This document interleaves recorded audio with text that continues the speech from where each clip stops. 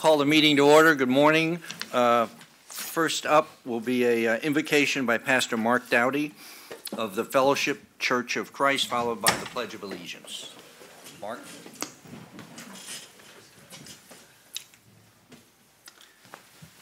Let's pray.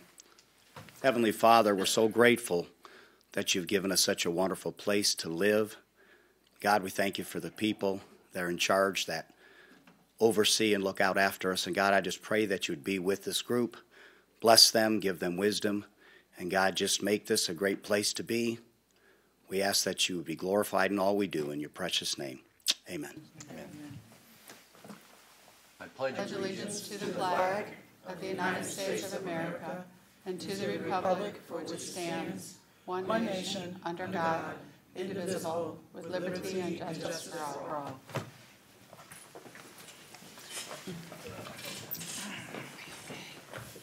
Okay, we'll start with, we've got a 9 o'clock time certain. I believe we're going to take all three of these simultaneously, Counselor? Okay, there will be a public hearing opened on both 2 and 3. That's ordinance 1905, the airport zoning with SRQ special area of consideration, and ordinance 1906, which is a similar amendment but without the area of special consideration. And there's no public hearing into the agreement. We just voted on that last. And procedurally, as was pointed out previously, you vote on one ordinance or the other. So one is passed as per the recommended motion, the other one just as motion denied. So we'll walk through that when we get to it, the alternatives. Okay. I guess Lisa, or Margaret, you're going to give us a presentation on this? Changes to the agenda. Agenda changes. Number 7. Is that not? Are there agenda? Is this not the time that we do changes to the agenda? Oh, okay. I'm sorry. Yes. Okay. Could you read the changes to the agenda, please? Yes, sir. Good morning. Margaret Tusing with Building and Development Services. The update memo contains the following changes to item number 7 and 8, the 9 o'clock time certain. There is additional public comment letters attached to the memo. Number 9 is PDMU 1809ZG, the Covered Bridge Holdings 3. This is, there's a revised schedule of uses, revisions to the staff report to include a revised recommended motion and revised ordinance in strike-through underline format. Item number 10 is PDR 1812ZG, which is the Silverleaf rezone. There are changes to the staff report. There's updated specific and special approval letter. There's a revised ordinance in strike-through underline format and revised general development plan attached to the memo. Item number 11 is PA 1809, Ordinance 1912, which is the Sarah Bay Development Small-Scale Map and Text Amendment. And there's a public letter attached to the memo. Thank you. Those are all the changes to the agenda. Thank you. So I guess we will start with item 7. Yes, Mr. Chairman, Lisa Barrett with staff. And I believe we're opening agenda item number 7, 8, and 15. And just to remind the Commission and the public, this is the second of the 2 required public hearings, so we do need a motion today. And just a recap, the Florida legislation was adopted in 2016 requiring airport zoning definitions and land use compatibility standards around public use airports be updated, and that's why we're here before you today. The comprehensive plan was already updated, and now we're following through with the land development code amendments. Again, just a refresher, the amendments were first presented to the Planning Commission in 2017 and the Board of County Commission on January 11, 2018. At that time, staff presented and recommended an ordinance and a request by the Bradenton-Sarasota International Airport to require land use applications within the approach zone of the airport to go through the plan development process. And the discussion at that time was that the board felt that that was subjective and asked staff to work with SRQ to recommend revisions to 403.2C of the code to provide specific height requirements within that approach zone. And we can refer to that map again if you'd like. So as Sarah mentioned, staff is presenting two ordinances. Number 7, agenda item number 7, ordinance 1905, is more stringent than the minimum requirements for the airport protection zoning regulations as stated in chapter 333 of the Florida statutes. And this is the request from SRQ.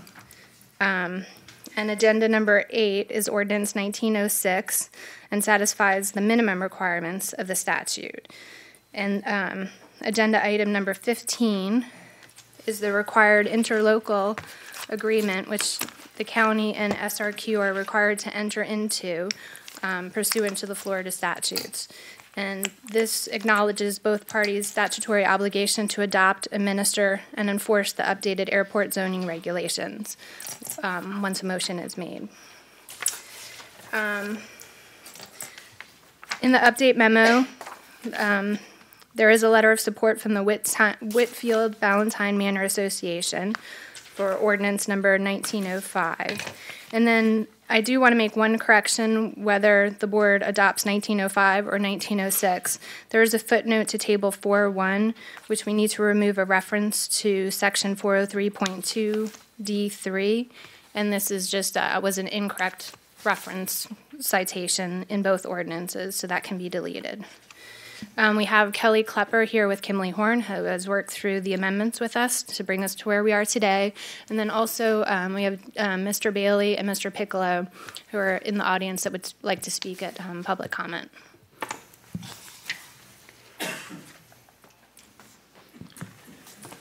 Good morning, Commissioners. For the record, Kelly Klepper with Kimley Horn and Associates.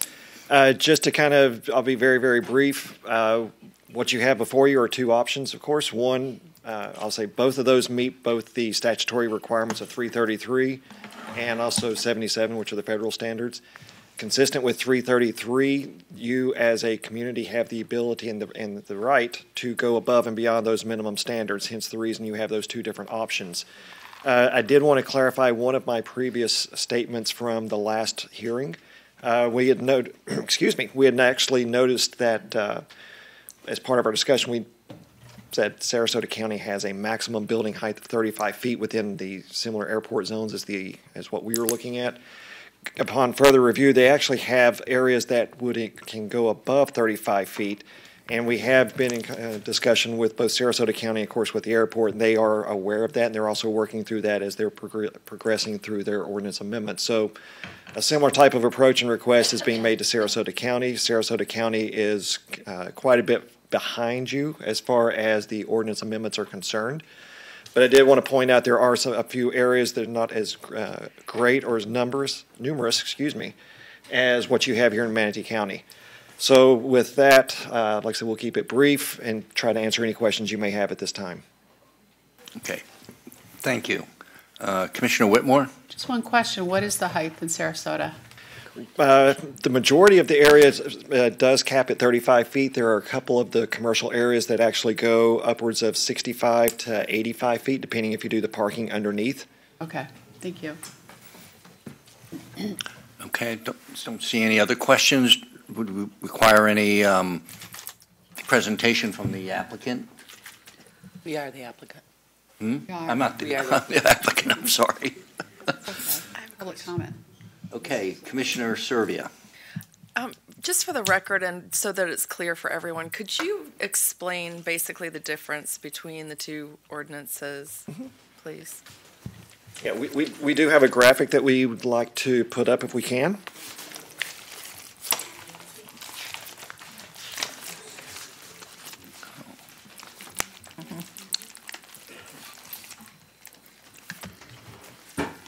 Yeah, actually, if we can, let's do that slide right there.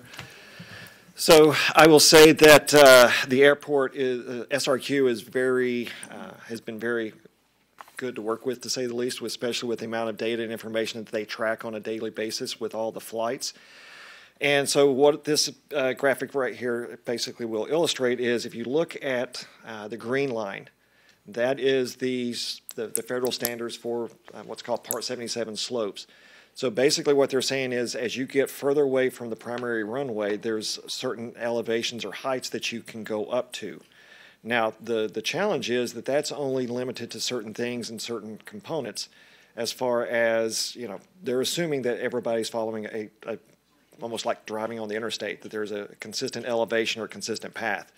What the airport is, when in their tracking has identified, is that not only is that not necessarily the case, but in a lot of cases, the minimum tracking that the aircraft to come in and out of the airport is consistently and significantly lower, which is illustrated by the red line.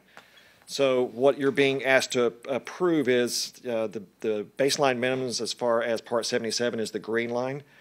What we're proposing and incorporating with this are the 3 sub-areas A, B, and C that have specific heights based off of the airport elevation of either 35, 45, or 55, and that's illustrated by the red, yellow, and the green buildings.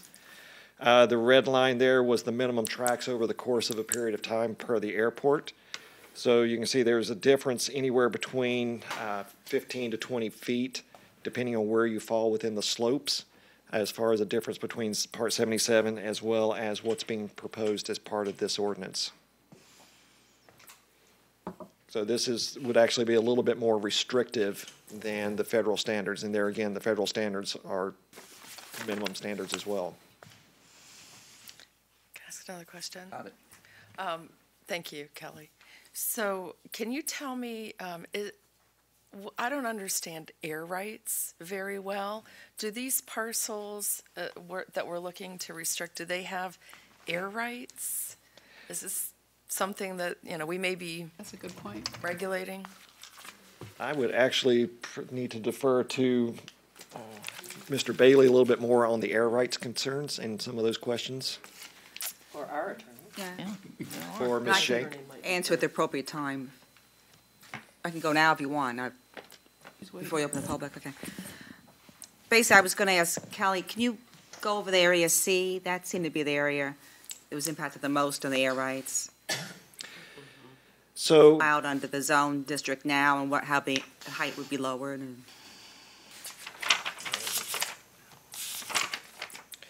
So what we're talking about is the area that's within this inner approach surface is approximately 1.5 miles from the edge of the runway. The maximum height ranges, and I thought I had my graphic. My apologies here, 1 second.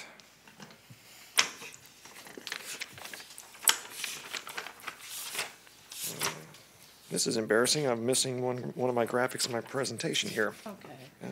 Let's see. Well, Kelly, can you just clarify for me, is it runway 32 that's the one going to northeast? 1432 is the primary runway, yes, ma'am. That's the 32, the one going northeast? It's you get 1432 depending on which direction you're coming or going.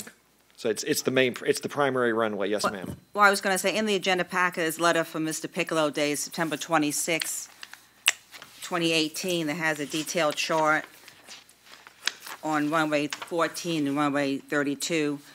And area C is the last portion of that ABC.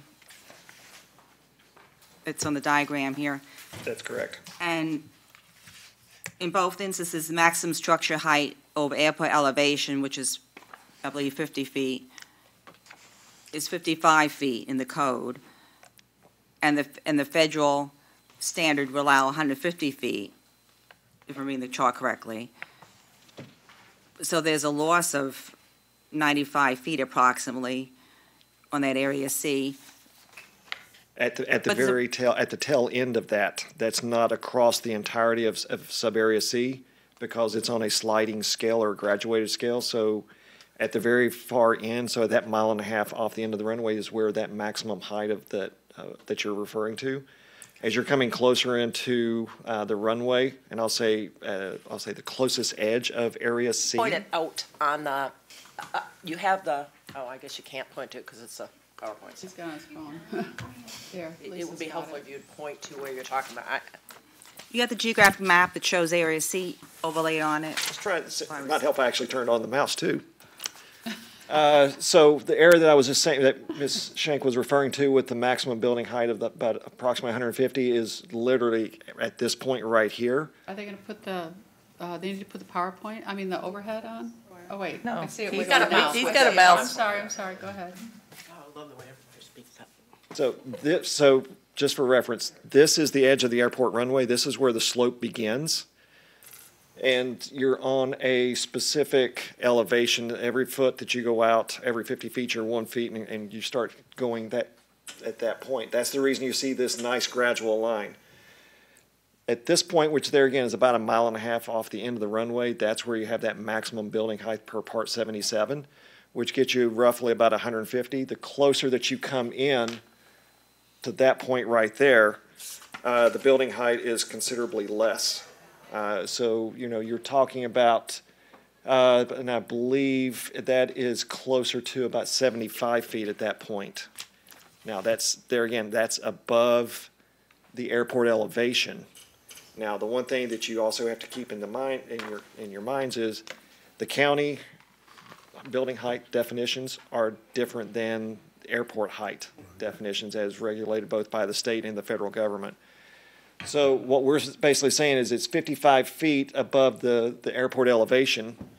However, with using your base floor elevation and things like that, you're actually picking up an additional elevation of roughly 12 to 15 feet, depending on where you fall in that area.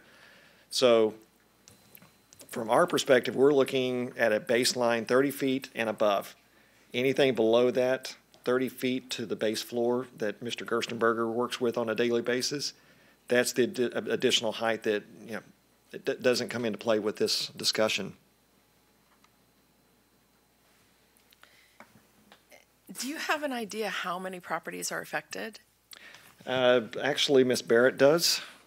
She's run a GIS analysis both on the number of properties as well as the zoning districts within each of these areas. And I'm just curious, did we advertise to those property owners who were being affected, or were we required to? Lisa Barrett with staff. We advertised not to the individual parcels, but as we are required to for a land development code text amendment. Okay. The number of parcels affected, I have the exact number. It's just over 1,000. Not necessarily for that particular height, just the number of parcels within those approach zones. Oh, okay. But there are different zoning categories that exist, and we do have a slide that shows that. The zoning ranges from planned development, and then your straight zoning districts, which usually the minimum is 35 feet. The LM zoning is 45 feet, and HM is 55 feet. The reason why this is sometimes more complex is because of the urban corridor standards. They can now request to go higher if they meet certain requirements, if they're on US 41 or 15th Street. I did, and Mr. Bailey, I'm sure will talk too, there are a few parcels that exist on 41 now that are zone GC that could potentially ask for the urban corridors. Although some of those sites too are limited. If they're in the coastal evacuation area, they can't ask for an increase in density. That doesn't necessarily mean they can't request an increase in height. And he will go through that as well. Okay, Commissioner Bernack. And I do appreciate the work that the airport has put into this. I know I wanted more specific information so that we didn't have to debate this every time we had an application come before us, so I do definitely appreciate having this information. And Kelly, you had talked about the changes, but as I see it, the red line is the maximum that the airport would like us to impose with this, and the green line is the maximum that could be allowed under the FAA. Or am I looking at that too simplistically? Well, let me clarify one thing. The green line is what the FAA is looking at from an obstruction standpoint. The red line is the airport or the airplane track. So all the aircraft that are coming in and out. The lowest. That's the lowest. The lowest. Okay. The line that you see right there, that's the elevations that are being requested as part of the building heights. Okay. Okay, thank you for clarifying that. And then so other airports generally don't do this. Is that correct? I will say that the number of airports or in communities that have actually complied with 333 at this point is about the same number as the folks sitting up here at the dais. Okay. There are some places across the state that have stricter controls in and around their airports. A lot of people, unfortunately, that we're hearing and seeing from are just kind of turning aside from this and just going with whatever the minimum standards are at this point. So, but we have, and I don't think Mr. Piccolo would debate this, we have the safest, air system in the world. I mean, it is extremely, extremely safe, and the incidences of airplanes hitting buildings, not on purpose, is practically zero, I believe. So this is, I get wanting to be totally safe. I get that. The concern that I have is when we have to create regulation, we have to look at the effect it has on property owners. And, we cannot regulate away people's property rights. And that's why I have a little bit of concern by being more cautious. Cautious is a good thing. But if somebody can say to us, Manatee County, you have taken away my property rights for the benefit of everyone who flies, who's going to have to pay for those property rights? That's my concern as we talk about regulating beyond the standards that we're required to. So that's what I have to weigh, whether or not we're putting the taxpayers of Manatee County at risk for having to compensate someone who claims that we took their air rights / property rights. And I'm not an attorney, so I'm looking at this from a policy standpoint. So if Sarah wants to correct everything I just said, that would not be unusual. Well, air rights do have some value. We can't specifically say whether it is taking on any specific property, so I don't want to create a rash of claims just by adopting the ordinance, because there's a number of steps they would have to go through. Any property would have to file requests for new development and be denied, and then they have to file requests for an obstruction permit and be denied. And there's a number of steps, and the airport will weigh in each of those steps. And the taking is mitigated by measuring the height from 50 feet. So I'm stating that on the record in fairness.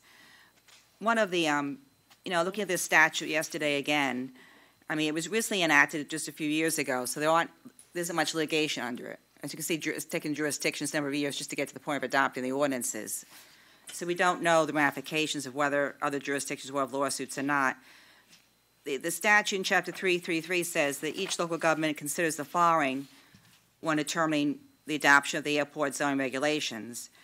You consider the character of the flying operation is expected to be conducted at the airport, the nature of the terrain within the airport hazard area and runway protection zones, the character of the neighborhood, the uses to which the property to be zoned is put and adaptable, the impact of any use, activity, or construction on the airport's operating capability and capacity.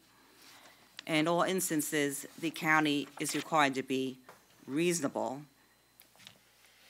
and only impose requirements that are in proportion to effectuate the purposes of the chapter. So the chapter is biased toward promoting airport protection, as all code and comp plan do. Well, there's an interesting section that the chapter also calling acquisition of air rights, section 333.12 Florida statutes. It's only written regarding to nonconforming structures who might be there already.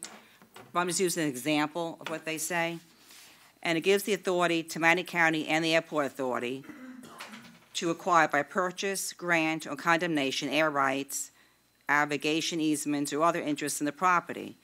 If the county acquires by purchase air rights or an easement, the county shall, in addition to the damages for the taking, injury, or destruction of the property, and you also have to pay expert witness fees and attorney's fees, pay the cost of removal and relocation of the structure or any public utility that's required to be moved to a new location. So that's just an example of what the statute says. And that section also kicks in if you can't constitutionally do what you're doing by regulation. The court would have to tell you that. So air rights have some value, but I can't tell you how much at this point.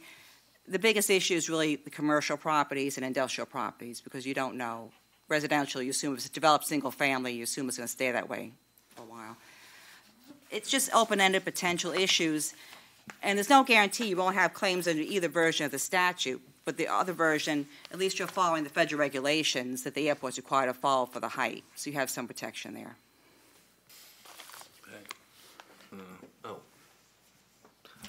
I guess that's the end of the questions. I don't know if We we. have to hear from the public, which includes the airport. We should open for the public. Yes, that's what I Yeah. was just headed to, yeah. We just want to go ahead and open it up for any public comment right now. Looks like Mr. Bailey's moving forward. Good morning, Commissioners. For the record, I'm Dan Bailey, attorney for the airport. I think there are a couple of points I'd like to make. We came before you a year ago last month, and at that time, we were proposing to create an area here that would require applicants to come in under a planned development concept. That is to say, it would give you discretion to say how high they could go. And several commissioners made comments and made it clear that you felt that there needs to be a more rigorous standard than just the Part 170, that green, what was it, green line, the green line. But that, a year ago, you were thinking you needed to do more than just something, but you need to have something below that green line. But you didn't like the discretion that our proposal would give you, where you would just kind of deal with it on a case-by-case basis. You asked us to come back with more objective standards. And I think by that you meant actual building heights as you would normally measure them vertically. So we worked with staff and came up with this concept where we would divide the end of the runway into 3 segments, A, B, and C, and have different heights, 35, 45, and 55 feet. Those, by the way, are measured from airport elevation, which is 30 feet, when in reality, many of those lands are much lower than the airport, and they get a little bit of a fudge factor, 10 to 15 feet, you know, head start. So 35 feet would be more like 50 in some cases. So we have worked with staff on this issue for the past year. The reason it's taken a year is that because of that change, Ms. Schenck very prudently thought that we ought to go back to the Planning Commission, which we did. We came back to you back in January on first reading, on first hearing. So you had resolved a year ago that you wanted to do something more than Part 77. That's what we've been laboring with over the past year, trying to figure out exactly what that could be. We could have said that we're going to follow that Part 77 slope, except we're going to be like 20 feet below it. But we felt like that might be a little bit difficult for the layperson or the developer to really understand. They understand building heights. How many feet can I go on this property? So we came up with a horizontal plane, and it's like stair step, going up 35, 45, 55 feet. Now, the big thing that you asked, do other jurisdictions have restrictions like this? Most of the other jurisdictions, in many of the other jurisdictions, the owner of the airport is also the local government, and they quite easily control heights around the airport just under their normal zoning code. I mean, you regulate, most of the properties in this county can't go higher than 35 feet. Are you worried about them claiming a constitutional taking? I don't think so. The thing that makes this a little different is you've created this urban corridor, which gives developers potential to go higher. But even in that case, the only property that is in, if I can use the overhead here, there are only 3 properties in this, at the end of this runway, that are eligible for use of the urban corridor without having to rezone their property. One of them is right down near the airport. That's that music store, but it can't, it's so close to the airport, it's restricted by Part 77. It can't go very high there at all. Another is a property along about here. It's a motel right now, and they actually could go let's see, that property,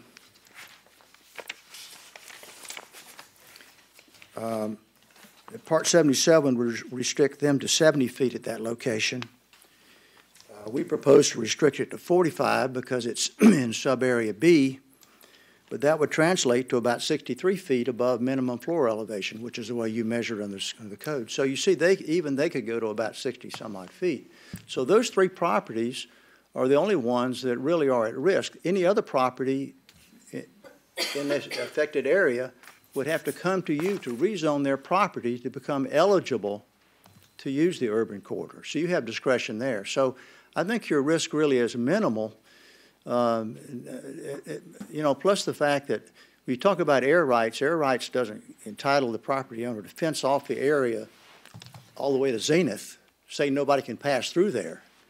So, I just would suggest to you, you had resolved a year ago to do something more than Part 77. We've labored to bring something to you. If it's not the right thing, we'll be happy to go back and figure out something else. But I think that you did feel at that time that there was potential for somebody to build something at the end runway that would be a problem. And I can still remember one of the commissioners said, who in the world would want to build a tall building at the end of the runway? And that question is still an appropriate question. So, and then on the other runway, most of the areas in sub-area A, that's the shorter runway over the northeast side, much of that area is single family. There are some commercial properties clustered around Talavast and 15th Street East, and most of those actually are already restricted by Part 77 to a greater degree than we're proposing with these sub-areas A, B, and C. So I just think it's the risk is minimal compared to many of the risks that you take every day that you sit on land use decisions here in these chambers. So we would ask that if you felt it was appropriate, and let me also say, the system is already working in the sense you recall the Blue Harbor project that was really the thing that everybody was a little bit concerned about 2 years ago. That property is now being developed as Discovery Village at 45 feet, which is fine. There's another project before you today. I think it's the old drive-in theater, drive-in church, Sarah Bay project. That's coming in about 45 feet, and that's fine. But there's been good communication between your staff and the airport. The system is working, that there's good coordination there. We see it coming. They see it coming. They advise us, ask us how this would, and those projects would be fine under what we're proposing as well as under Part 77. So I think we're getting some equilibrium here, and but we think, and I think I realize there's been some change in the seats on the commission, but I know that very clearly the direction you wanted to go a year ago was to do something a little bit more than Part 77, because remember, that's basically the Part 77 services are to keep it clear for obstructions for purposes of the transmission of the signal from the aircraft to the air traffic control tower. Well, interrupting that electronic signal is one thing, but collision of aircraft with buildings is another. Now, I know Commissioner Benak mentions you never hear planes hitting buildings. I saw in the paper, I think just yesterday, a plane had crashed somewhere around in Florida somewhere, crashed into a single-family home. So they do happen. They're unusual, thank goodness. But you also saw that red line that we showed that they do sometimes go under that Part 77. Now, those are not air carriers. Those are your hobbyist pilots, but they can still create havoc. And when they do, you're not going to just read about it in the local paper. It's going to be national news, and they're might ask us all, why did you let that happen, kind of thing. So we hope that you will consider these restrictions, and not only consider them, but feel good about the decision you make on it. Rick, did you want to say something else? Good morning, Mr. Chairman, Commissioners. It's been a pretty long journey, it seems. I want to clarify a couple things. We Part need your 77, FAA does Fred. not. Fred, state your name. Frederick Piccolo, President and CEO of the airport. Part 77 does not make any judgment on the safety of aircraft. It is simply for instruments. It only says if you go below this height or go above this height, it'll interfere with the instruments that communicate with the airport, and therefore we can't allow it. If you go back to the Blue Harbor issue, the FAA specifically sent back to you comments that we do not make the determination of safety. That is up to the local community and the local regulatory agency, which you are the county commission. You are the regulators. The second point I'd like to make is that as far as the air rights go, until 2 years ago when you created the urban corridor, that whole corridor only had 35 feet of height limitation anyway. So you gave them more rights. It's just as easy for you to take it away. And what we've done is worked with your staff, we've worked with the consultants, and we've worked with the community. And we've come up with what we think is not just an objective standard, but one that's reasonable, it's safe, and it's fair. It's fair to the homeowners or fair to the property owners that are out there because it sets up what's an easily defensible standard. And it's based on something that's very unique to the airport, and that's our radar flight tracking. I want to remind the board, here's a graph. That's 1 year's worth of flights. There's over 100,000 flights a year. As I've said to this board before, and I said in the Blue Harbor testimony, unfortunately, airplanes are not railroads. They don't go on a track. It all depends on the pilot's talent. It depends on the weather, the wind, cloud cover, fog. It depends on a lot of things. What type of aircraft? What's the power of that aircraft? So they don't follow that track. So they don't follow that red line, and they don't follow that green line. They can be all over the place.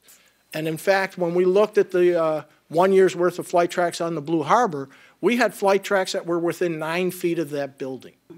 So we tried to come up with something that gives more flexibility than the 35 height that used to be the standard there, while at the same time providing a level of safety based on this kind of data that we are uniquely qualified to provide you with. Our efforts are to protect the airport, which is a critical piece of infrastructure here in the community and an economic generator. Protect the safety of the residents, and the residents have shown that support in the letter that they provided to you. The passengers and the pilots who operate at the airport, as I said, over 100,000 times a year. So I implore you to put in place this objective, reasonable, and safe standard for the good of the community and the good of the airport. Thank you very much. We appreciate all the time you spent with us, and your staff and consultants have been wonderful. Okay. Thank you. You may want to stay there, but I've got a bunch of commissioners here. Okay. I think we'll have some questions. Commissioner Benak? I could wait until the rest of public comment, but, okay. but I guess I really do want to thank you for clarifying, because we clearly are mixing two issues here, and I didn't realize it until I heard this. So we have to adopt an ordinance recognizing Part 77, which apparently has very little to do with height restrictions for safety concerns. But we've now mixed them. So you're absolutely right, and I'm sorry to interrupt you, Commissioner, but FAA has historically punted this issue to local communities, and that's just the way it is.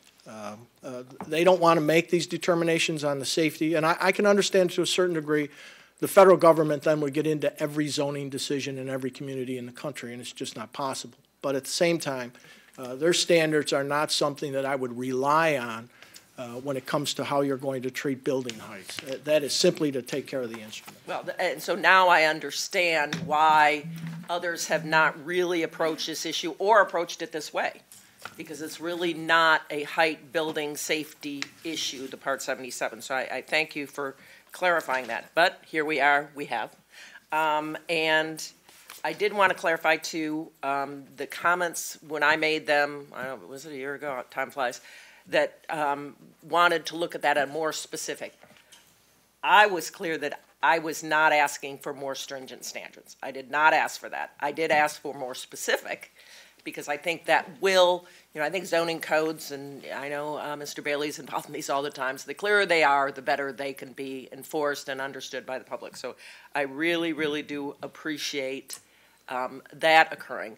But I also want to clarify this 35 feet height. the property that you keep referring to, the Blue Harbor, I remember that Discovery. zoning. But I actually worked on that previously under the person who sat in this seat, and we were approved, there was not a 35-foot height limit imposed. We were approved under plan development to 55 feet, if I remember correctly. I'm going from memory. So Blue this, Harbor's further out. They're not 35. They're farther out. They're at 55 in this plan. Yeah. well, I just want to clarify that because it's a common misconception that Manatee County has in their code today an absolute height minimum of 35 feet. That's not what it says. I've been fighting this since it was adopted in 2008. That's when the 35, or 2004, I can't remember. It's when the first, 2004 it was the for me. first, what's the one out on the bay? That's so. Long Bar Point. It was the first Long Bar Point where that 35-foot height limitation was first put in place. So it is not a long time standing, absolute in Manatee County, 35-foot height limitation. So when I hear that, I bristle a little. 'Cause Across all the single-family homes out there are all. our single-family straight zoning districts do have a maximum height of 35 feet. And we talked quite extensively on Tuesday That's what I about. was referring to. Yeah, we talked Tuesday a lot about height. So I just wanted to clarify that. So thank you. Okay. Commissioner Whitmore? I'm all about safety, especially on the plane. Everybody knows how I love to fly, which I don't, sorry. But you know, we're here today, and our experts are requesting for the safety of the residents surrounding properties around and also their business to be a little bit more stringent on safety, and I'm all about that. So I know we got public comment, but I did before when you came before us last year. It's all about safety for everybody. So I'm going to support your suggestion. Commissioner Ball?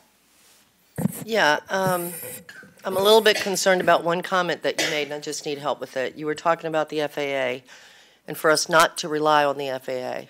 Well, what bothers me is that if you pull up, you know, their website, and you go under Airport Programs and Guidance, it says, the FAA ensures the national airport system is safe, efficient, and environmentally responsible and meets the needs of the traveling public. So I'm confused because I always thought, maybe you can help me, Rick, because I always thought that the FAA was, you know, the department that we all needed to look at when it comes to airports, planes flying, traffic, you know, people traveling and so forth, that the FAA was like, They are. here. But now you're telling us not to rely on it, so help me. I'm saying in this particular instance, I don't want the Part 77 standard to be misconstrued as this is a height standard for buildings because that keeps them from hitting a building. That is specifically for instruments. FAA is a wonderful organization that ensures a lot of safety. Last month, a couple weeks ago, we just went through a 3-day inspection by FAA, which we get every year, of every piece of our airfield and our records, our fire department. They do a great job. The aviation industry would not be as safe as it is today. It's safer than when we drive away from here today because of the FAA, and they do a wonderful job. As I said, though, in this case, I don't want it to be misunderstood, and the reason being, understandably, that FAA does not want to be the zoning board for every community in the country, or they'd need 10,000 more employees just to do zoning hearings, and they would take it away from you as the local governance. So you wouldn't want that either. So I'm going, I mean, you've made it very clear, actually, that, you know, the FAA is one thing, but we need to be a little bit more stringent on our regulations. In this particular instance, they leave that authority to you because each community is unique, and we provide you with a unique ability to see what actual flying is. Mm-hmm. It's not a theoretical line that's in the air. That if this exhibit here was like the line, then everything would be one big line, just one little thin line, 100,000 flights being perfectly on that. But as you can see, obviously it's not everywhere because it's much different than those other things, and that's why Right. that's why we come to you. Okay, thank you. Sarah, if I could ask you a question, can you go over again why you feel that this could be detrimental as far as putting us in a lawsuit situation? Can you go over that again, please?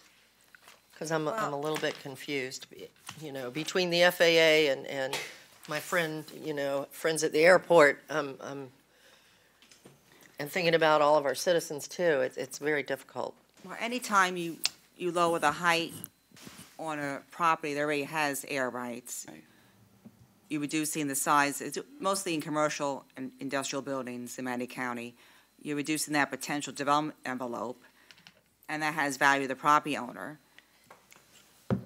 And you can get claims, but the property owner has to go through a process first. They would have to ask for approval of the development, either through rezoning. They can propose to go through the surfaces, through obstruction permit, because the county commission has authority over that permit in a quasi-judicial hearing. So after they went through all that, if everything's denied, then it's potentially could file a takings claim on the air rights issue. Gotcha. But I don't know how many parcels, I don't know if it's going to happen, but it's 1,000 properties, so there's some probability. Right, okay. Thank you. Okay. Commissioner Servia? Oh, can we look at that graphic that has the green and the red line again, please?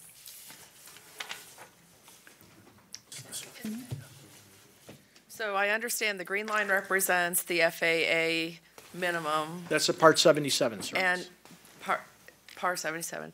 And the red line represents the actual trajectory of the flight, the minimum that we're seeing. It's not the average, I want to be clear about that, but it's an aberration that Yes. a plane would go that low. And it's not an air carrier probably, but it has happened, it happens at both ends of the runway, that you have these planes coming in low, occasionally. So I have a question about that.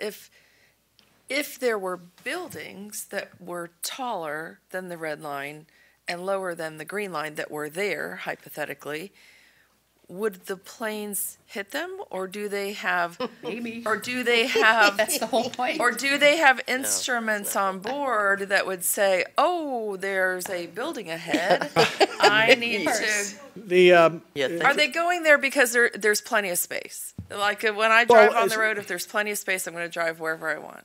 I'm not a pilot, but I certainly, the more space they have, maybe they can be a little more casual about how they're flying the route in, versus if there was a bunch of buildings there. I'm sure that that's certainly a possibility. What we're trying to, but if they're between the green line and the red line, they're still going to make it without a problem if there's a building at that height.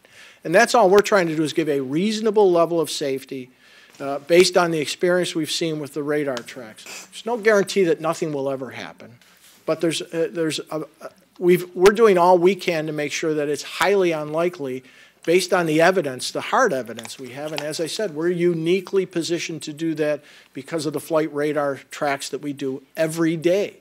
And we do this because of the noise programs we have, so that we can make sure that pilots are flying the right heights and the right turns so that you don't end up with lots of noise complaints. And I think we've done a pretty good job of that. We averaged somewhere between 2 to 4 noise complaints a month.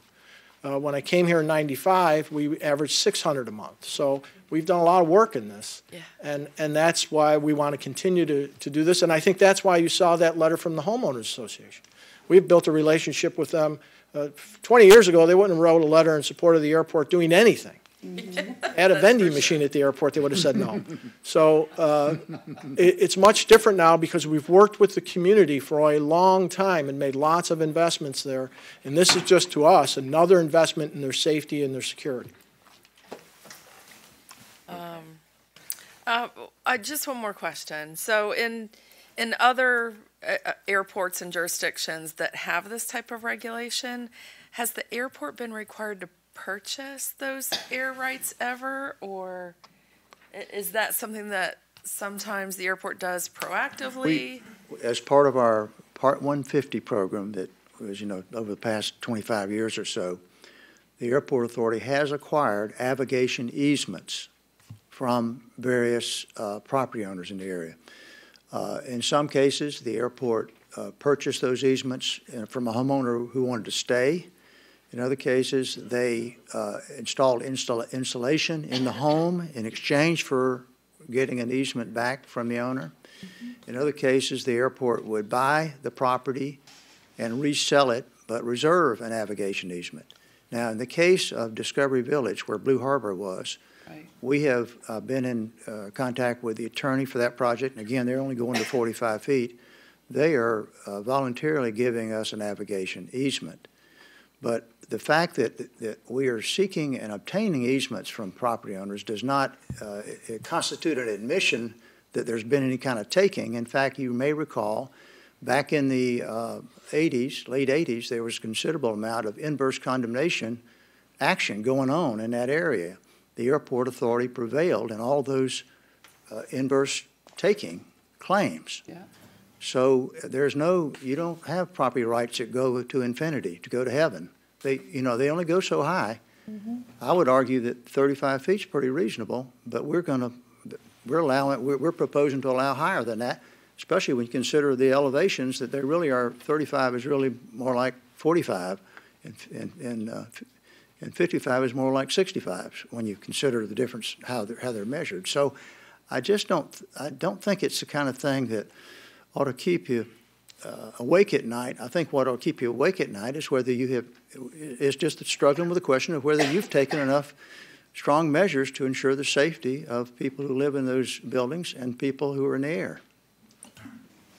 And I'll just add that I flew in and out of your airport this past weekend, and I just love SRQ, and I want it to be safe, and I want you to continue to be a great neighbor because it's just such an asset to the area. Thank you very much. And as I tell people when they say your airport, it's your airport. I'm just the hired help. Thank you. And you've done a darn good job. Okay, thank you, gentlemen. Is there anybody else from the public at this time that would like to come up and speak on this subject? If so, come on up. Catherine? Have 3 minutes.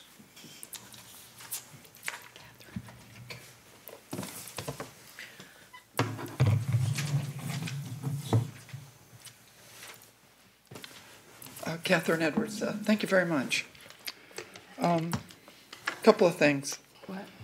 Commissioner Benak mentioned the 30. Hold on, sorry, we got to.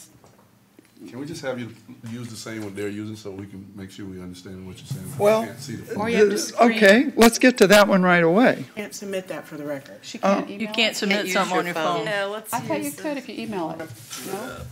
In the past, she said no. Oh, you've said no? Yeah. Oh, okay. That's okay. Not for land use.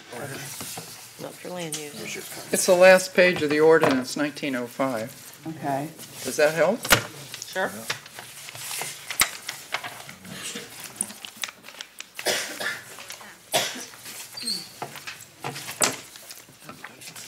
Picked it up, but I'm not. Here it is. All right. It's fine, no children. That's it. Well, that's actually the short one, right? That's right. And that's the one I wanted. Oh, okay. And you can bring the other one up too if you want. Okay, all right. This is Yes, the other one. both of those. Yes, thank you very much. I know. Bring it. Wow. He'll back out. Just go to the middle, Catherine. Yeah, he'll back out. All right. Oh, ordinance, I'll just get to that one first. Ordinance 1905, the last page of the ordinance has runway 422, which is the northeast southwest running runway. However, that ordinance does not have a runway 1432, the northwest southeast running runway, included in that profile. Now, it's mentioned the profile is for information purposes only, but this kind of minutia is what the law tends to pay attention to.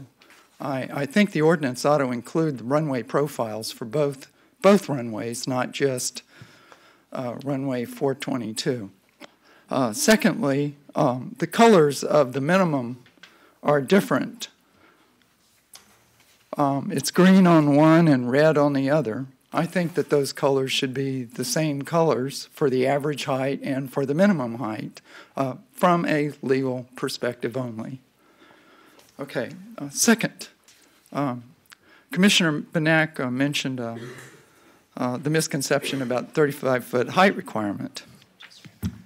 But along urban corridors, there is a 35-foot height restriction, and yesterday Commissioner Benak asked that height restriction be removed because there were exceptions after that that told how 35-foot height restriction could be circumvented. However, if you eliminate the 35-foot height requirement along urban corridors, then that makes the exceptions the rule. So I think Commissioner Benak's comments are misguided, and I hope that the runway profile for 1432 can be included in any proposed ordinance. Thank you so much. Thank you. Is there anybody else from the public? Not seeing anybody, will close public comment. Oh, I'm sorry. I would just like to address those comments. Hiding behind the screen. The exhibits that were just shown are not part of the ordinance. Those Can't were hear part ya. of the. Is it just me or? Sorry. Two? Okay, he's younger too. Okay. Get it closer. Okay. The exhibits that were just shown on the overhead are not part of the actual ordinance. They are part of the public comment for visualization purposes from the SRQ. So they are not in your ordinance. The ordinance refers to map 41A, and if adopted, that would be what's approved, not the maps that were just shown. Those were for visualization to get to where the heights are proposed, if that makes sense. Okay. In your e-agenda, it's on page 290 of 856. Okay, thank you, Lisa. Commissioner Benak. Yeah, I did not say urban corridors had a height limit of 35 feet because staff helped me out. Urban corridors do not have a height limit of 35 feet, so I don't know where that comment came from. No, that's... Tuesday, we were talking about plan development districts and the proposed land development code language, which said the maximum height should be 35 feet, and then it tells you all about how to get more than 35 feet, and we clarified that so that we didn't have that statement and then how to get more than 35 feet, which didn't make sense, but has nothing to do with urban corridors. Urban corridors, to my knowledge, do not have a 35-foot height limitation. Can staff? That's correct. The stories are 5 or 7 stories, and there is also 9. A footnote regarding the airport impact overlay district regulation stated in 403.2 may render some sites ineligible for the maximum permitted height, but they are not limited to 35 feet. Right. So never was there a limitation of 35 feet in urban corridors as they've been created. But certainly this will impact the urban corridors in these cones, and they will have maximum heights of 35, 45, 55, or whatever it is, depending on where you are in that trajectory of the flight path. So that really is the issue. Yes, and measured from the airport runway elevation. Right, airport runway elevation. And of course, we measure, if you could clarify how we measure height, Lisa, I think that might be helpful. We measure from base flood, or 1 foot above base flood elevation, which is lower than the 30 feet of the airport elevation. Right, and base flood elevation is above mean sea level, so it's going to be different. Obviously, the airport has, and I think that's a good thing. Again, trying to make this clear, they're stating that it's from a 30-foot? So yes. That is above mean sea level, 30 foot above mean sea level? Okay. Yes. Well, I think that people can understand that, so you guys may not. Commissioner Whitmore. I would like to ask somebody about Catherine's comments regarding the extra runway. Does that need to be included in the ordinance? For 1432, I guess 422 is in it, 1432, just before we go any further. Commissioner Whitmore, there again, as Lisa, I'll get closer just in case. People, thank you. As Lisa noted, the graphic that there again is just for illustrative purposes. It was for information. It's not actually part of the ordinance. There's only 2 graphics that are specific to the area of special consideration, which is the red cone and then the tricolored cone map. Agenda memo. Everything else regarding the heights and those slopes are actually in text format. within the ordinance itself. Okay, thank you. There again, the graphics are in your staff report. They're there for additional information and explanation only. Okay. I would like to make a motion to approve the more restrictive ordinance. I think, is it 1905? It's what's Correct. proposed. And that's what I was looking for Yes. too, and I'm going to second that. And that's the more restrictive that the airport Yeah. supports. Haven't had public comment yet. Yep, have we? yeah, we did. We just closed So it. is it done? Yep. Uh-huh. Okay, I And, didn't think it was done. And we're at discussion? Oh, I need to ring my. So that's, we seconded it, so we got a I have a motion. motion and a second. Commissioner Benak? So I just want to clarify the motion. So we have an ordinance that's been drafted that is what staff has proposed, which incorporates the language as brought forward by the airport. Is that correct? Yes. That is agenda item number 7, ordinance 1905. Okay. Well, I want to clarify because Carol said the more restrictive ordinance. The I did ordinance, say 1905. the ordinance presented to us is what staff has recommended, and it is the recommended motion. Well, there's a 1906 and a 1905, and I made a motion for 1905. Those are separate. I know. Have nothing to do with this specific. Okay. Right. The chair will do that. Okay, thanks. Okay. Commissioner Servia? Yeah, and I really appreciate all the testimony because I understand it much better than I did when I was just reading it myself. And while I always am very concerned about property rights and lawsuits that could result because of those, I'm also very concerned about safety, and I'm much more comfortable in understanding, you know, how we're going to measure the height and what properties are affected. So I am going to be supporting staff's recommendation. Thank you. Okay, we have a motion and a second on the floor. Mr. Chair, I want to read the motion in the record, just Okay, would you to be please? clear on the record. So the recommended motion for agenda item number 7 is based upon the staff report, evidence presented, comments made at the public hearing, the action of the planning commission, and finally, request to be consistent with the Manatee County Comprehensive Plan and in accordance with section 341 of Land Development Code. I move to adopt ordinance 1905, amending the Manatee County Land Development Code as recommended by the planning commission. And that ordinance contains the SRQ special area of consideration, as well as the state statute requirements. That's what it Okay. does. Thank you. Everybody agree that's the ordinance? Okay, again, we have a motion and a second. All those in favor say aye. Aye. All those opposed? Motion passes 7-0. And then, Mr. Chair, we need a motion, just to clear the record, on the agenda item number 8 is ordinance 1906, retains only the minimum state statute requirements, and that alternative motion be just motion to deny adoption of ordinance 1906. So moved. Second. Oh, yeah. We have a motion and a second. Do we need to open this for public comment, I think? No, we've had the joint public hearing. On all of them? Okay. So we have a motion and a second. All those in favor say aye. Aye. All those opposed? Motion passes 7-0. Now number 9. Well- No, I'm sorry, number 8. 15. Agenda item 15. Oh, 15. I move approval. Second. We have a motion and a second on item number 15, which is the interlocal agreement, I believe. Yes, so the recommended motion is I move to approve the interlocal agreement and to authorize execution of the same. Okay, we have a motion and a second on that interlocal agreement. All those in favor say aye. Aye. All those opposed? Motion passes 7-0. Thank you, Thank you. everyone. Good luck in Sarasota. Okay, moving right along. Know how that works out for you. Hey, let's see how that works out. Okay, the next item up is we have one consent item. Does anybody wish to have that item pulled?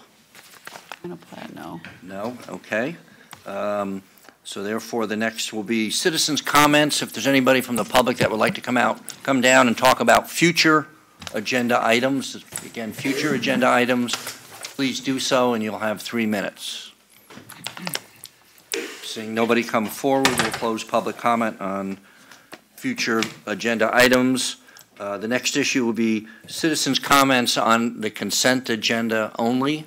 If there's anybody from the public that would like to speak on the consent item. Since there's just one, feel free to come down. Seeing nobody, will close public comment on the consent agenda. What's the pleasure of the board on the consent agenda item? Move to approve. Second. We have a motion and a second to approve the consent agenda item, which is the final plat of the reserve at Twin Rivers. All those in favor say aye. Aye. All those opposed? The final plat is approved 7-0. At this point, if there's anybody in the public looking to speak on any of the other items that will be coming before us today that are a quasi-judicial nature, now would be the time to stand up, and the clerk will swear you in so that we can keep moving along. Yeah. Oh, yeah, go back, whatever. Do you swear or affirm that the factual statements and factual representations which you're about to present to the board will be truthful and accurate? Thank you. Okay. I believe the next item up is number 9. And I guess, And, Mr. Chair, I did want to indicate on the Covered Bridge project, Commissioner Servia is abstaining from voting, and the required voting conflict form has been filed with the clerk. so noted. Thank you. Madam, Mr. Chair, I don't know, the clerk is. Walking away from this one? she went somewhere. Voting. Okay, I missed it. Oh, she's talking to you. Can I ask staff, did we change the number, is number 9, I know I got the briefing before the agenda came out. Did we change the numbering? What is your numbering of what? Of the agenda? No, Okay, not to my knowledge. okay. I don't know. Change it. All right, Margaret, you'd like to just read it in? Yes, it was number 9 on the briefing as well. I'm looking at the agenda I used. Okay, item number 9 is PDMU 1809ZG, Covered Bridge Holdings 3 LLC, State Road 70 Commercial. This is a quasi-judicial hearing, and Dorothy Rainey is the planner.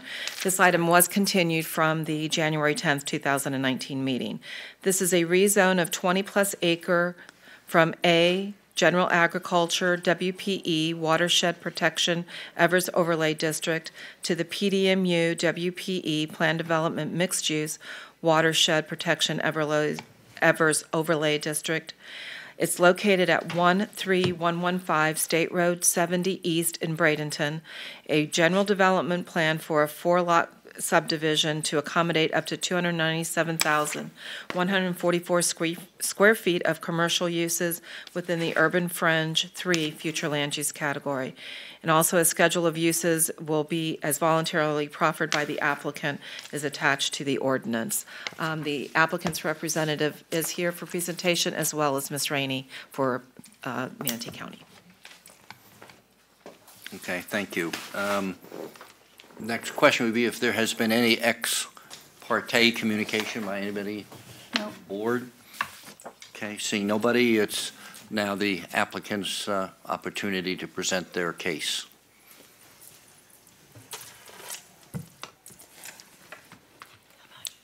Good morning. I'm Denise Greer with King Engineering, and I have been sworn.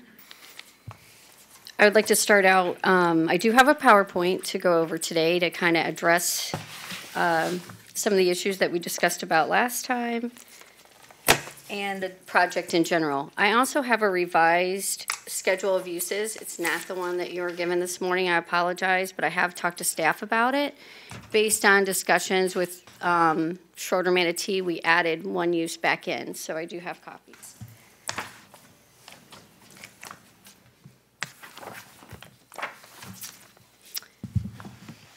As Margaret stated, this is for the State Road 70 commercial subdivision.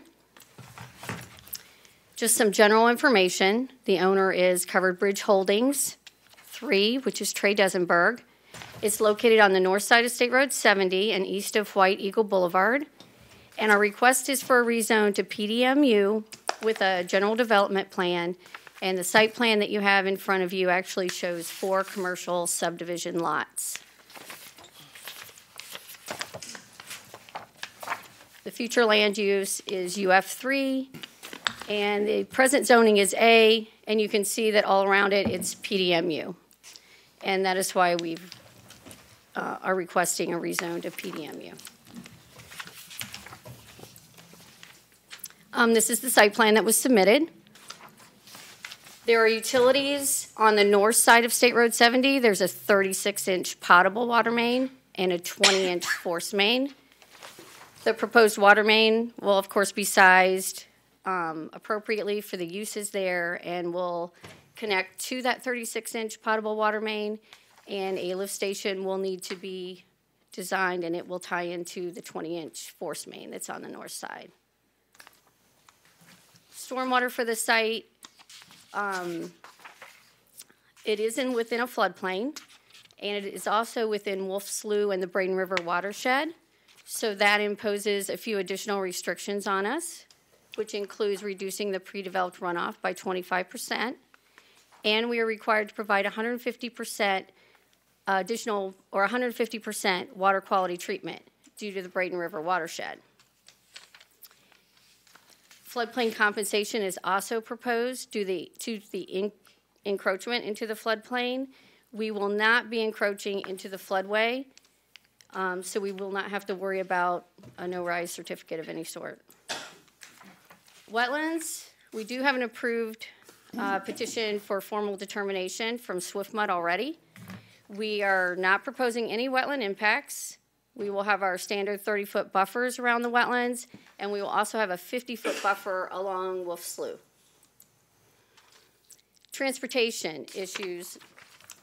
I was not able to have a pre-app in time for this meeting with FDOT after the last meeting, but I have spoke with them and have received some correspondence from them.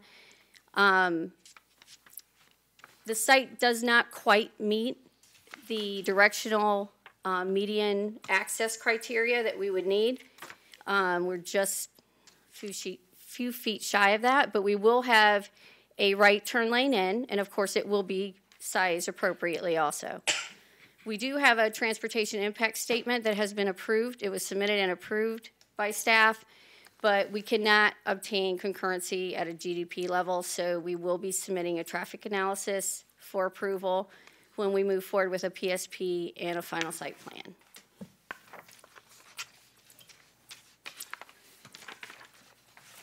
The applicant and myself did meet with Richard Bedford of Schroeder Manatee after the last meeting, and we discussed some of the uses that he had some objections to, and we agreed to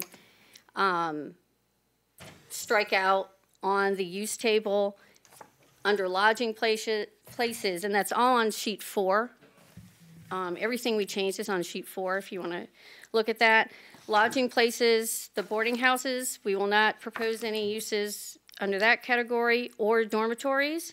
We have also struck out the personal wireless service facilities, so no towers here. The one, excuse me, the one use that we have put back into an allowed use is a nursing home. We weren't quite sure why that one was taken out to begin with, but that will cover like a hospice house or a memory care facility type of a thing, and Richard agreed that that was an acceptable use. So we did put that one back in, and that's what change you see on the schedule that I just handed out. Other things that we discussed with Schroeder Manatee was under the pet service category, we will restrict it to inside kennels only. There won't be any outside kennels. And a couple items there, we agreed to a hospice house. And any dumpsters on the site, we will try to keep away from the apartments as much as we can. That's all I had for the presentation. So if you have any questions for me, be happy to answer them. A couple people. Commissioner Whitmore.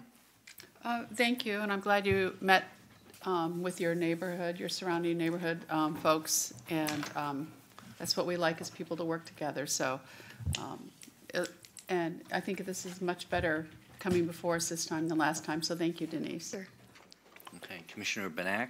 I just have a question on the traffic improvements, because you're going to have only a right in, right out. So who makes sure that access point, do you permit that solely through FDOT, or does it have to go through the county as well? It'll go through both. Okay.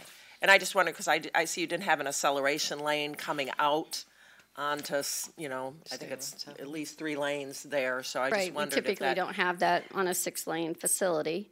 you wouldn't have an acceleration. It just seems like if you're going to have a lot of traffic coming out of there, you might want to have an acceleration lane, because you could have a conflict there, but that's just looking at it. I just want to make sure our staff will have a chance to review this if and when development does come forward. Will staff, I guess I'm looking at them to answer that question.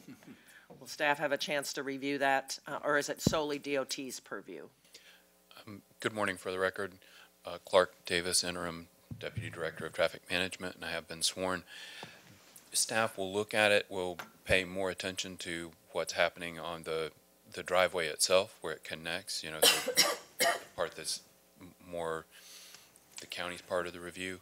The design of the access point, to the extent that it's on State Road 70, is an FDOT thing. So if for some reason they object to having an acceleration lane exiting the project, I don't think we could compel them to build it, because FDOT would it's their road, and so they ultimately determine what can be built on it. Okay, and that's you guys are the experts there, but it just looked to me like that could be an issue, just because you're going to have that, just nothing but right in and right out of a commercial subdivision. Yeah, anymore it seems less and less common to see acceleration lanes, particularly on high-speed facilities. The idea is that people should wait until there's a gap that's large enough to pull out, because if they try and turn into one of those acceleration lanes, then they still have to weave into the traffic, and if they're not up to speed or they can't find that gap, then they run out of space to do it, and so it can create its own set of issues sometimes with the acceleration lanes, and FDOT has to balance those two things when they provide them. Okay, thank you. Commissioner Ball? Yeah, thank you for all the hard work that you've done since our last meeting with you. It's much, much better. Just a couple of questions. You actually haven't gotten approval for this turn lane from FDOT yet, have you? No, we'll have That's to what go I through thought. a So a we're not driveway. sure then that you're going to be able to do that at all. Is that correct? No, I have talked to them. We do meet spacing criteria, which is 660 feet from another entrance or driveway, so we definitely meet the spacing criteria. All right, Mr. Chairman, I think that, they've certainly met everything that they need to do, so after public comment, I'll be happy to make a motion to approve. Okay. Thank you. Thank you. Does the staff have any presentation that they'd like to put forth? Nothing additional from what I gave last time. Okay, thank you. At this point, we'll open it up to public comment. Is there anybody from the public that would like to come down and discuss the Covered Ridge Holdings 3 application? Not seeing anybody, we'll close public comment. Any other questions from the board or anybody?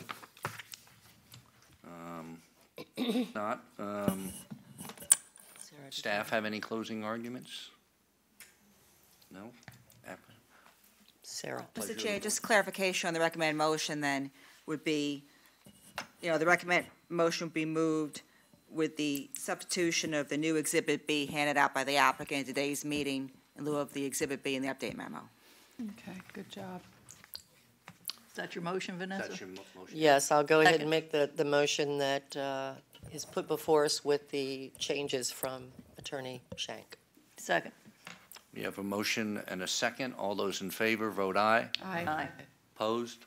No. 7-0, approved. 6. Six, no Misty. 6, I'm sorry, I forgot. Misty. Misty was She's missing. back, though. Misty was missing. Sounds like a song. Misty was missing. Misty was in the mist. Moving on to number 10, the Silver Lake rezone. Margaret, read that into the record, please. Yes, item number 10 is PDR 12ZG PGCI 4 LLC Silverleaf. This is a quasi-judicial hearing, and Jamie Schindewolf is the planner. This is a rezone of approximately 22.78 acres for a total Silverleaf project of 308.67 acres. The rezone is from A, general agriculture, one dwelling unit per 5 acres, North Central overlay, to the PDR, Plan Development and Residential North Central Overlay Zoning District. The project is located on the southwest corner of Silverleaf Avenue and US 301 in Palmetto. There is a revised general development plan to add an additional 24 lots for a total of 732 lots for the entire project. These lots consist of single-family detached cottage style, and single-family semi-detached village residences. And the applicant's representative is here, as well as staff for presentation. So, Margaret, I think you said Palmetto? It's the mailing address is Palmetto, Manatee County. Oh, Palmetto. Wow. No. what's wrong with I thought Palmetto? no, it's not. I mean, it's not. It's in Parish. The mailing Yeah, address. it is. Of course it That's is. in Paris. It's just when she's. I have nothing wrong with Palmetto. That's okay. It's like out where I am, it being called Bradenton. It's north of the river. We are. That's true. No, north of the river. No, it is not. It's north part of the county. Northeast. Let's get that right. Okay. Really? Has anybody had any ex parte communications on this project? I have spoken with several residents on the south side of the project, not necessarily anything to do with this part of the project, but there are some issues on the south property, south residents. Thank you. Anybody else? You talk about in Silverleaf? Is that what you're saying, south? Oh, neighbors. Neighbors south. Other properties. Oh, okay, south of So Silverleaf. nothing related to this. Okay. Okay, we're ready for the presentation.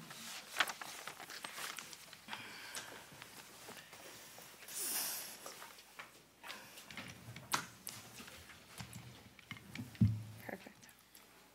Please state your name and you've been sworn. Hi, good morning, Commissioners. My name is Ivory Crowfoot, and I've been sworn. I am the Community and Government Affairs Director for Neal Communities and an 8-year team member. Neal has been building in Southwest Florida for over 45 years, and we take pride in our communities, the legacy we leave, and our involvement in the community. Today, we are before you to ask for an approval of a rezone of a portion of Silverleaf, a beautiful and successful community and parish. I would like to introduce Rachel Layton, a planner with CNS, to describe our application. Thank you.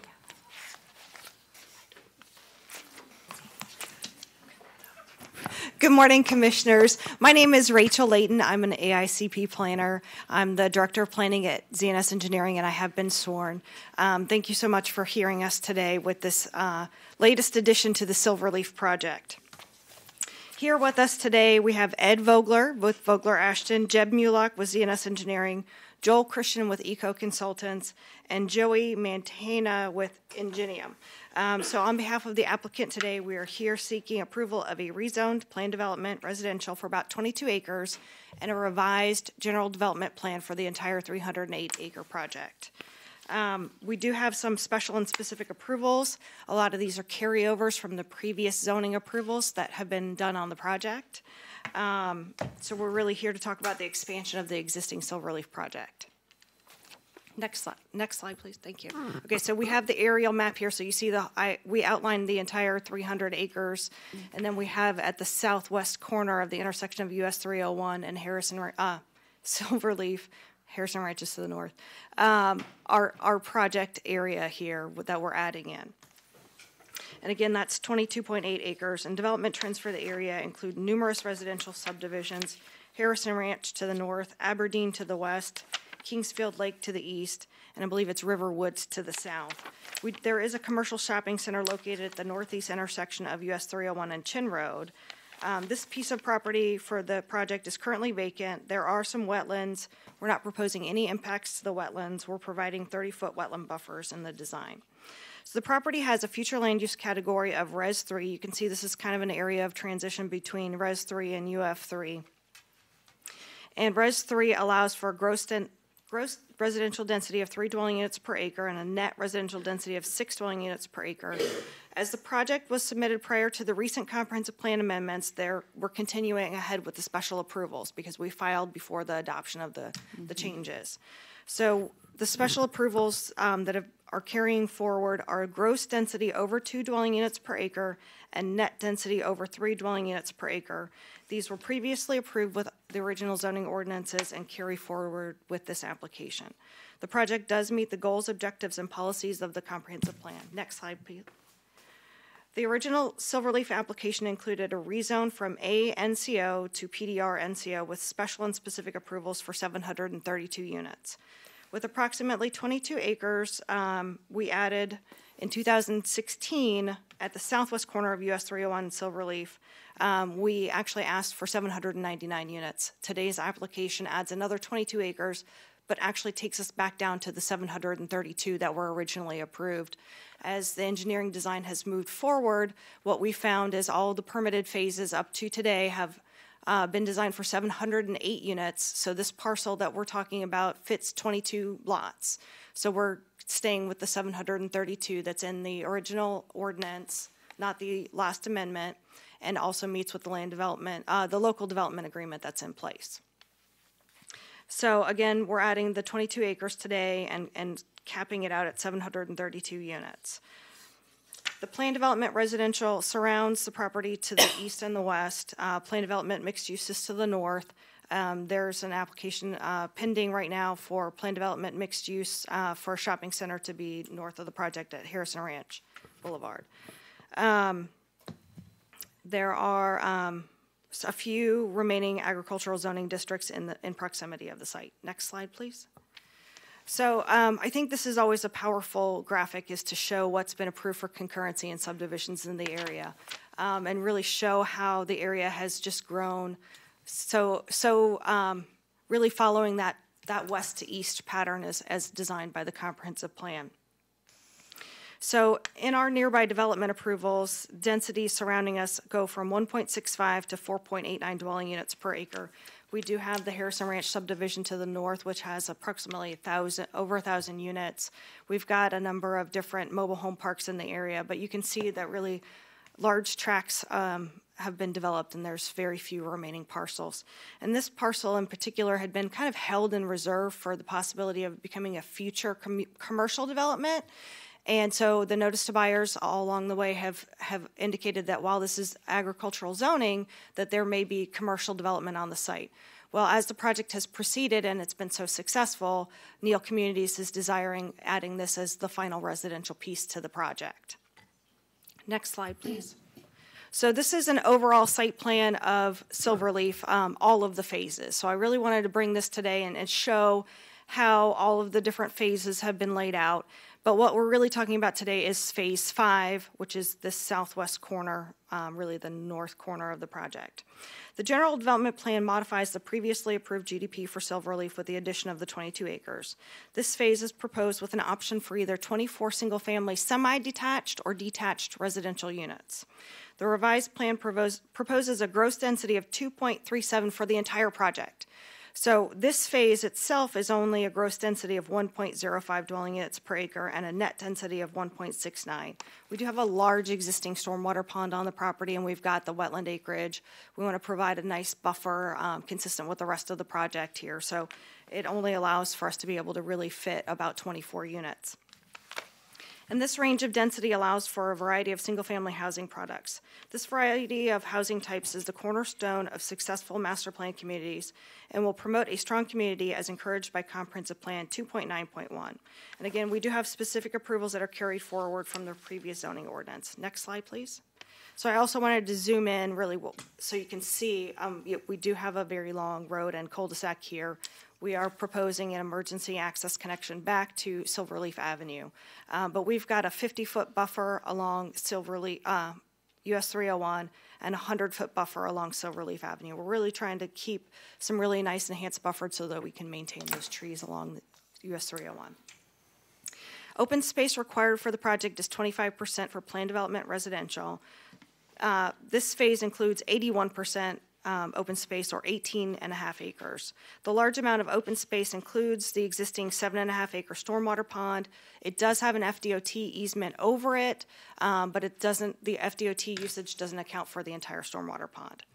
And we do have 5.5 acres of wetland and upland preservation areas as part of this phase. Again, it's a 50-foot roadway buffer along US 301, consistent with the North Central overlay requirements, and a 100-foot buffer along Silverleaf Avenue. Utilities are available for connection.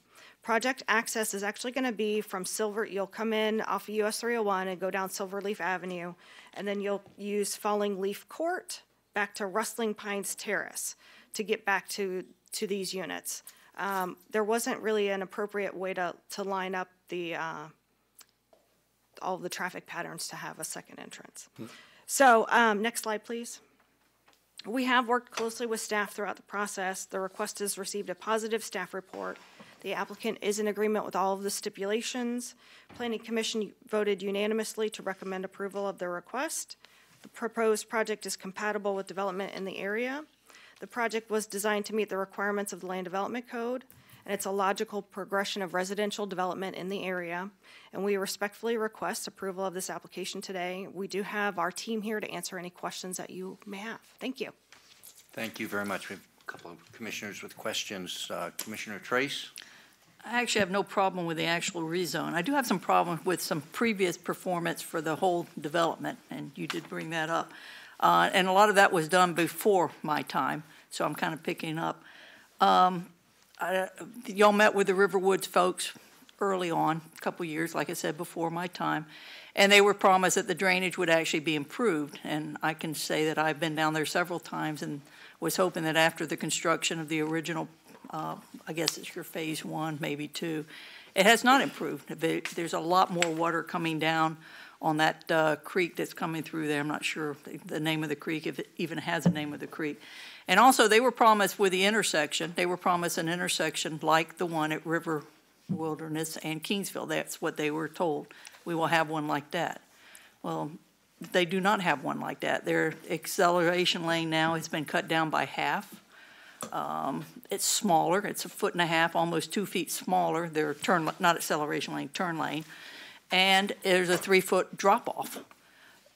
So, that is not what was promised. So I have a hard time saying we'll just give you this without having some of these issues directed. I do have staff working on them, so I'm not sure if y'all even realize that there is a problem there with those two issues. Our engineer of record is also the CDD engineer, and we have our attorney who's also, I believe, the CDD attorney, so I can bring them up to try and address those items. That would be fine. Good morning. Jeb Mulock, and I have been sworn for the record. I actually was just really made aware of the intersection, the improvements, and the folks who were complaining to the south yesterday evening. So I'm not completely up to speed on what the facts are. I've got a survey crew out there now trying to assess how it was built versus what was designed. So I apologize. I don't have an answer for you right now, except I can tell you that it's on our radar and it's getting our full attention.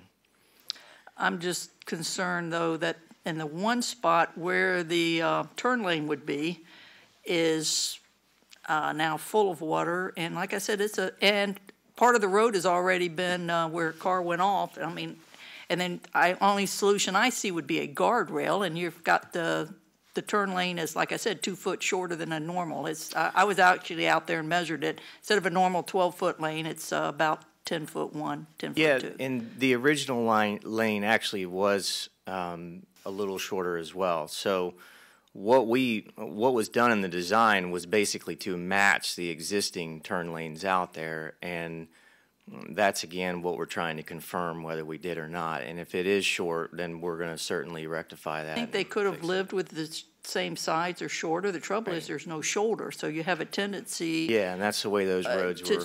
You're cheating towards towards the through lane. Right. And as I said, they were told me that we were told we were having the same intersection as River Wilderness and Kingsfield, and that would be like if that was a Mercedes, and the one they have is a Hyundai. I'm just saying. Right. Yeah.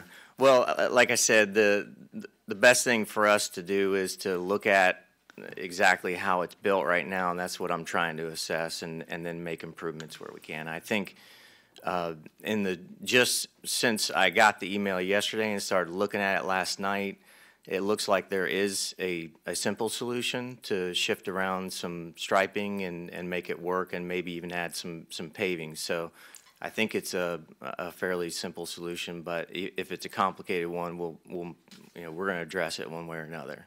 I just see it very complicated because of the shoulder. There is no shoulder. Yeah, the shoulder has always been an issue out there, that there hasn't, been a lot, and that was constraints with drainage swales and right-of-way, et cetera. But before the intersection and the north had to be, they had plenty of shoulder because the road, y'all shifted everything south instead of north. Right. And I know that north, there's. We did both. We shifted. There's swells issues there. There's water issues there. All of that water's draining down towards the river. I get that, but still, they shouldn't necessarily be the ones that. No, and it's not our intent to have them take the blunt of any changes. Like I said, our goal was to have it per what was there, and if not, make improvements to some shoulder work. So that's what our intent is.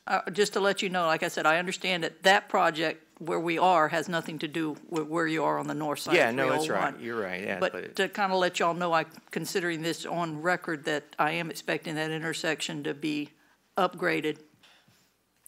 Well, I hate to tell you all this, I drive that all the time. Yeah, well, just let you know. Yeah, I know the area very well. Yeah.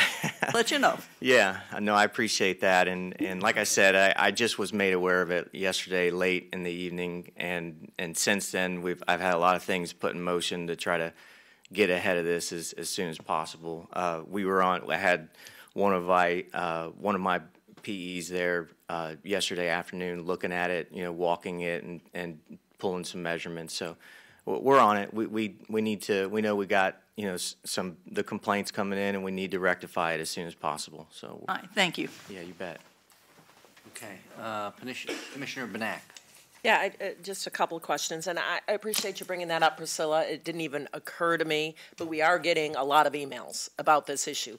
So I'm thinking River Woods. I'm not thinking Silverleaf, but it is the intersection with Silverleaf. So I think that is worth disclosing, that we do have a lot of unhappy folks in River Woods with a recently completed, and I'm not even sure, because I hadn't looked into it as much as you have, exactly what was the cause of a lot of the complaints, but it is relative to Silverleaf, so I think it is worth disclosing that we're looking into that. So what actually occurred down there recently that has caused this problem?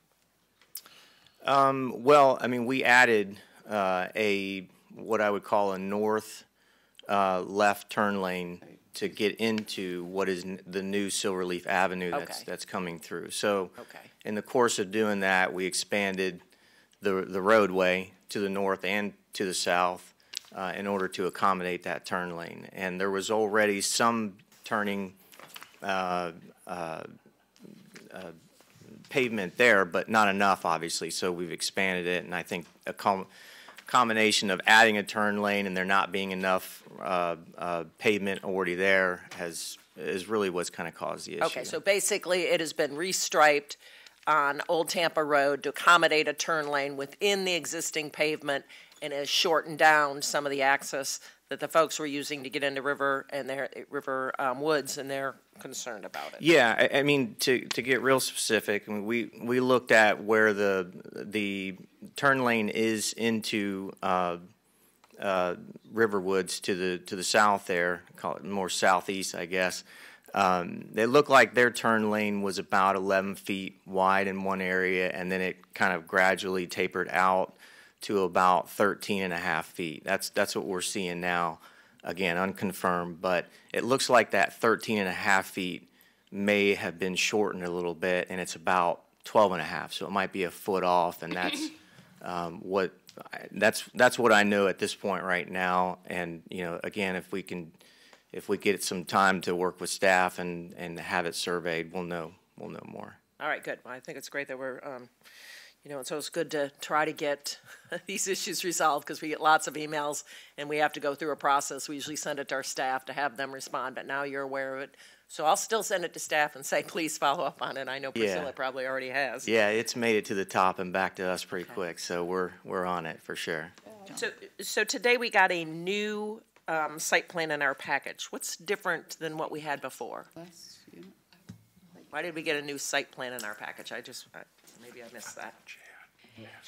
Margaret Tusing with Building and Development Services. It's not exactly a new site plan. We had an old one in the file, and originally they filed for 20 units, and then they increased it to 24, and it just didn't get in the right site plan was not put in. So it's not really new, it's just updated. But I heard that. I wondered if we had an advertising problem, that there was an No. increase. So no, it's just the site plan was the correct. We put the wrong one in. Okay. Okay. And I'm not done. I'm sorry. I do have a question about Phase 6. Has Phase 6 been approved?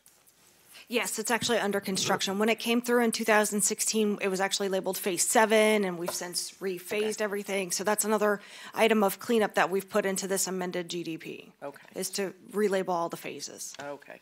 And then my last question was, what will the emergency access be constructed of? I believe we have to there's a stipulation in there that we need to have it paved. So it will be a paved emergency, 24 feet? 20. 20-foot roadway? Okay, and then will it have a gate in front of it, or how will it be? It will have a gate. It will have like a breakaway gate? Okay. And everybody's okay. I mean, it's a lot of road for very few lots, just was my thought looking at it, but, It is. We have some natural site constraints there. well, good. Well, I'm glad you're preserving some of the trees. There's beautiful trees out there, so, thank you. Okay. Mr. Barnett, I think has a The comment. discussion concerning the turn lanes and things, I recall an email this week. I was just looking for it, couldn't find it. That I know Chad has begun addressing this issue. Thank you. Okay, thank you. Commissioner Whitmore? And I actually sent Chad, I got it from 2 different residents. I sent him, Chad's aware of it. well, that's all I've gotten, but I sent him to Chad, and he said that they were on top of it, and so, but I have a question from staff, because how, and I know it's hard, but, this was probably planned development, right? It has his own book, it'll follow it forever. How do we make sure that the development's being done like they told us, like at the, like, It's called I mean, like, at the end, don't we check it? Like, I know, like, there's some developments that I've asked staff to make sure to let me know as things progress, some controversial developments. But how do we know that, I mean, because why didn't we catch that? I'm not blaming anything on anybody, I'm just asking for information so I know. Well, it occurs through the inspection process, and sometimes things are built sometime before they get to final inspection. And at different times, those go out there and measure some things more or less exactly and other things generally. It looks mostly like it's supposed to on the plans, but sometimes the details matter. And in this case, they had a turn lane into River Woods that was always more of a taper than a proper turn lane anyway. It continuously widens all the way up to the intersection, and by moving the edge of pavement a little bit closer to the ditch, and maybe if the dimension's off even by a foot, it will feel a lot tighter than it was before and just not quite right. And so in addition to what Jeb was talking about, his team going out and take a look at it, we've had staff from traffic operations and traffic design go out there and take some measurements as well, and so we're coordinating with the developer to correct it. So sometimes part of how we catch these things is just the same way. After it gets built, we notice, I guess what you call funny things about it, and we go out there and we investigate and we take action to correct it and make it consistent with the plans. Yeah. I think I actually copied you, John, on when I sent it to Chad, I copied you because they were talking about the new development, and I didn't know who to send it to, and I think I copied Casey too, because I started getting a couple. But the way technology is today, and this is something we can talk about at another time, things like this, can't we just do a photo and put it in the file? Stuff like that, or, I mean, that's not accurate, but you could actually see. I don't know. I know we've got over 700 square miles in Manatee County. Just trying to think of a way that we can make sure and rest assured the citizens that what we approved got done. And that mostly happens through compliance review within transportation planning with the Tom's part is both stormwater and growth management, and then the infrastructure inspections team once it's actually under construction. So there are checks and balances, but things can still happen. They're large, complex projects, and things that look like they're small differences sometimes have a big impact, and we're finding one of those in this case. Okay. Just I wish we could figure out a way to tie in that loop, because we are so busy doing what we're doing, and Manatee County's growing. Everybody wants to live here, but we want to make sure that we give what we told the citizens we were going to. So, thanks. Okay, Commissioner Trace? Also, we did have a bike lane there too, and let me tell you, people use that bike lane constantly. They're driving down to Fort Hamer Park. So when we're reconstructing, we need to get the bike lane back too, because it just disappears for about the whole frontage there. And if a bike went off, it's a drop. So. Okay, Commissioner Baugh? Yeah, just getting back to this road for a second, and I want to make sure that I'm correct. And Commissioner Whitmore's right. It's not that, it's not that quote unquote anybody's at fault. I mean, we are very busy, and it is important, I think, to look at this and try to make sure we come up with a different way of doing things so that we catch this before now. So on that note, just for me, because I really don't know, when we go out, when everything is done and we go out to do our final inspections, would we not look at something like that in our inspections? I don't know. Yes, Public Works does. And, in the process that evolves in development like this, they may not have done their inspection yet. It's been constructed, and we expect it to be constructed based on the plans that were submitted and approved by the Board of County Commissioners. Yeah, it's probably only been there 10 days, maybe 2 weeks max. We go out and we look and say, well, this wasn't constructed based on what the board approved. They wanted 12-foot lane or whatever. And I've never seen a situation with Neal Communities where we don't bring something like that to their attention and they don't correct it right away.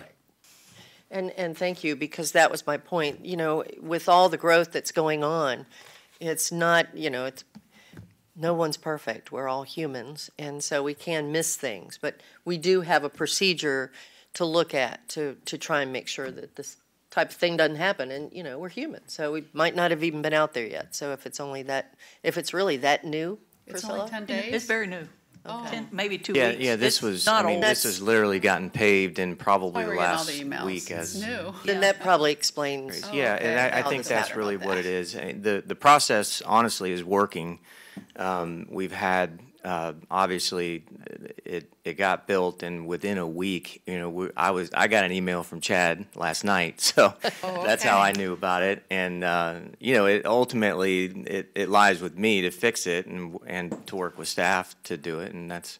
Good. And so my comment is that the system works. I don't think we need any new layers or anything, but we've got a really good That's what I thought. rapport with the county inspectors, and the way it's a long process to get a project like this certified, and for good reasons. That we have to be very detailed about how we do that. Great responses. Thank all of you for that. And this is my opportunity to talk to them about Yes, it. exactly. And I appreciate it. I'm glad you brought it up, because it was certainly gives me an opportunity here to clear the air and make sure everyone understands that we're working on it, and so it's good. I think Tom has a comment. Yes, Mr. Chair, I'll make it very brief. And for the record, Thomas Gerstenberger, Public Works Department, I've been sworn. Just to reiterate upon what's already been said, but also as far as the infrastructure inspection process, the final striping, signage, things of that sort, that would be looked at prior to a certificate of completion being issued for the particular phases that are incorporated into this intersection improvement, which I believe would be phase 2 and 3 of this project. So with respect to any modifications that need to be made to the dimensions, striping, things of that sort, that can be addressed now through county staff working in cooperation with the engineer of record and the applicant to address these matters, whether they be related to traffic or drainage. Thank you, Tom. Commissioner Benak? And I'm just guessing, but generally speaking, when these improvements are made, the acceptance of these improvements to the county is very important to the applicant, because usually it means there's a plat being held up, and that is when lots can be sold and the developer can actually get paid for something after they put the improvements in. So there is a process, there is motivation for the applicant to do it right. It isn't like, these things happen and nobody catches it, because usually it requires a certification from the engineer to say that the improvements have been built per the plans, and then an inspection, and then they can get a plat approved. And I hear constantly from folks how hard it is to get a plat approved in Manatee County. Believe it or not. Yeah, I get people that call me all the time that are saying, I cannot get my plat approved. I never get And those it's calls. just because they have to go through these steps, and we have limited staff, and they do their job and make sure. But boy, that is when people are pushing as hard as they can to get this project done, is to get the plat approved. Well, it's probably because I understand the process a little bit that's why I get people telling me that they're concerned about the plat process.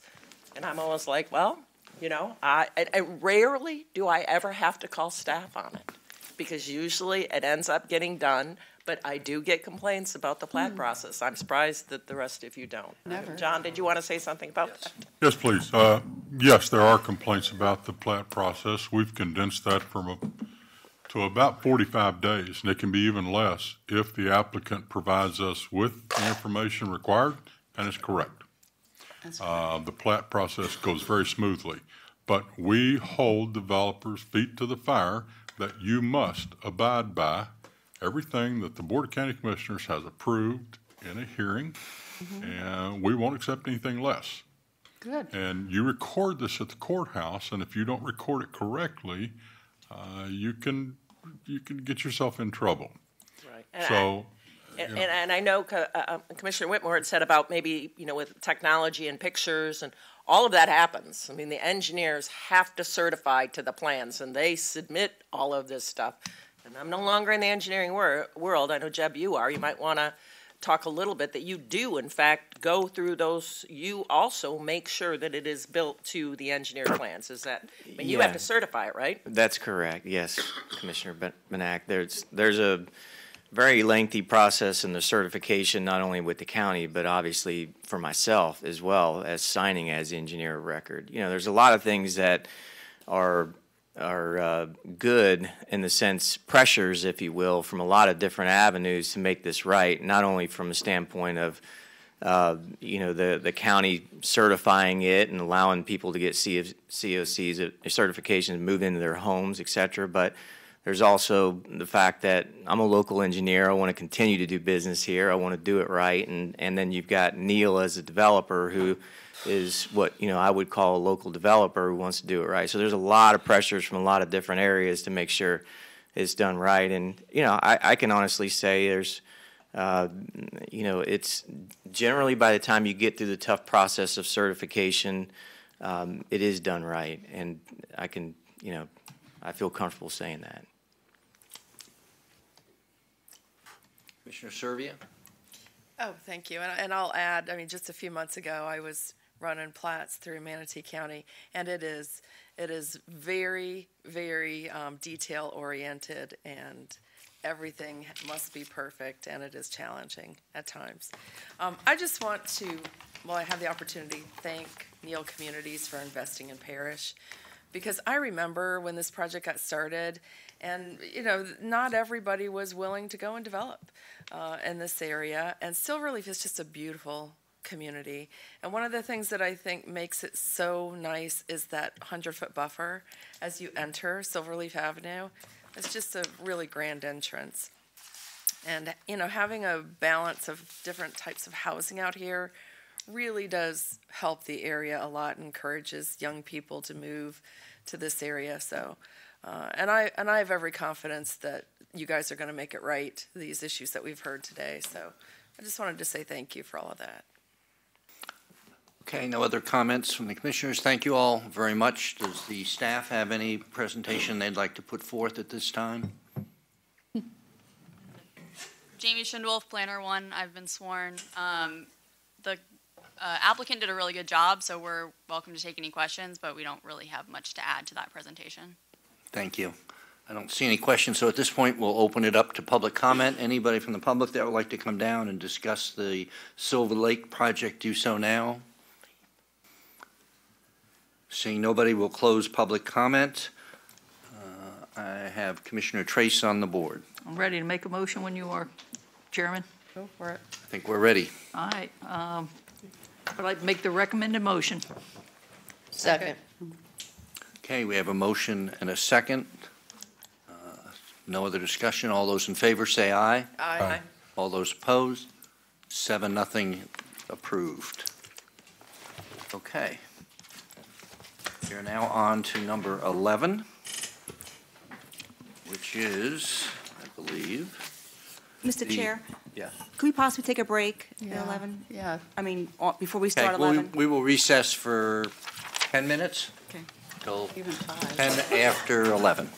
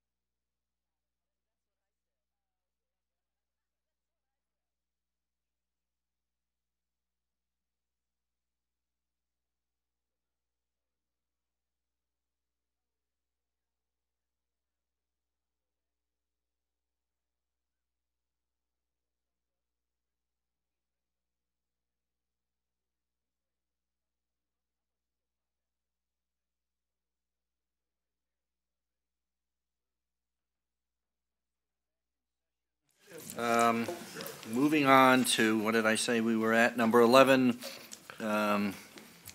Sarah Bay Development. Mr. Chairman, and may I please, as we get started, I would just like to request, since we have so many people in the audience to speak on this matter, and we received a letter requesting this, that we hear public comment before the board start deliberating on this matter, because I see that we're all very anxious to talk, and if we could just allow the audience to speak before we start deliberating. Judicial. Okay. As legislative. Well, Mr. Chair, that would be our normal process anyway in legislative. This comes to plan amendments, a little bit, we don't have to worry about expedite communications, and we hear from the applicant first. Right. And the staff, and then public comment, and then questions to everyone, then deliberation. Thank you. Yeah. Okay, and again, it is almost 10 after 11. We'll be breaking at noon for lunch and then reconvene at 1:30. And then, like Misty mentioned, we do have a lot of cards for people that want to speak, so hopefully maybe we can get that done before lunch. I don't see us getting into any type of decision until this afternoon based on the comments and the number of people that are going to want to speak on this project. So with that, I'll turn it over to Margaret. I guess I should, it's not anti, listen to me. Quasi. I wish it was anti-judicial would be better, but we'll call it, Legislative. We'll call it legislative. Margaret, you have the floor. Thank you. Thank you. Item number 11 is Plan Amendment 1809, Ordinance 1912, DBM Marina LLC, the Sarah Bay Development. It is a small-scale map and text amendment. This is a legislative item, and Rosina Leiter is the planner. This is a privately initiated map amendment to the future land use map of the future land use element to designate specific real property from the OL, Low Intensity Office, which is about 4 acres of property, the residential 3, about 5 acres of property, and residential 6, 0.13 acres, to the retail office residential, or ROR, future land use classification. The total project site is approximately 8.1 acres and is located at 7045 North Tamiami Trail, Sarasota. We are providing for specific property development condition in the text of the comprehensive plan to limit the number of residential units and the square footage of non-residential uses within the property. And the applicant's representatives are here, as well as Ms. Leiter. Thank you. Commissioner Trace. No, Oh. didn't clear me last time. Good morning, Rosina Leiter by the staff. Before the applicant presentation, I have to enter this correspondence that we received yesterday.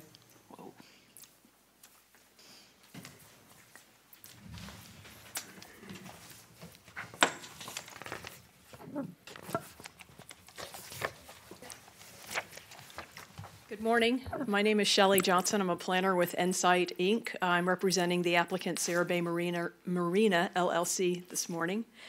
I have been sworn in, and I have about an 8 or 10 minute presentation to go through. This project gets a little bit convoluted, so hopefully I can clarify some things for you. As Margaret stated, the property is located on North Tamiami Trail. It represents about 8.81 acres. It's currently vacant. There are 3 zoning categories on the property: the Plan Development Office, RSF 3, and RDD 4.5.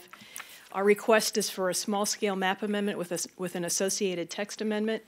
And currently, the property has 3 land use designations on it: the OL, Low Intensity Office, the RES 3, and RES 6 designations as well. And our request is to amend amend the future land use category to ROR, Retail Office Residential. This is an image of the existing future land use map, you can see the three categories. The RES 6 is really just a tiny bit of the property in the southeast corner.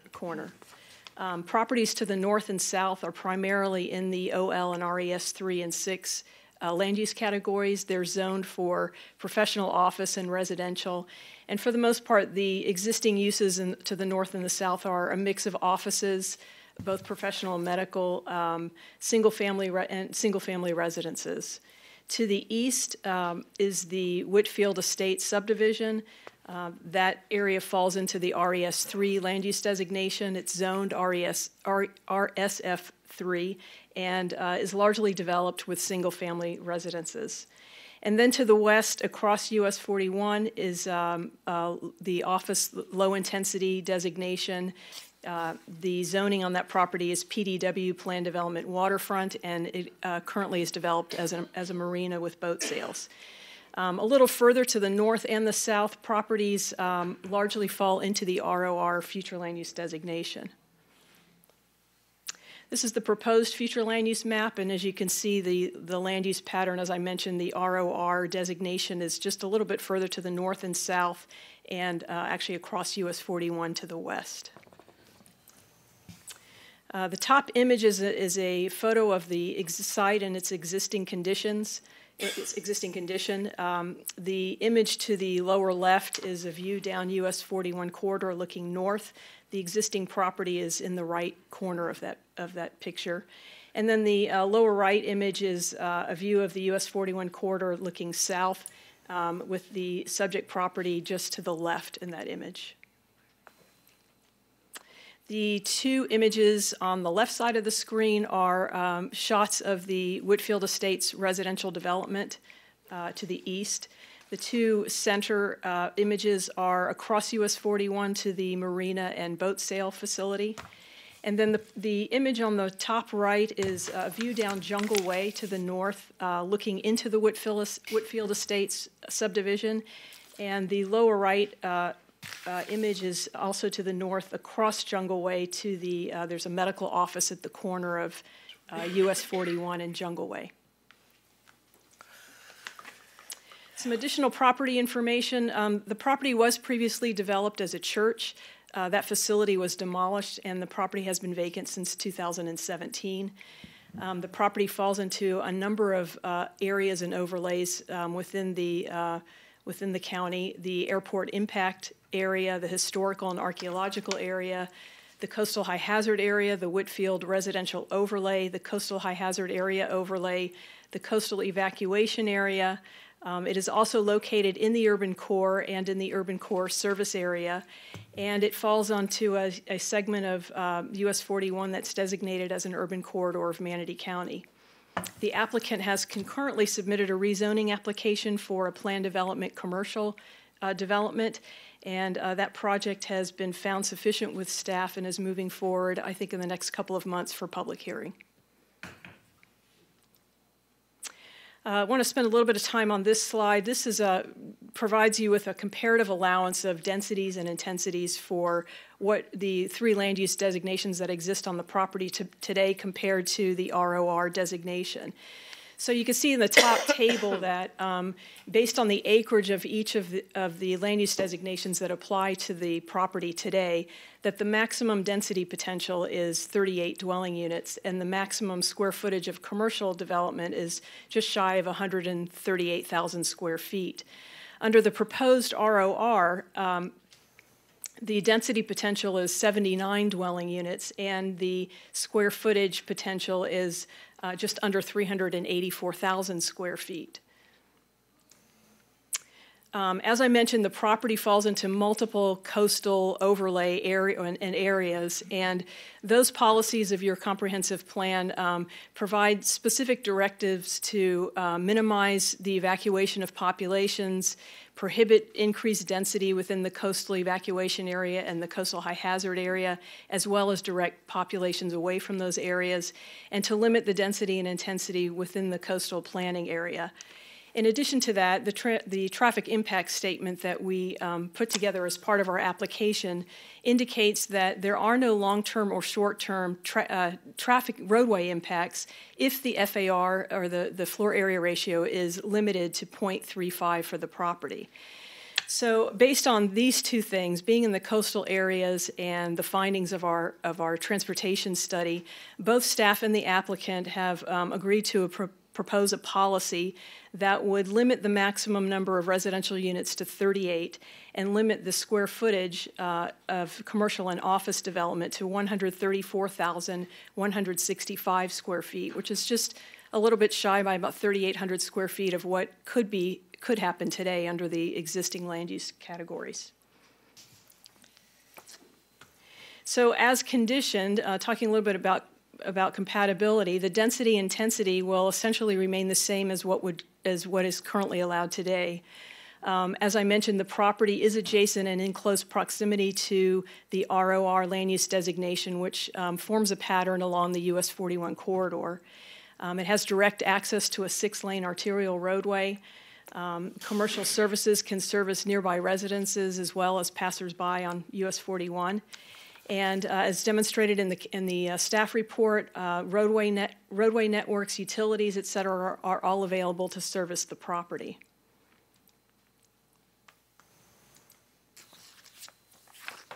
There'll be another slide here. There we go. Comprehensive plan consistency. These policies talk about infrastructure demands, infill and redevelopment opportunities, locational criteria, and then, of course, all of the coastal area policies of the comprehensive plan. The proposed amendment does not increase the demand for water, sewer, or other public facilities as conditioned, because there is really no change in the increase in intensity and density for the property. The project does fall in the urban service area, which promotes redevelopment. This is an infill site. The project is compatible, or will be compatible, with surrounding development. The corridor, the US 41 corridor, is primarily a commercial corridor. The retail, office, residential future land use designation encourages consistency in density and intensity. This is actually less than what would be allowed in that land use category. It's adjacent to an arterial roadway, and it is a logical expansion of the ROR designation along that corridor. And again, the property is conveniently located to provide commercial services with adequate access and convenience. And of course, as I've talked about the coastal areas, by limiting the population and or the density and the intensity of the project, it remains consistent with these policies in your comp plan. The applicant has held 2 public meetings with the Whitfield Estates community. One was last spring in April. The other was really just a few weeks ago at the beginning of the new year. We are in continuous communication with them, working toward a use schedule that they can work with. We're sort of just waiting to hear back from them at this point. That completes my presentation. If you have any questions, I'd be happy to answer them. Commissioner Whitmore? Just a couple of questions before we go any further. Just want to make sure there's, as the applicant, and you're a professional planner. Yes. No intensity or density increase in That's this correct. project? Okay. Would you say that this, in your expert opinion, an infill? I'm sorry? Is this an infill? Yes, I would consider it an infill And project. is this along Manatee County's urban core? Yes. And the space has been open since 2017? It's been vacant since 2017. Okay. If this didn't get approved today, what could you build without coming back before us? We could still do a combination of commercial or residential development. What kind of commercial, without coming back before us? Well, the current, as I mentioned, there's 3 land use categories on the property, and in the staff report, there's an analysis that shows that a total of 137,998 square feet could be achieved on the property today. Adjacent to the 41, next to 41, right on 41? No, that's the entire property. Oh, on the entire property. Yes. If you look at the RES 3 designation, which is the property that more closely, it's really, I call it the rear of the property, but it's the property that abuts the Whitfield community. The potential is just under 75,000 square feet of commercial development. In the property? Yes. Just one other question, what you're proposing, can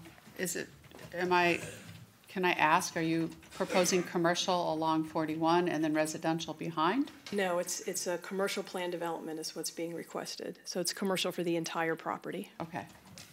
Thank you. Okay, Commissioner Benak? Yeah, I have a question. So is there currently a plat existing on this property, a recorded plat? There is. It's kind of an interesting thing. I have an image of it here. I'll show you.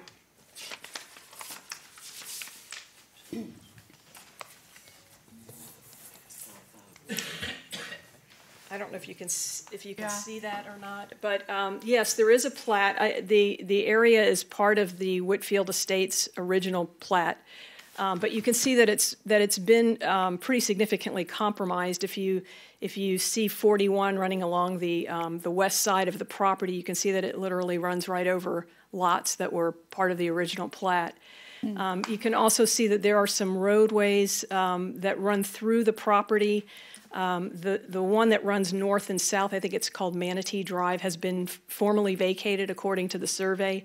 Mendez Drive, which comes from the east coming into the property, at the time that the survey was done, there was no information on whether that's been vacated or not, so that's kind of in question. And then if you look at the alignment of Jungle Way, it actually, as it's constructed today, falls outside of how it was platted on the original plat. So part of our homework to be done, which we're currently working on, is we obviously need to take care of vacating what's remaining of the original plat. I guess this portion of the original plat, to clarify the title and to make sure that there aren't any encumbrances on the property before any development would occur.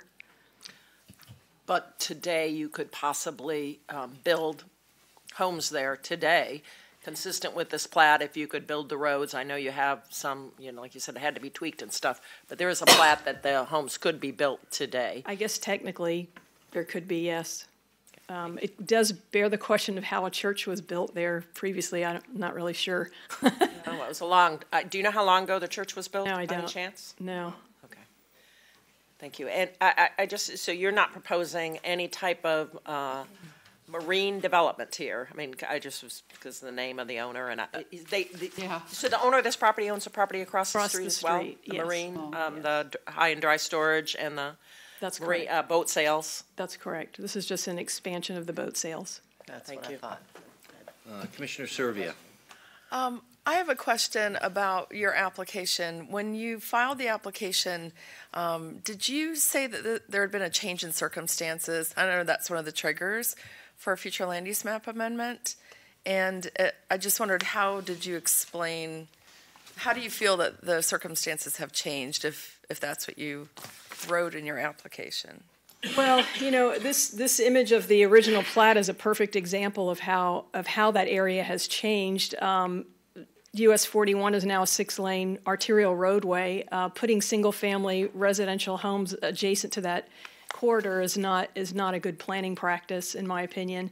And if you look at the land development pattern along the corridor, it's largely made up now of commercial developments that include RV sales, boat sales, hotels, restaurants.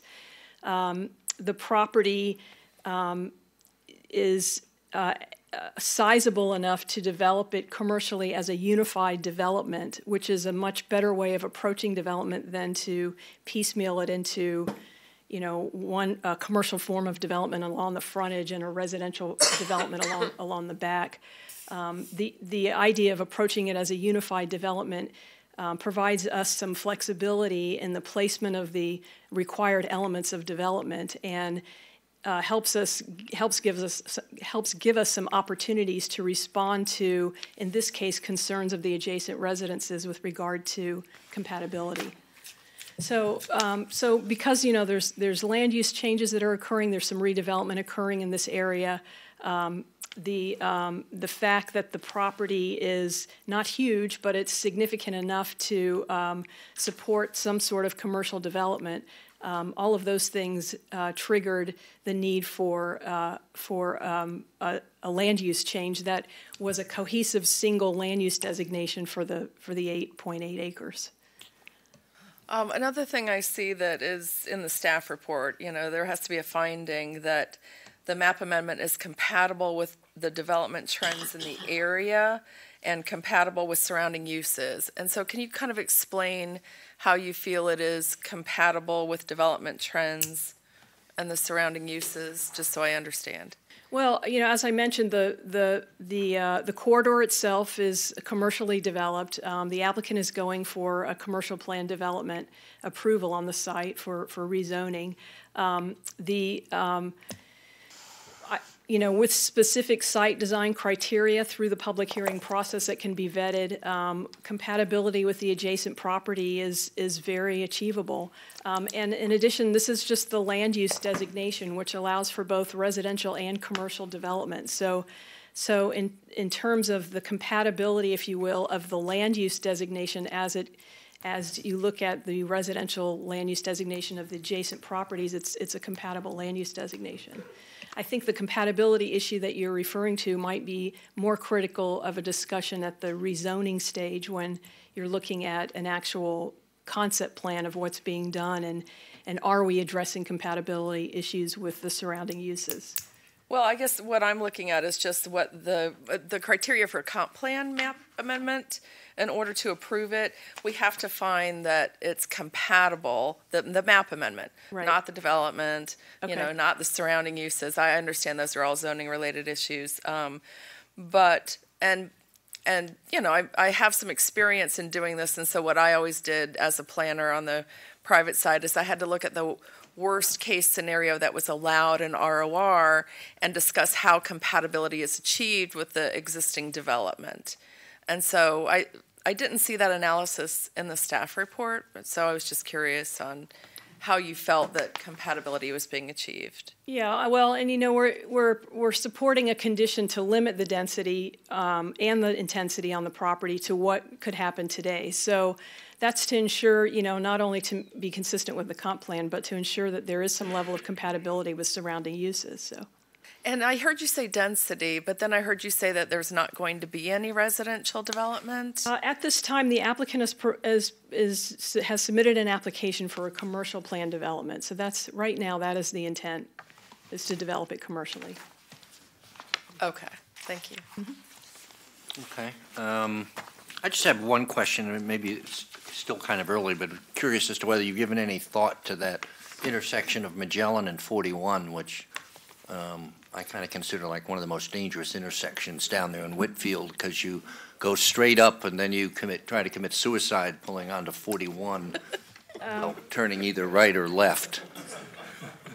To my knowledge, I don't know if that's been addressed. It would be addressed as part of our site development, if there's a need to do that. But I can't answer that question right now. I would just think that that's something you should, when you get into the site development, that's a really, really potentially dangerous. It already is a dangerous intersection, and it will just get worse if we approve this application today, in my opinion. Thank you. Okay, at this point, I think we'll go ahead and open it up to public comment. I have a bunch of staff. Maybe. Well, legislative. It's legislative. I can. But that doesn't mean staff doesn't have a presentation on an Might, application. but they can still do it after public comment. Oh, yeah. Sure. Never happened. If we get through the public comment. Yeah, whatever the pleasure of the board is, you can. But they're still going to come back. I wanted us to refrain from deliberation while public comment. They're going to stay. We're going to go to the public comment. Yeah. Okay, so An option. It's your lucky day. I'll call out your name. Please come down. You have 3 minutes. State your name for the record. The first person I have is Dan Young. I'd like to speak much later if you don't mind. No. Nope. You have to have your name. You signed up early. You're the first one. Well, what's the problem with me speaking after? They don't do that. Public comment will be closed. 8-minute presentation. I'd like to hear his before mine. Then push them all. Push them all back. Well, I think maybe we should just sit there and go to staff report at this point then. I think it's good to. Yep, we'll go to the staff at this point. And then come back to public comment. Give him a shot. I am learning a lot. Hey, you tried. Yeah, you tried. Good morning, Rosina Lader by the staff. The applicant covered many of the aspects of the application, but I would like to show some of the plans to clarify some aspects of the application. If you see the document camera. Make sure you speak up, Rosina. Huh? Can't hear you on the mic. Oh, Gotta be on the mic. okay. If you see the document camera, the site has 3 future land use categories: OL, RS, Res 3, and Res 6. And it's important that the board understand the potential that actually the site has without any comp plan amendment. The site could be developed with 38 units because there is policies in the comprehensive plan that limit any future change in the comprehensive plan to increase density. And also, this triggers some particular uses because the site is with the coastal high hazard and the coastal evacuation area. No medical facilities could be developed in the area. The maximum number of units is 38 units and could be developed with 0.35 floor area ratio. And there are potential right now to be developed with an assisted living facility that's going to trigger a maximum number of 228 beds that could be with the maximum floor area ratio of 133,000 square feet. Could be a school, an elementary school, a middle school, and a school of special education. There are uses that could be developed under the current future land use categories of the site. The applicant is asking for ROR because this site doesn't comply with the commercial criteria. The site is located more or less 1,800 feet from Whitfield, that is the closer, I think it's collector. However, is with 700 feet of frontage along of one of the most important corridors of the county, and is one of the only properties along of the entire US 41 that is zone OL, that is with the OL future land use category. If you go north along of the US 41, both sides of US 41s, I can almost make 100% sure that all properties are with the ROR future land use category, and after that is adjacent to residential future land use categories. That is, to me, this plat was plat in 1926, and I think that the dynamic of growth of Manatee County has been changed from 1926 to right now to believe that there is change in circumstances to support this. Also, staff take in consideration that the comprehensive plan and the land development code include many regulations related to achieve compatibility with other uses. There is a matrix that establishes the minimum buffers that you have to achieve when you are adjacent to commercial. But also the comprehensive plan has the policy 2.6.1 that says that you can increase buffers, increase the screening, give more setbacks in order to achieve compatibility. But in any place says that you cannot have residential adjacent to commercial. There is a policy that says that you cannot have residential adjacent to industrial in some parts of the comprehensive plan. But I think that it's depend of the type of use that's going to be proposed and the uses that are going to be proposed in the next step that we can say this is comparable or not comparable. Mm-hmm. This lot was developed previously with a church and could be developed again under the actual regulations with another church, too much more intense than the church that was before, that can include pantries, can include daycares, can include other type Sunday schools, and could be created impacts to the nearby community. If you see across the street, the properties are with the ROR, is adjacent to ROR to the south, because the comprehensive plan established that it doesn't matter that you have a right-of-way to separate one property to the other one, is adjacent to that, and it's one of the points that we take in consideration. We really believe that there are changes in the urban dynamic of the area. There is all the airport regulations, the noise for the airport, and the coastal high hazard that limit the potential for residential units unless you do an assisted living facility. That, like I said, you could develop an assisted living facility with the maximum square footage of 130,000 square feet and 228 beds.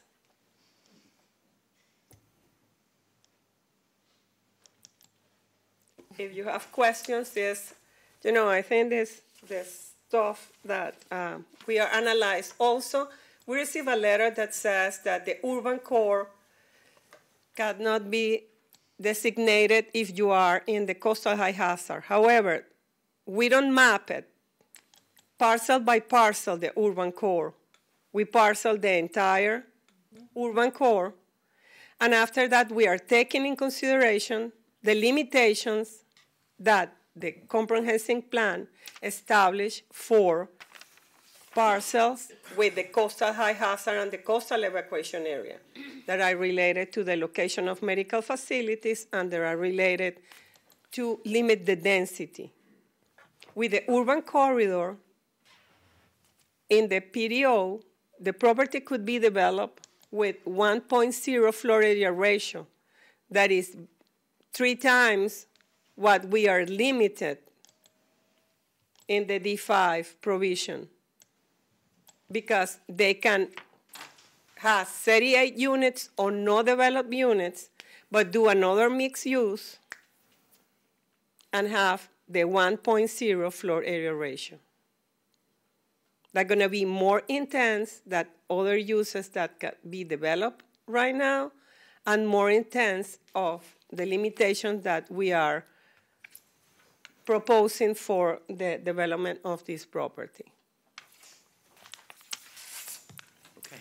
Yeah, if you have any questions. Yeah, we have a couple. Thank you very much. Okay. Carol? Yeah, Rosina, I'm going to ask you a couple of questions, but you can do it down there. I just want to verify again. As far as everybody, our staff is concerned up here, your testimony was that this is about the only lot that you can find along the urban core or on 41 that's OL? It's that one and the other one across the street, in which is the marina, that is OL. But if you go north, in the north to the US 41, almost all the properties are with the ROR, future land use category, and adjacent to that is residential, Res 16, Res. I understand that this is adjacent to Whitfield, that is an historical area, but I really believe that we have many mechanisms to ensure that going to be compatibility between any potential use in this site and the existing residence. And that would all happen in the zoning when a project And this is actually gonna be comes. in Right. the zoning that anyway has to be in Right. front of you. Right, okay.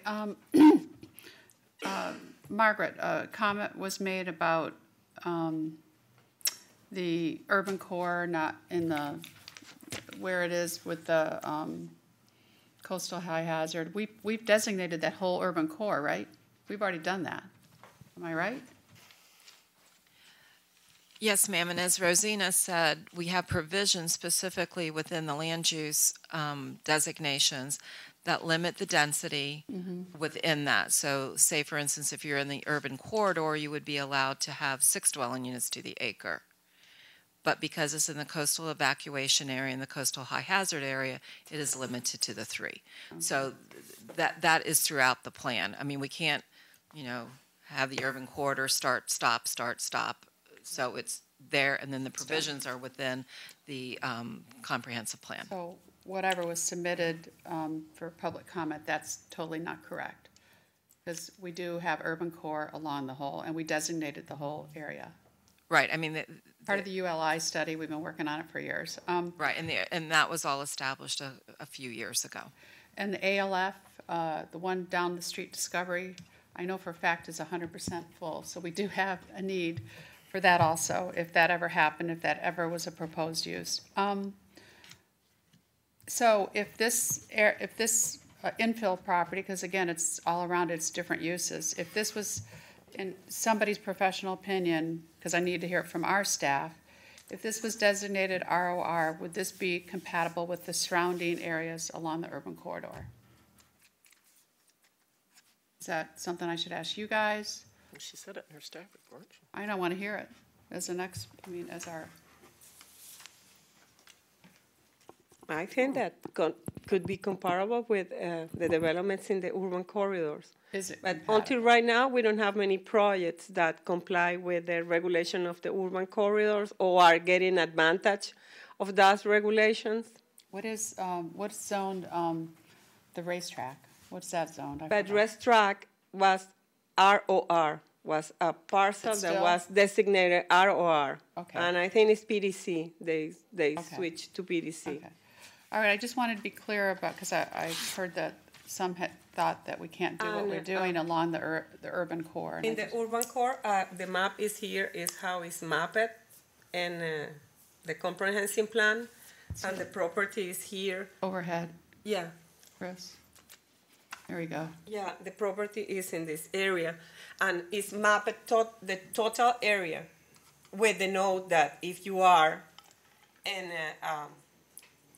coastal evacuation areas, you suppose that you're not going to have public improvements, has to be private improvements. Okay, and right now, today, if we didn't change the map amendment, they could do ALFs and other things like that, correct? Without change Right, anything, right. They can do Okay. an assisted living facility, they can do a school, they can do a church. Okay, I just don't think I would want Or the elderly 38 running out on units 41, but No. 90-year-olds pulling their car out. Okay. Okay, Commissioner Benak. And I just want to make sure, because again, I'm still got Tuesday running through my mind. Didn't we do something about limiting medical facilities in the coastal high hazard in the code? Isn't there a limitation now being proposed that acute medical facilities will not be allowed in the coastal? I just want to make sure we Acute clarify that. is the word. And I don't know what an acute medical is Hospital. versus a nursing home. Is That's that different. an acute No, medical hospital's facility? acute. Nursing home is not acute. Okay, staff. It's acute facilities. It is just acute. So, I just want to clarify, a school generally does not go in the coastal high hazard either. Typically, they don't build those in the coastal high hazards today. I don't know. Okay, thank you. You guys don't know, so you're not. Okay. Chester Cool can do it. I'm just saying they typically don't. That's why they didn't build on Heritage Harbor property, because it was all in the floodplain in the coastal high hazard, so. Okay, thank you. Okay, well, we'll start on a couple of the public comments. The next one, I have Rosaria? Is that her? Was Tarzi, yeah, okay. There we go. There we go. Thank you for helping me on that. You'll have, please state your name and you'll have 3 minutes. Hi, I'm Greg Truitt. I'm representing boyfriend to Rosario. She's asked me to help speak for her, and she's on Jungle Way, a resident. Appreciate Chairman and Commissioners for having us. Just want to show you the map. Just want to strongly disagree with ROR. We're against it. The way it's set up right now is, I learned more today. There's a lot of confusion in trying to get information. It's hard to understand. It's been a very arduous process. I've also heard that why didn't we purchase the property if we want to make it our use, which I don't think is a proper approach. The property, as you see, the corridor on the map, you can see right here, this would be OL, and right behind it, which is a beautiful piece of property, and there are 14 properties, Ms. Rosario's house is on that, one of those 14. And the way it's set up, and there'll be somebody else speaking to it, I don't want to get into it because I only have 3 minutes, is that it would be beautiful set up, I'm sorry, flip it around. Turn it around. There you go. For it to remain OL in the front and Res 3 in the back. And there's somebody who's going to talk to that. The thing that's of concern is that Jungle Way is still, it's a county road. It's not asphalt. I don't know if you guys have driven down there. It's not an asphalt road. And they have done it improperly. I told them, don't do it the way that you're going to do it. And they did it. It's already torn up. It's driven on a lot. Sarah Bay uses it for the Semper, the Centra, or the girls' golf tournament. And they use the field for parking. And it's driven on a lot.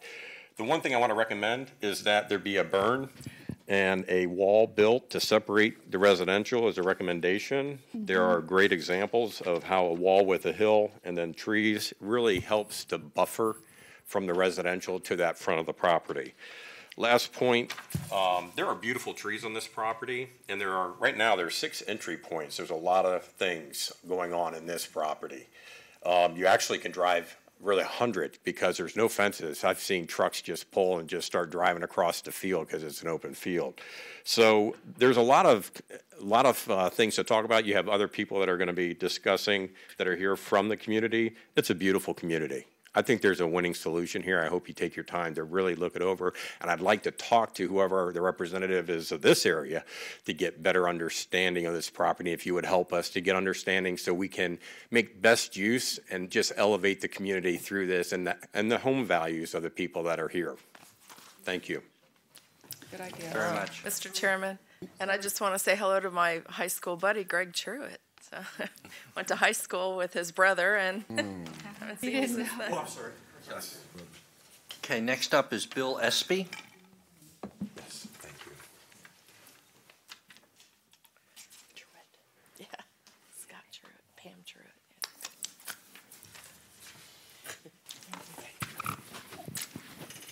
Good afternoon, Commissioners.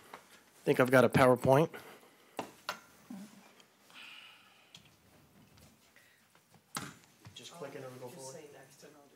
Okay. I'm going to have to do this very quickly in 3 minutes. My name is Bill Espy, and I'm a resident within the Whitfield-Ballantyne Manor overlay.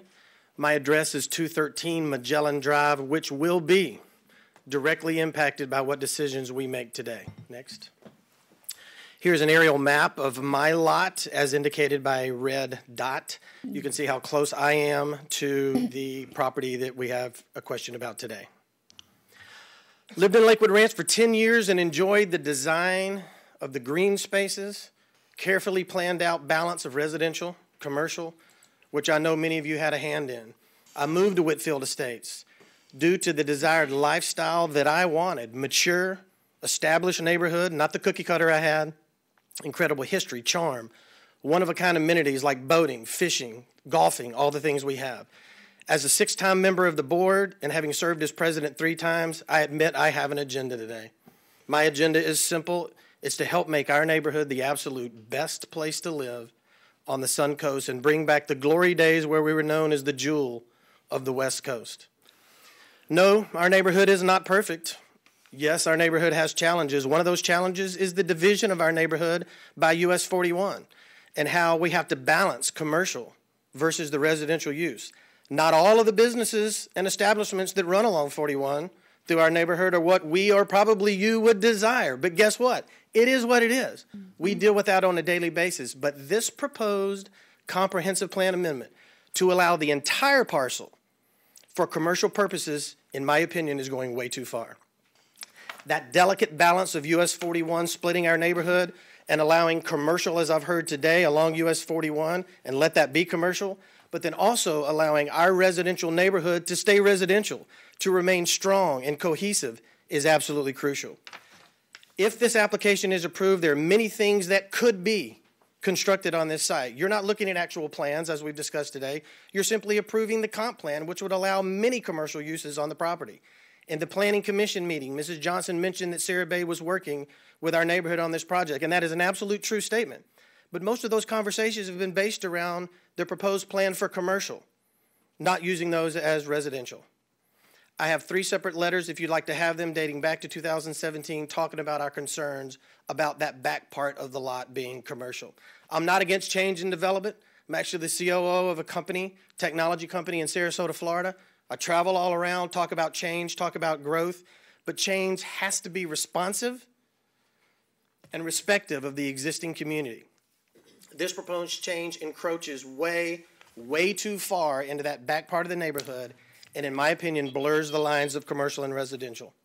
I support the front part of that being commercial, but the back part staying residential, and we have houses that surround it on all 3 sides. So thank you for letting me speak today and for your consideration to deny the comprehensive plan. Thank you. Thank you. Good job. That was. 3 minutes. Next one is Roberta Serba.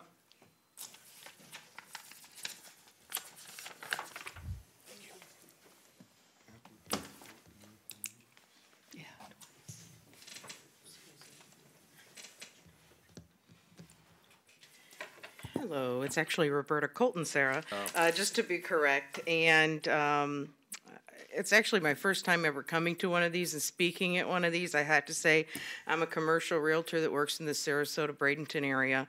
And I've lived in Whitfield Estates for 38 years. I know I don't look that old, but I am. And you know, just from my part, I never received any of the notifications or discussions from the developer of the site. So it was news to me. I actually drove by with my husband last weekend, saw the yellow signs, and then I received an email from our association regarding the discussion in front of you guys today. So I came kind of undecided to see what was going on and see what was planned for the site. And I don't consider myself an anti-growth individual. That's why I came out to see what was going on. But after listening to everything today, I really wouldn't be in agreement with the general rezoning of the entire site. Mostly because it goes so deep into the neighborhood that really on that back portion, you're surrounded on 3 sides by residential. And it just doesn't make sense to me where they're just going to build a huge commercial development in the middle of a nice residential area. And it sounds like kind of that's their intention, is to build one big planned commercial development in there. And another factor that goes into that was the discussion this morning about building height. And so they could potentially go up to 45, 55 feet in the air with something, as long as they're maintaining their 138,000 square feet of space, and we all have to live with it and being able to see it over everyone's homes. So that's kind of another concern and factor. So just based on everything, I would say, you know, as a resident, a longtime resident of the neighborhood, my parents live in the neighborhood as well, I would be opposed to just a general restriction. I see something like a divided plan with maybe a more intensive use along 41. With kind of a transitional use in the back leading into the neighborhood. I think that's much more fair of a proposal than a strict overall commercial use. Thank you. Okay, thank you very much. Next is Carol Martin.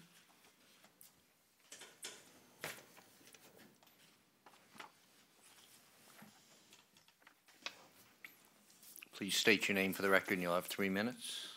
Hi, my name is Carol Martin. I just want to state that I also am in favor of the front being industrial.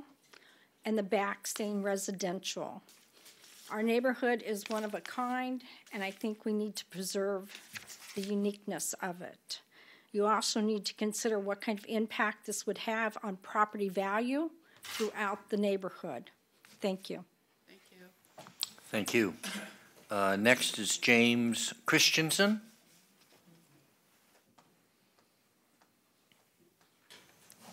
You could call him ahead and have him line up.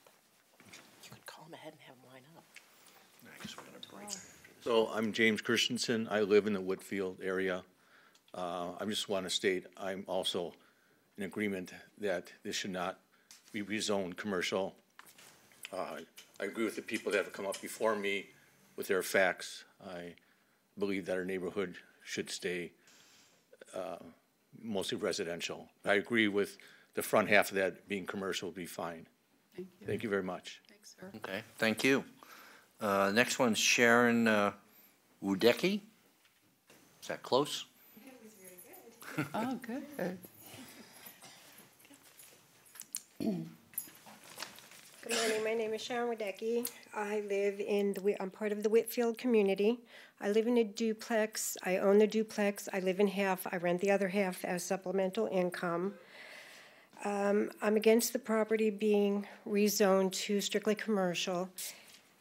This is a working class community, so many of the residents were unable to take time off from work to attend this meeting. I went around and had a petition signed by an additional 20 people who could not make it here today. The people that I spoke to did believe that this was going to be a residential, not commercial.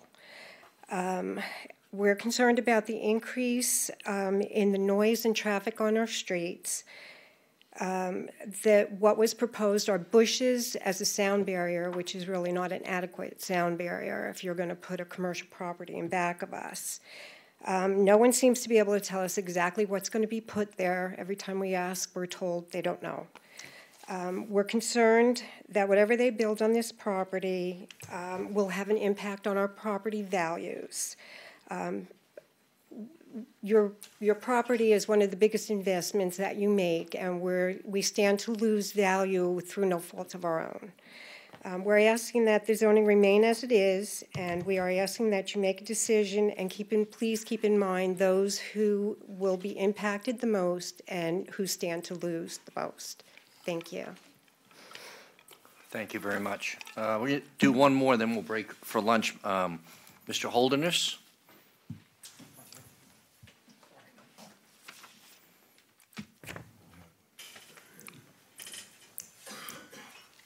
Good morning, Commissioners. My name is Mike Holderness. I've lived in Whitfield since 1975. I've been a real estate broker for just about 40 years. There are 2 of my broker's licenses, so I'm qualified to do appraisals. And I agree with everybody else. The front part, we're cool with. I actually sold the marina property many years ago across the street. Charlie Richelieu built it with Tommy Cook, and they had some problems with the county because they weren't allowed to put the boats on the street right up on 41, so they made them push them back. Well, that kind of had a little bit of their demise, but today the boats are now back on the street.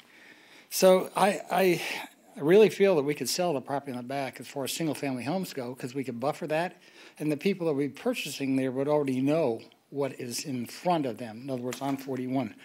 So I agree that, like I say, I agree that the front part would be great. A pretty boat dealership, as long as the roofs aren't quite as high as Racetrack. Racetrack was brought to us in a form of there were going to be 2 buildings on that property.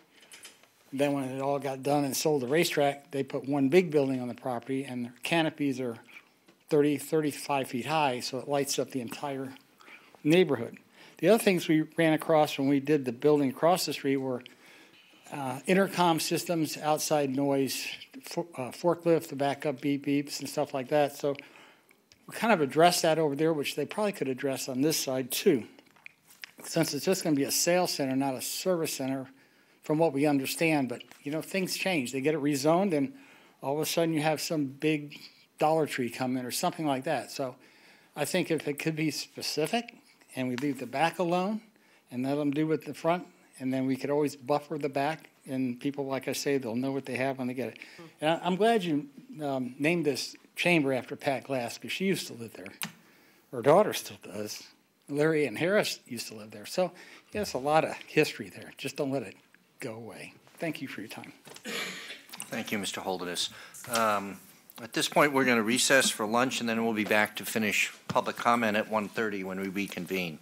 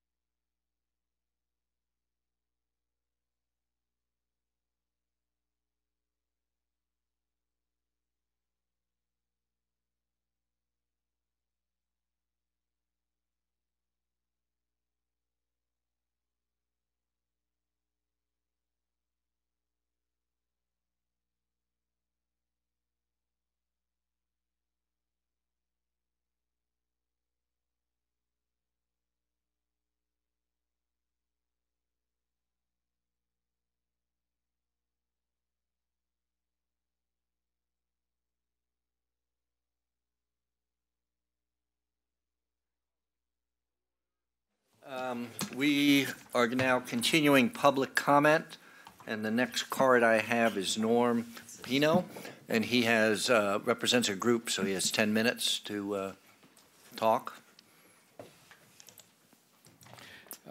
Thank you very much. My name is Norm Lapino, and I represent the Whitfield Ballantyne Association.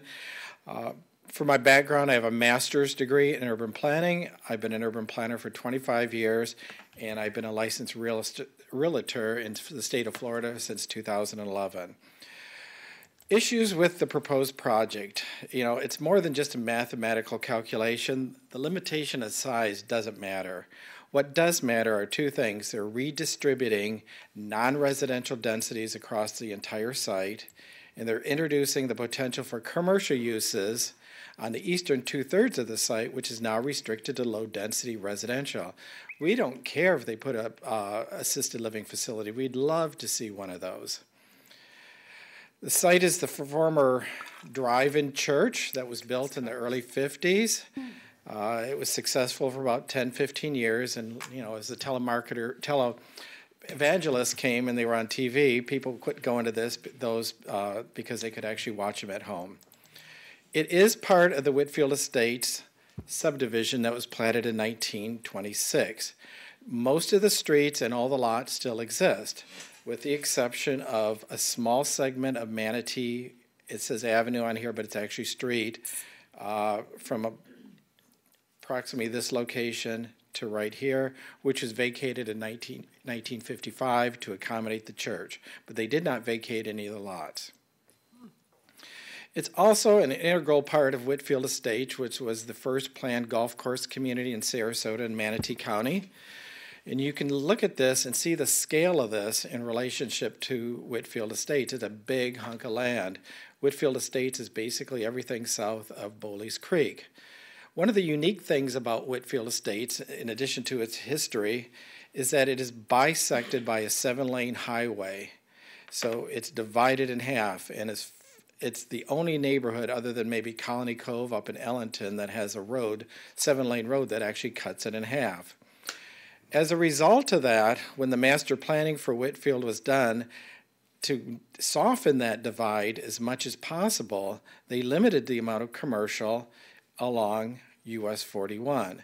And most of the non-residential is office light. This entire area south of it is office light.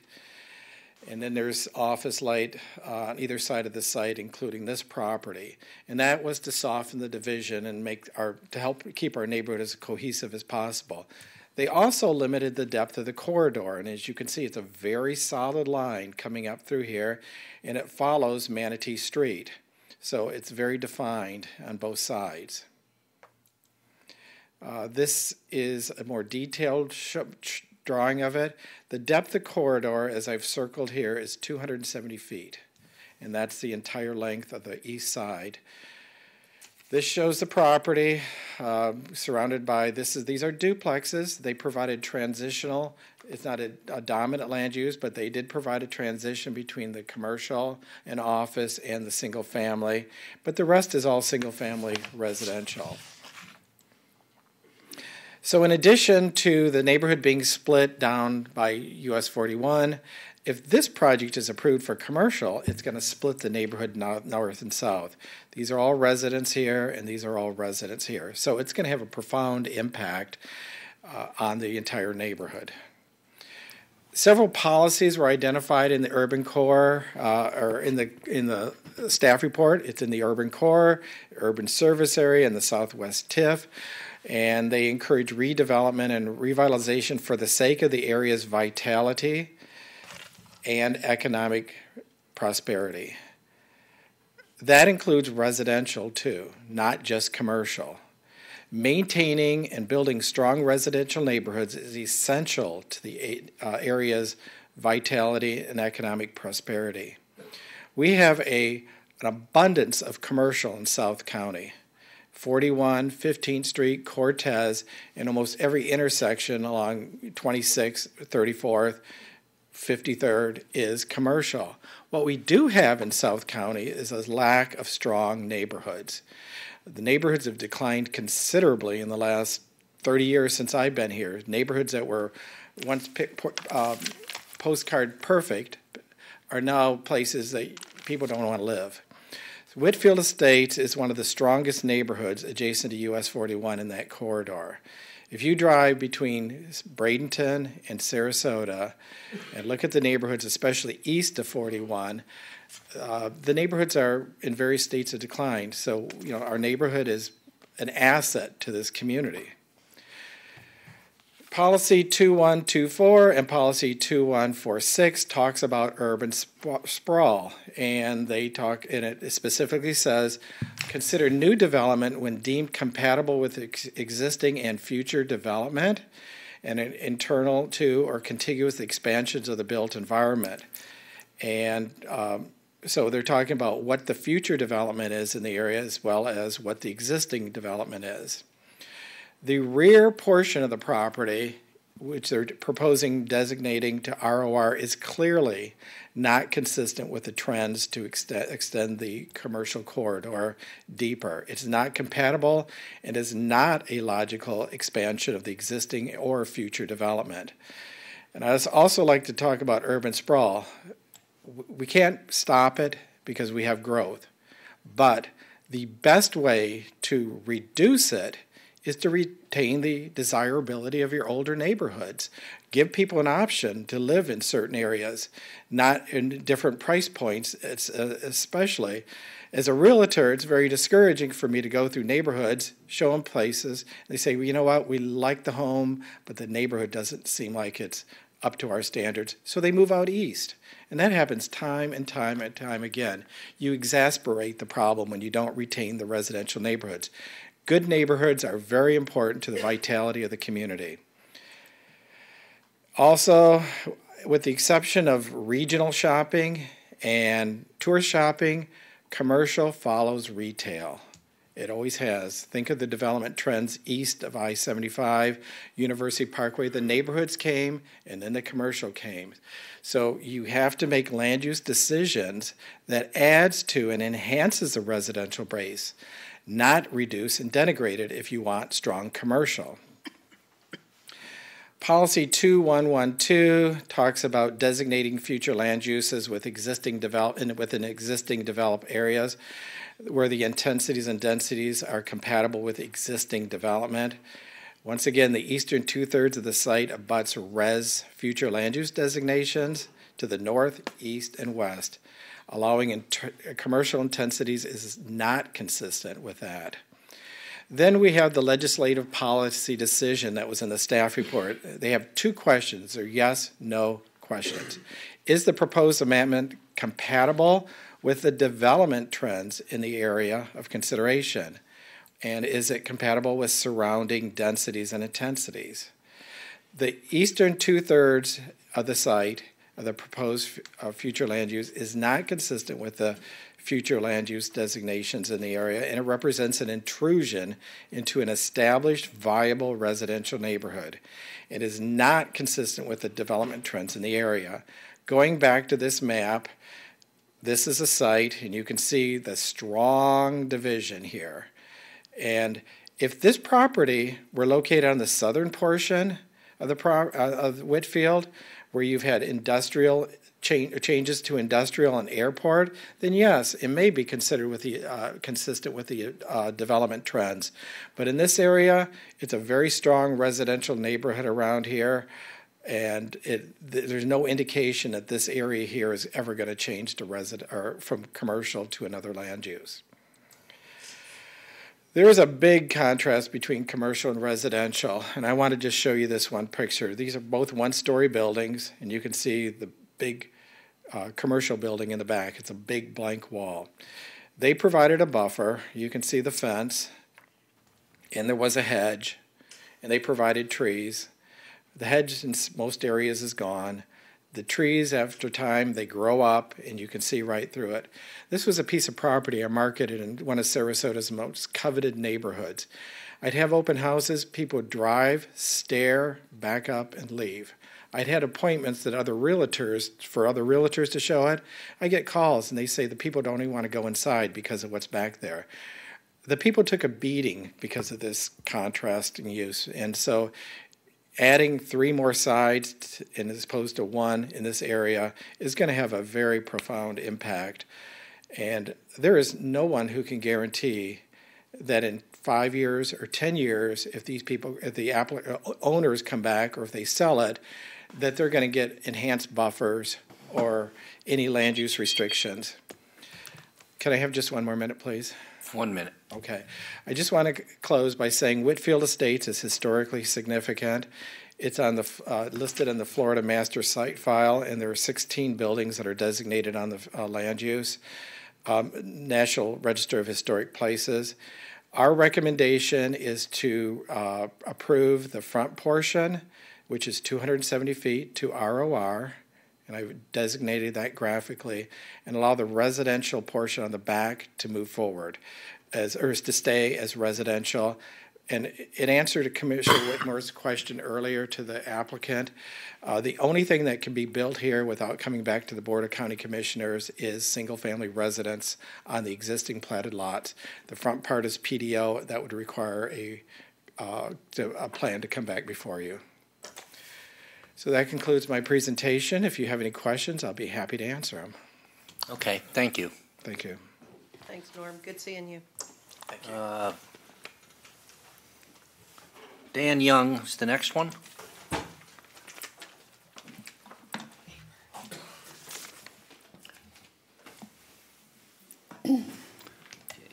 Remember to state your name and you'll have 3 minutes. This is for you, not the yellow, not the yellow. I can't do anything with this now. You can just have it then. No, I can't even scan it, I can't do anything with it. Because of the size? Yes, because of the size. Well, I'm going to show it up here anyhow, so. What do we do? Can you do that, Sarah? Can't. You just have to take pictures of part of it and copy it or something. It's legislative, so if he can submit it later. I'll just make reference to it, you know. I can't scan it, I can't do anything with it. Sorry. It's on TV, it'll be on the tape. That's a public record. I apologize for that. My name's Dan Young. I live at 7215 Broughton Street in Whitfield. Okay. I want to thank Norm. You can say I wanted to be last because I knew Norm would have a complete presentation. What I wanted to bring up is, of course, I think the zoning should remain, perhaps for now, just as it is, unless you can decide how to come up with an accommodating zoning between residential and commercial, which is what has mainly been discussed today. But what I call this is urban encroachment. This is the idea that you want to have growth and development, and you want to get the best and most use out of your land. And as much as it's private property, there's the neighbors. You know, when you make a contract to buy a property and the neighborhood's proposed this way, it has all these other restrictions on it, and then someone changes your land use codes and your comprehensive plans, and suddenly you find out that, gee, someone can have a pig farm or a tire changing plant next to you. That's encroachment in a way, you know. The actual deed and title on this, as someone pointed out, where did they get permission to build a church? I bet that's lingering back there. I wouldn't be surprised if back in the 30s or 40s someone just said, well, we own the 9 acres, we're going to put the church there for the neighborhood, it'll be nice. And they said, okay, fine. Wouldn't surprise me at all, even though I'm not from Florida, but I'm from Massachusetts, and even John Adams did stuff like that. I'm going to call your attention, though, to what you have to be thinking of in depth is drainage. As you know, it's in the floodplain. And I live on the other side of the trail, behind the Ramada Inn, and this is a picture of the floodplain when it floods. Okay, this is Manatee Street, and what you're looking at is where you would have an entrance to that land. When it rains, you get 12 inches of water there. Okay, now you have in recent years improved the pipes, but all that drainage goes straight into the bay, okay? By the way, you have a culvert to take care of the drainage. That little circle is your culvert. During the rainy season, the top of the culvert is 12 inches below a puddle of water. Unless it doesn't rain for a week or 10 days, then it goes down to the actual level of the thing. Racetrack is adjacent to that. They have a retention pond that has overflowed even since it's been built. Okay. Now, all this water and stuff goes into pipes, and I don't know if anybody knows how many pipes we have flowing into Sarasota Bay, but it's got to be hundreds. And I'm talking 2-foot through diameter pipes, or 18-inch at least. This is 2 weeks' worth of trash collected behind the Ramada Inn from the pipe that belches out underneath the Ramada.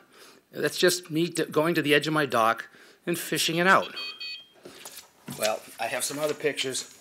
This would be the dead fish this summer. Again, at the dock, you've seen these, so I don't think you need to know that. It's similar. Finally, for your drainage, you have this. This is the amount of silt you're getting at Pearl Street over a period of time, which is just belching into the bay. It's not clean stuff, it's dirty. And finally, this is the protection we're getting in the neighborhood on the west side of the trail of a fairly new company there who is... You're wrapping this up? Yeah, this will be my last picture. You can see the container, there's a shed there, and that comes right out onto a residential street with a parking lot in the back. There's absolutely no segregation between residential and commercial. That's the Geico building in the front, up in the left-hand corner, and you have pictures of these. Thank you very much. Thank you. Thank you.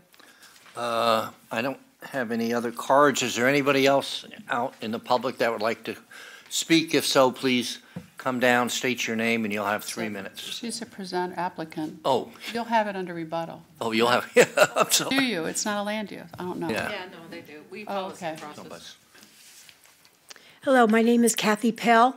I live at 240 Jungle Way. My property butts up to the church property at the back, and I live next to their tennis court. I've lived there for 19 years. Jungle Way is a dirt road, barely 2-lane, so that's going to have to be taken care of, whatever happens.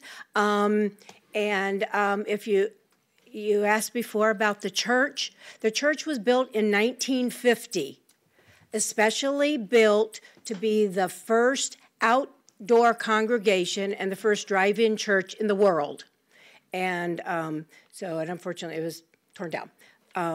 I agree with Bill and the previous speakers that of the commercial at the front and the residential at the back. Thank you. Okay. Thank you. Thank you very much. Is there anyone else from the public that would like to speak at this time? Seeing nobody, we'll close public comment. Commissioner Whitmore. No matter what happens, if we do decide to do something, somebody had brought up shrubbery versus a wall, abutting it, and I think the racetrack did a wall. Eventually, that's what we compromised on, and I haven't heard any complaints about that. Just a couple things I want to bring up. I voted twice against the racetrack, and until it came the third time before us, when racetrack worked with the residents, worked with us, did I vote for it. And then I actually still have it on my desk because we don't get these very often. The Homeowners Association of Whitfield actually wrote us a thank you letter saying that they were happy with it. I've heard a gentleman come up here that owns Sarah Bay, I think, that said, that others weren't happy, but we did get a thank you letter from Whitfield, so I just wanted to put that on record. And I saved it because, again, I don't think we get very many of those. What I do have concerns with, I'm all for property rights, totally. But what I do have concerns with is that the entire parcel is going to be commercial. And it goes awful deep back into, from even more than I think what the racetrack did. So I do have issues with that, and I don't think I would approve it with that. It just goes way back too far deep for me, because I do want the commercial along 41. I think that's compatible, but it going that far into the neighborhood, I have issues with that. So I'm not sure if because when I first listened to this, I was totally supporting it, and then I listened to public comment. So for those of you that don't think public comment matters, shame on you, because it does. But, I am having second thoughts about approving this with the entire lot being commercial, because what I'm envisioning is something related to the marina across the street, and that would not be compatible to the neighborhood to me. So that's how I feel right now. Okay. Again, we just wanted to ask questions right now. Yeah, procedurally, I think we should finish before we debate. I'm not debating, I just told you my facts. I'm not debating. Hear from the Say applicant, whatever but I then want. finish the public hearing before because that's what it says. We're only supposed to ask questions at this stage. We don't So- have anything on our card that says that for a plan amendment. This is quasi-judicial, so sorry if I spoke out of turn, but that's my thoughts. I want to talk too, but I really would like to have the finish from the applicant before I talk. If that's well, okay. yes, let's just have the applicant come forward and can address the issues that were brought up in public comment. Say whatever I want. Thank you. Excuse me, Shelley Johnson again for the applicant. Well, so most of the testimony that you heard from the residents today was really dealing with the site design and the issues with uses and or concerns that they have with uses and compatibility. And so, you know, I don't want to get into a site plan review because this is a land use designation, a land use amendment that we're requesting. But I can tell you that the site plan is very sensitive to the residential community that it's adjacent to. And you will see on the site plan that we are proposing a 6-foot wall on top of a water management berm. We are increasing the setbacks, the building setbacks from what's the minimum that's required. In addition to that, we have set the buildings further forward than those setbacks. We are enhancing the landscaping that's associated with that buffer. And we're limiting access to 41 and one access on Jungle Way. There's no access from the other two roadways that are closer to the residential development.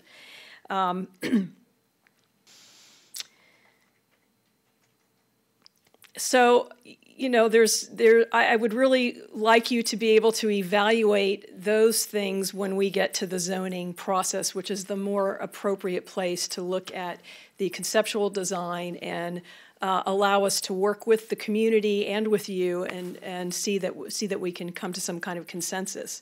Both your staff and the planning board are in support of the land use amendment. And your staff testified that the ROR land use designation is an appropriate designation for this property and that it's consistent with the ROR land use designation as it follows the US 41 corridor, abutting residential properties both east and west of the corridor. As a reminder, the ROR is retail, office, residential. It is not a commercial land use designation. It allows for all three of those types of uses.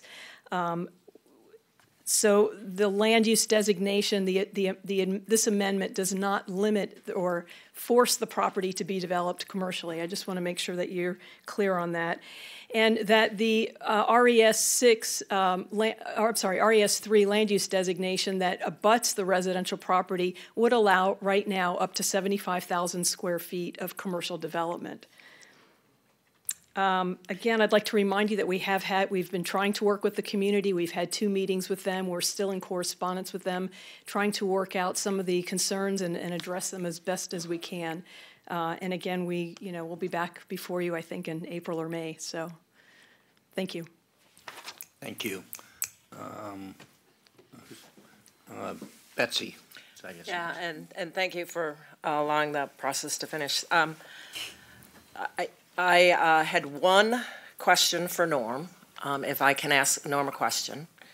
And maybe I'm just a little bit sensitive, but Norm kept talking about all our neighborhoods that are in decline. Mm-hmm. I think this is an incredible area. I need you to clarify what neighborhoods are in decline. I think Bayshore is on the way up. I live down in this area. I don't think a bunch of neighborhoods are in decline, but you said that at least twice. Right. So where are you talking about, Norm? That's Go in down decline? 41, like for instance, Picktown. 30 years ago when I moved here, it was a very strong, cohesive neighborhood. There are neighborhoods like Southwood. They're transitional. Bayshore, there's areas in there that definitely need some help. They really do. I mean, there's some nice areas. It's a nice area, but it's not as orderly as it once was. And when we show homes in there, people pick up on that. So there's the area, and don't know the name of it, but it's kind of behind the Peekaboo Lounge. That area has changed a lot. Yeah, well, that probably didn't help. I know, I was just a little bit sensitive I mean, to, but Whitfield has actually, I mean, Because portions of Whitfield have completely changed. There's a neighborhood right to the north of me. When I first moved here, I lived in the neighborhood 31 years. I used to cut through it at 66. It used to be a beautiful neighborhood of duplexes and single-family homes, and now when you drive through there, it looks like a war zone. Pine, I can't remember the name of it, just north of that. There are a lot of neighborhoods in that area. I mean, I live in that area and we see them. So if you look at it over a 30-year period, which I've lived there, I've seen an incredible amount of decline. But not in this immediate. You believe the immediate area is something that needs to be preserved and needs to be protected, I assume. Yes, around this site. I think the residents of Whitfield Estates have worked very, very hard with code enforcement and other agencies and tried to keep the neighborhood intact. You know, we're being strangled by industrial. There's a bunch of duplexes. I mean, we have nice duplexes and very nice duplexes in our neighborhood, but along 66 and 5th, if people come in that way to look at homes along in our area, we always get the same comments. We don't like the approach. I mean, it's... Thank you. I just had to ask because I heard that in it. So, you know, I think we're making good progress in our urban core, and that is our goal. So I hope you will get on board and be more positive, perhaps. But I appreciate your comments.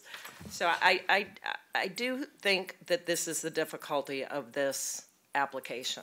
We can't consider the plan at this time. We're looking at an ROR, and it does, in my opinion, intrude into the neighborhood. You know, I get it that this is an area that we want to see redevelopment, but I think the residential neighborhood needs to be protected. I just don't think that this makes a lot of sense to increase this depth of this ROR this far back. It is a legislative decision, so I do take that very, very seriously. I want to see this area redevelop. You know, honestly, when I first saw, and I knew the church was for sale, and I talked to some people about some of the things, I honestly saw that as possibly being a multi-story building with a beautiful view of the bay, residential. And I thought, wow, that'll be cool. Well, then you hit the coastal hazard and you got the limitations of the residential, and I get that. Still, I think multi-story view of the bay might be a cool thing to do, but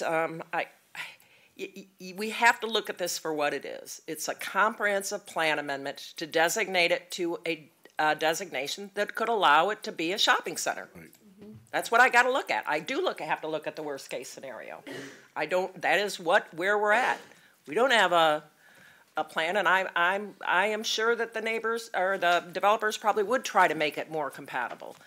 But when you think about things like a boat sales facility, I got to think about beeping noise, and this is a viable neighborhood. So we have legislative discretion here. I don't have any problem with extending the ROR straight across, because I get that you need to have some more flexibility. I understand why the office was put there, and it's a mix of office and retail but relatively small scale. So I don't have a problem with a 270-foot depth ROR, but I don't see it. My opinion as a county commissioner is that not intrude into the neighborhood with the ROR to this extent. Thanks for letting me talk. Commissioner Ball? In the right time. Right. That's exactly right, Commissioner Whitmore. Norm, all the residents have been wonderful coming forward and being very nice with your comments and really pleading your case. And I have to say, I agree with you. I feel like that this should not all be commercial. I'm looking at the map right now on my screen, and I can't imagine a residential area being, around it on three sides. That's heartbreaking. I am concerned about 41 being up front. I think part of this could make a great commercial parcel, but I just cannot see having commercial properties back, in the residential area. And Norm, I know where you're coming from. I understand. I get it. And I think you're right. So You know, but I'm not a planner, but I think you're right. So I'm hoping that maybe this can go back and be looked at and come back later with some residential on there, because it's just not right to do this, I don't think, to a neighborhood, particularly one that has historic value. Thank you. Commissioner Servia. Thank you. So, Reggie and I are the new ones up here, but the reason that I ran for this seat is because my heart is really tied to this community. I'm raising my children, have raised 2 of them, 1 left in the house. I have been here my entire adult life. I've spent my entire career here as a planner, and I thought that I could be a good commissioner, which is why I ran, with my background in that type of work and understanding sound planning principles. So it's been said up here that we're only looking at the comp plan category, and I'm glad that people are focusing on that, because we can't talk about how buffers are going to help us achieve compatibility or a wall's going to be put up and it'll be nice. We have to look at the colors on the map. You've got to look, and if somebody could put that up and we could look at it again, there's a clearly defined development pattern. You will see that along the arterial US 41, it is 2 different varieties of pink, and we're waiting on the map. So it is that area is appropriate for office development and some commercial at appropriate places. The ROR was given to these properties back when we wrote the comprehensive plan.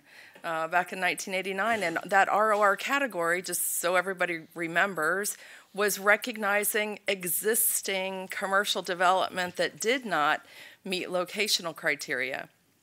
And as we've gone through the decades since then, there was a time when the state of Florida was very, very judicious about handing out ROR.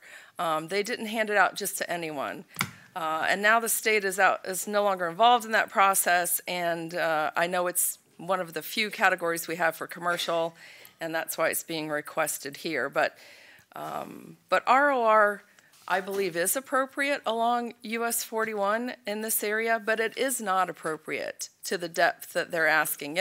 This is an 8.8 acre site. This is a big piece of land, and I disagree that it's infill development, because infill development is when you have smaller parcels that are underutilized, and you want to fit something in that area just to make the connection to the existing development there. This is an opportunity for a major, could be a very big development. So this does not meet the definition of infill, in my opinion. This site does not meet locational criteria, so I think I heard someone say that 75,000 square feet of commercial could go here, and I disagree with that. But staff can correct me if I'm wrong. The areas to the north where you have a lot more ROR along 41, and then you have residential right up next to it, those areas are struggling. Those neighborhoods are struggling. And Whitfield is a very important asset to this community, as is Bayshore. And both of those areas are presented with challenges, but they're also, as Betsy noted, there's a lot of good stuff happening, and hopefully that area is getting stronger. There have not been a change in circumstances that I have heard today that would justify this. In my opinion, as a commissioner, I won't speak as a planner, it is not compatible. I appreciate the text that was offered up to limit the number of dwelling units and the square footage, but why not limit the geographic distance of the ROR? That is what would make me happy. So that's what I'll be looking for, or I can't support the plan amendment. Thank you. Thank you. Commissioner Bellamy? Yeah, just listen. There's probably 5 or 6 public comments, and one came with 20 petitions against it. And I guess my question is to the applicant: when you are identifying the things that you're saying that you're doing, are you holding these conversations with the individuals of that community? That's what my concern is, because we have a lot of no's here. We have a lot of concerns, and I think it's very, very important to put individuals, as far as the applicant as well as the individuals that we serve as county commissioners, in win-win situations. And with that amount of no's, I'm not necessarily sure we are at this point. So my question that I want to have answered, with the information that you're saying that you're doing, and I know you've had these 2 meetings, but I think those meetings allowed you to go back and say, we need to do this, this, and this. I'm just curious, as things progress or continue to progress, the community communication, as far as how are you reaching out to them and letting them know, and are they talking to you all about the things they like and don't like? Okay, hold on, Sarah. Mr. Chair, if you're going to allow the applicant to reapproach the podium, you have to open the public comment again, because you're in deliberation right now. Right. Well, don't strike it. Right. You still can. Okay. Any other questions? I'm okay. Okay. Commissioner Whitmore. And again, if you want your questions answered, I don't care if you do that, but I do have to make a comment, because it was made that some of the areas in that neighborhood are disaster zones or whatever. In decline. In decline. It was a little more stronger than that, but there's people that live in those homes, and we're trying, and our neighborhood services department is trying. So, and I know you're coming from a different perspective as a realtor, and I get that, but I still, we got to be respectful of the people that actually can't afford anything nicer than where they are now, and so I just ask that we be respectful for that if we have any more future hearings on that. And I have no problems with opening up to ask the question. Somebody, I think, just got up and made a public comment, said they had 20 people that signed it, but that was the only testimony. That's all that she had said. So if the commissioner wants to, we can do that, but I don't care one way or the other. That's up to Commissioner Bellamy. But I just wanted to get that, and I'm sure the applicant must have heard all the thoughts and know that it's probably, this amendment's not going to go through unless we do something differently. So I'm interested to see what the response will be from the applicant. Okay, Commissioner Benak. Yeah, so this is they've asked for a comprehensive plan amendment, which is a legislative decision of this board. They've been through the whole process. They've not encountered any opposition from Planning Commission or staff. Right. So here they are at the Board of County Commission meeting, and we're doing our job and looking at this and saying, gosh, it looks like it could have a real negative impact on a very viable neighborhood. So that's where we're coming from. Can we propose a difference and see if the applicant will accept that? Say, look, we heard from the neighborhood, and even the head neighborhood guy said, yeah, he thought the ROR would be okay to the depth of the 270 feet and then not change the back. I mean, I would make that motion. But do I have I know we can't make deals in a quasi-judicial. I want to make sure. The only way would be, if you open the public comment, to ask the applicant if they want a continuance, they'll have to resubmit a whole new application. Oh, my. Why? Because it has to go through Planning Commission and Board. It'd be a totally different project to change it. This is part of an initiated amendment. This isn't a county-initiated amendment. Okay. They submitted an application for ROR. We don't think the whole thing should be ROR, but we think a portion of it could be ROR. Can't we just make that motion and approve it? No, this is a private initiated amendment. Right. You vote up or vote down based on what the applicant submitted to you. We waive the other application fee when they have to resubmit again? Yeah, that's crazy. I don't think they're charged an application fee. They really have But to go he's back charged to for plan. everything. They really have to go back to Planning Commission, even though the Planning Commission recommended what? Of course. Approval? 7-0. 7-0. They're okay with the whole thing, so I would bet they'd be okay with a portion of it. I mean, Well, it's just an advisory board anyway. I think we have to rely on the advice of our attorney, and she's. Yeah, that Did the would, Planning Commission have the public comments that we had? Yeah. yes, some of them. No, Not all of them. I think there was only one person who spoke at Planning Commission, based on my There recollection. were a few people who spoke, including Mr. Young. Yeah. It wasn't as many as today. Right. And the Planning Commission did have some dialogue. I think it was mainly on behalf of Mr. Rutledge. He had a few concerns, but he did ultimately vote in favor. Okay, Commissioner Servia. Margaret has Well, one. I love Betsy's idea. I wish that we could do that, but it sounds like we can't. And so if that is the final decision of our attorney, then I would make the motion to deny this application for plan amendment.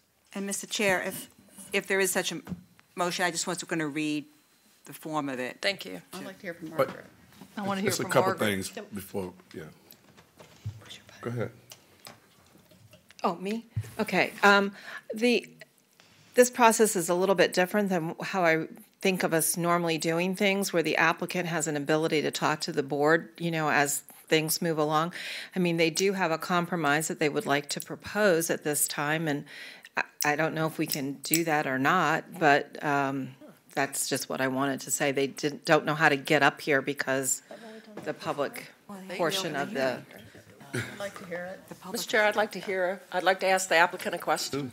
Hey, Mr. Chair, if you're going to have the applicant come down, you have to reopen the hearing and allow everyone to comment on the change. Okay, that's fine. Okay, we will now reopen public comment. No. No, have we gotta to hear from from the applicant first. Then we'll ask. Okay, then we'll We'll reopen have it. public comment. I'm sorry, Mr. Chair. I let it What an in. abortion. I don't want to be like everybody else. I'll just yell at you. Good afternoon. My name is Brian Smith. I'm with Ensight.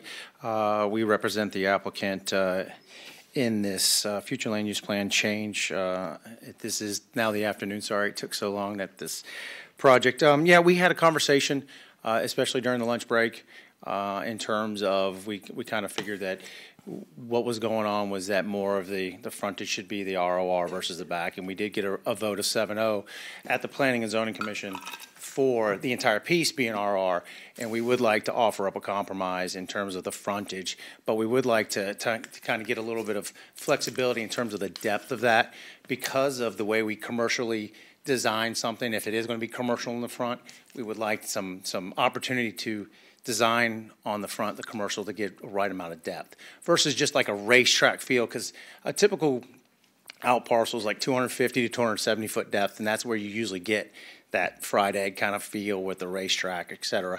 We would like a little bit more space than that. So we would like to offer up, we actually would like about 450 feet. It's still, if I could show it on a map, but I can't. I don't have enough, materials to hand out. Can I show that? Yeah. Anybody got a map? Oh. There's the road. Okay, if you take a look, this is the general development plan that we actually have on record. It's actually has been, submitted for the rezone and during the rezone. Mr. Chair, I have to object. We can't consider this actual development plan this hearing. How can I? See, this is one of the reasons why it's better to continue the public hearing. If the applicant wants to Well, I want to hear. submit what and they have say. something in the record and advertise it appropriately, then the public can comment on it. They're getting a different map, not the GDP. Mr. Chair, can I make a statement or ask a question, sir? With what our county attorney was just saying about continuing, and I realize that the major thing that we're looking at here is we don't want them to be charged an application fee, et cetera, again. But to go through and do the paperwork they need to do so that we'll know exactly what's being discussed, maybe a continuance would be the best thing so that we really, for both sides, for us and the applicant to really know what they're talking about and the residents here. I'm wondering if we shouldn't just continue and let them come back when they've got it all And you don't have to put re-advertise. together. It would just be easier for the applicant rather than going through this. And I don't think it's fair for them to go this route and then start, get an approval and then start with, moving forward, and all of a sudden you realize that it's not what it needs to be. And that's what I'm concerned for everybody with this route that we're taking. So, Madam Chair, or Ms. County Attorney, is that okay with you to have a continuance? What I'm hearing discussed by Commissioner Ba, it could be possibly a motion to continue to no date certain re-advertise, and when the applicant gives to staff the maps inappropriate, then it's advertised. As long as they're reducing the size of the RRR, we won't have to go back to Plan Commission. Oh, okay. If they're increasing, Good. if staff tells us they're increasing the intensity, they can report back to the board and say we have to go back to Plan Commission. It's staff's call. So moved. Second. Okay, we have a motion and a second for a continuance. Is that the right? Well, it'd be What she said. a motion to Continues. continue the public hearing on application PA 1009 / ordinance 1912 to no date certain and re-advertised to enable the applicant opportunity to submit a revised application, including a map and a text amendment. They have to calculate the text amendment too. We need that in the record. And re-advertising informs the residents of what they're proposing. Mr. Chairman, questions? Do you have a first and a second? Yes. Yes, Yeah, Carol seconded it. Discussion? So you have a first and a second. Discussion? Discussion, yes, I'm sorry. I thought you were going to third it. Okay. No, I'm not going to third it. Don't third it. I just want to give clear direction to the applicant. I've been in your shoes, right? So I don't want you to come back and then we still don't like it. So this commissioner, me personally, I am not going to be in favor of a 450-foot depth because the depth is very defined at Manatee Street. It's very defined there. That's 270 feet up and down the corridor. So I'm just trying to be very transparent and let you know that that's where I stand. Any other discussion? Can I ask a question of the county attorney? We got their buttons on. Oh, I was sure. No, I'm just getting, go ahead, Betsy. I just wondered, so we've heard a lot about the site plan. They have a site plan pending. Obviously this is now going to have to be changed. Is there a problem with having the site plan come forward at the same time as the comp plan? Good question. It hasn't gone through planning commission yet. Oh. There's too many open-ended issues right now. It's not set up for that. Okay. All right. Well, because that would help us to see better what the impacts would be. I'm tending to be, just to give them direction, more like Misty, saying that I'm concerned about it, but I also know that just because a line was created back in 1981 or whenever, sometimes that's a problem when we have these narrow strips along roads that have expanded, and it makes it difficult to utilize that property. So, but they're going to have to figure it out and bring it back. So I'm going to support the continuance, but I just, hopefully you can work it out with the neighborhood and come back with something that we can approve. Well, I think we got all the comments other than, No, I think you've gotten the, oh, I'm sorry, Carol, did I? It's all right. You want to go? You want to? I'll just finish and just, my thoughts. I think going back, to a continuance is the right way to do it. However, here, I'm thinking of the people that are watching this today or reading about it tomorrow as we continually try to revitalize our urban core that we have set up. And here we are dragging an applicant, through a lot of it. And I hope that we can, and that the staff and the other people that are listening know that we are wanting to encourage development in this area very badly. And we have a lot of, incentive money that we've accumulated over the years to help these people. So I don't want the general public to take the opinion that we're, trying to kill deals all the time. We're just trying to sit there and work with the sensitivity to the residents, in the Whitfield area. And hopefully the applicant can continue to work with them and can sit there and we can come to some good compromise that we can have a win-win situation for all of us. So, Carol? I'm not fixed on 270. I mean, Betsy just gave the example. Do I want another strip mall there? No. I think that the applicant has compromised. And I would hope that the neighborhood would be open to at least look at the compromise. So I'm not going to limit it to 270 because I don't want to see just a strip mall where you pull in and out. That's an accident waiting to happen. If there's something else that they can do and what they want to put there, if we see that, I think we should. And I agree with Steve. This is our urban core, and this is what we want here. We've been working on this for years, and now we get a neighborhood that's very vocal. We've worked with them before when we did the racetrack. It took a year or so, and Misty, you were probably, I know you were working in the planning world then, they came back 3 times to us, and finally the neighborhood was okay with it. So I'm not going to put that rigid of a restriction. They've compromised. Now get together with the neighbors and talk about what could be done there, and hopefully everybody will work together. And for the gentleman that said something about the racetrack, I have to keep bringing this up. They brought the height down, they brought the lighting down, they painted the stripe a different color. It has a facade on it like no other racetrack does. And they also lighted your entranceways into Whitfield. And that was part of the compromise. So, you know, that's what you all need to do. So let's not just make it at 270. Let's see what they can bring before us, because I'm not going to stick it at that. I don't want to see just a mall or a strip mall. Commissioner Servia? Thank you. And just for the record, so we have all of this out there, 270 feet of depth is quite a bit of depth. Yeah. It's a good amount of area. I don't think that we're limited to just a strip mall. The racetrack is bounded at Manatee Street. It does not go beyond that. And our job when this comes back will be to determine, is the future land use map amendment compatible with the trends in the neighborhood and the existing development. And look, I love the urban corridor idea, but what I've said all along is it's not a one-size-fits-all. We don't just, build out the urban corridor to the greatest extent possible everywhere. We have got to protect our existing neighborhoods. Yes, we want development along the urban corridor, and yes, we're going to get it, but it has to be the appropriate type and amount of development, and each case has to be looked at. Thank you. Commissioner Ball? Well, I was going to say, before some of these comments have been made, that, I agreed with you, Mr. Chairman. I don't want to discourage the applicant, and I don't want to discourage anybody, any of the residents. I mean, we want to find a solution to this issue. I think we're on the right track. And, as far as the depth, the thing of it is that when you encroach in an area there where you have homes on three sides, that's an issue. So I know that I'm sure what was going to go in there, they were going to be selling boats, and I can tell you I've spent a lot of time over in that area at the marina across the street, and I almost bought a right good sized boat there one time years ago. And it's not that I'm against that at all, but I think it needs to be something that's compatible.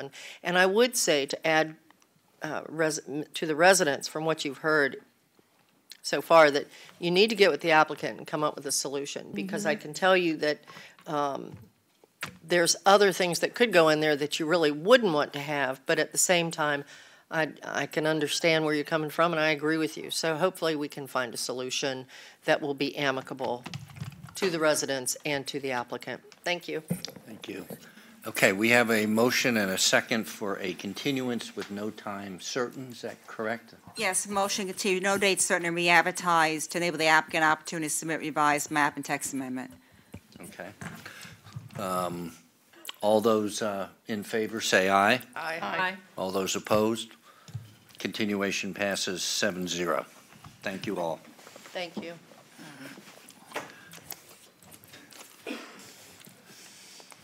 Okay, moving on to item number 12.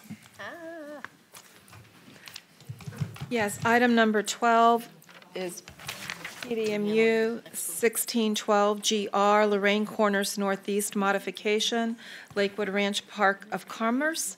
This is quasi-judicial, and Jamie Schindewolf is the planner. This is an ordinance to approve a revised general development plan to decrease office and commercial space, to eliminate the potential for 251,000 square feet of commercial and office on this northern parcel, to increase the number of residential dwelling units from 220 units to 254 units, to increase the maximum height for residential buildings from 35 feet to 50 feet, to reduce the approved setback on the south and east property lines, and to provide an additional access point to Lorraine Road. The applicant's representative and staff is here for presentation.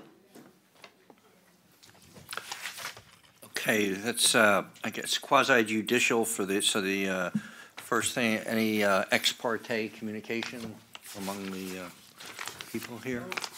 Nope. Okay, good. Floor is yours. Good afternoon. For the record, and tough day. I'm going to try and make things easy for you. I think this one will go a little more smoothly. Sure.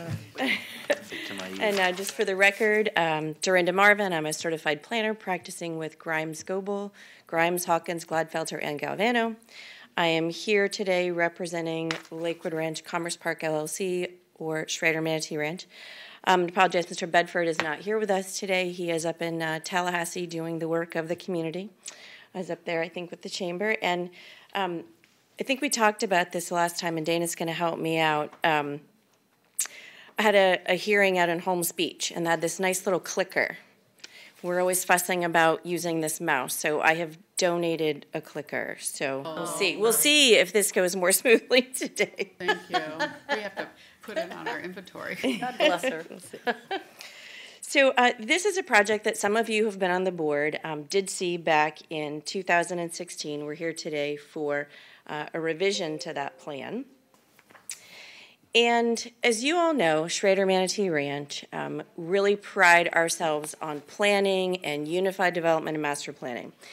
And so in 2016, we had actually sold the corner of State Road 70 and Lorraine Road to Publix. There was an individual project that had been approved there.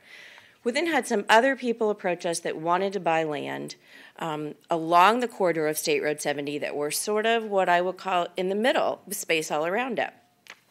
Wanted to be able to sell them that property, but we said we have to kind of stop. We need to make a plan. We can't just sell these parcels in the middle. So we had at the time 2 users, and we had to sort of make a guess for everything else that was going to be around that. And so in December of 16, this board did approve a rezone to planned development mixed use with a general development plan. And at the time, what was approved was far more development that would ever occur on this property. As I said, we had to sort of take a guess. The portion that we're here to talk about today is north of the location of the Publix, so it faces Lorraine Road, it's south of 59th, and it was an area that we identified that we thought could be for multifamily or could be for office. And so what you have before you today is a reduction in office space, an addition of some multifamily. The multifamily that was approved was 220 units. Again, not knowing what could happen there. We now have with us, and some representatives are here today from Pasern. They have done some other projects here in Manatee County. They are bringing forward a project, and their site plan calls for 254 units.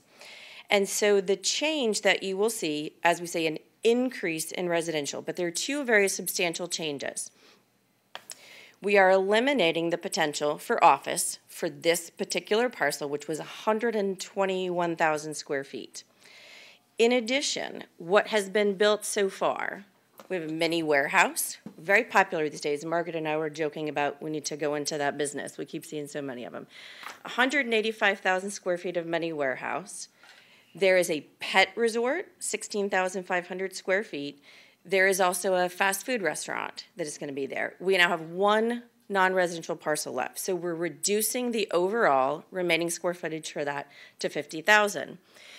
When we first talked about this, everyone said to me, well, how do we know what to trade? How much commercial should we give up for these extra, 34 units? Remember that this was a general development plan. There was no concurrency associated with it, so there was no traffic. There's no trade-off per se. So what we tried to do was to bring in what we thought could fit on the remainder of the land. So there is not a correlation between those numbers.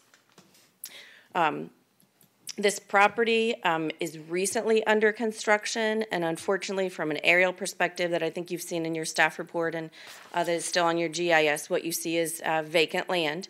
But as I said, directly in the middle of this parcel, we have the mini warehouse, the pet resort, and the fast food.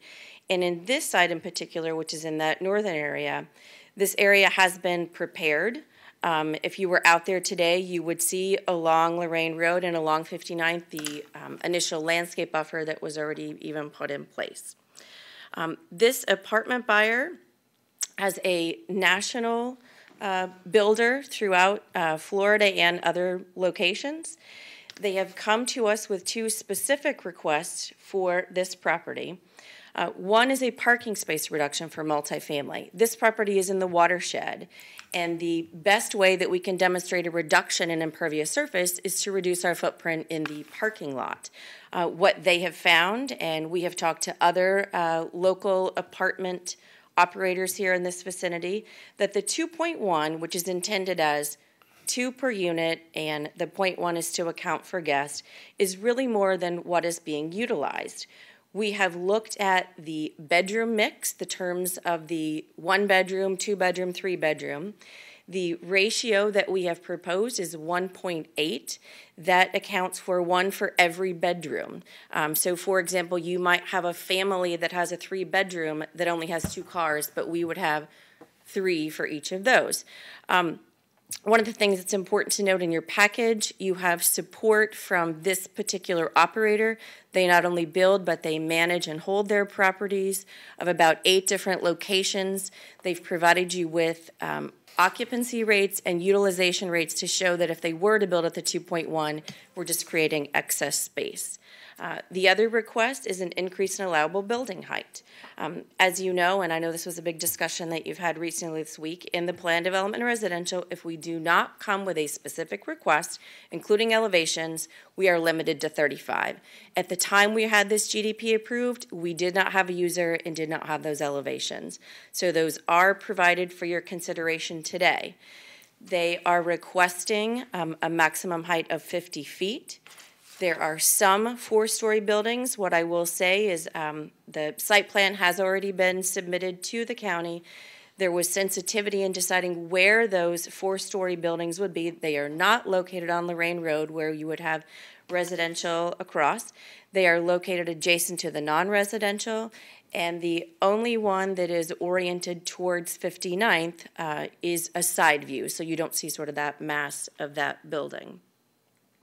And as I said, have the folks from Pasern here today, if you had any questions for them. And also Mr. Foley is here as their civil engineer. Be happy to answer any questions for you. Betsy? Has a question? Yeah, just the roadway that runs to the north. Is there a name to that road? 59th? 59th, that's 59th. Dana, if you bring it back up, I can put the aerial on. I'm looking at the one in the staff report, and it didn't have that I could see, it didn't have a number on it. But, so 59th, does that have sidewalks? Or, I mean, this is a great site for multifamily, I don't doubt that, but just because you're gonna have access to the park, I know that Lorraine doesn't have much of anything on there, but I think staff might, when they get there, I mean, there's some improvements on Lorraine, I think, proposed, or maybe you could talk about those during the day. I just wonder, are there any sidewalks or anything where people, pedestrians or bikers could access the park from this site without going down to State Road 70? Did you want to speak, Tom? Oh, okay. I don't care. Okay. I guess staff would like to address, and I can help. There's some, for the record, Clark Davis, Interim Deputy Director of Traffic Management, have been sworn. There's some sidewalk on 59th Avenue East on the north side. It is not continuous. It exists in front of the church that's been developed in the northeast corner. It is not in front of the county's fire station or the Preco offices. It looks like it doesn't pick up again until you get down close to the post office site, which is, the sidewalk's on the north side, but the post office is on the south side. Yeah, and so, Mr. Chairman, Commissioner Benak, as you know, 59th is a local street. And so the standard for our local streets in our code is a sidewalk on one side. Those have traditionally been on the north and the west. I don't know how we ever chose the north and the west, but it's been that as long as I can remember. And on Lorraine Road, there are multiple projects that are sort of coming online at the same time. And we have been, for a number of months, in discussion with your Public Works Department, bringing those parties together because everyone has a little piece of an improvement, a turn lane here, a turn lane there. The county had put some funding into the CIP, and so we are bringing that all into one single project that will be constructed, at least the agreement will come before you, but we are working on an agreement with Public Works staff for that to be in a single construction project. Okay, so there will be at some point in time improvements on Lorraine Road that would allow a walker or a biker to get to the park without being in the roadway. Is that right, Tom? I know I'm jumping the gun, but And when we're talking about Premier Sports? Yes, Yes, yeah, I okay. was just thinking For that that's clarity. going to be a destination because it's a park and we know we got more things coming. And just when you know, trying to figure out how to get them there without getting them in a car, imagine that. Kids. Can we have the overhead zoomed out slightly, please? I'm trying to pick up 59th Avenue. Thank you. Mr. Chair, Commissioners, with respect to Lorraine Road, there are some, call them pending design and permitting that are being coordinated with several different developments in this particular area, Publix being one. This one I'm pretty certain is involved as well. The new subdivision that crossed the street on Lorraine Road, known at one time as Lakewood Estates, now known as Avance, I believe is also participating. I know SMR is also participating as well. Just as of this week, we were discussing further with the engineer of records who's been involved in the design and permitting for these particular improvements. Those particular improvements, they are also going forward through DOT and Southwest Florida Water Management District concerned. They do extend from State Road 70 and extend northward up to 59th Avenue East. With respect to timing, the timing of these particular improvements are intended to be concurrent with the construction of the Publix and the associated shopping center, which would be located just to the south of this particular project. And it will include a sidewalk, I assume. There is already an existing, yes, there would be a sidewalk on the east side of Lorraine. There is already an existing sidewalk along a good portion of the western side of Lorraine Road that extends upward, I want to say about a half a mile, if not more, from State Road 70 northward on the west side of the road. And that sidewalk was also incorporated into the design for Avance, the Lakewood Estates subdivision as well. Okay. Thank you. Misty? I just had a question while Dorinda was up there, but maybe it's for staff. Is this site in the watershed? Okay, yeah, the zoning didn't show that, so I thought it was. Okay, thank you. Commissioner Ball? Yeah, just getting back real quick to the road or to the improvements that Tom was just talking about. There's going to be an article in the East County Observer this coming Tuesday on that. So stay tuned. It's really, really good community involvement. Okay. And if I get done in time, I have a conference call about the agreement at 3 o'clock. Let her go. I thought that would be plenty of time. We're finalizing the agreement to bring to the county. That's the way to put us under pressure. Good job.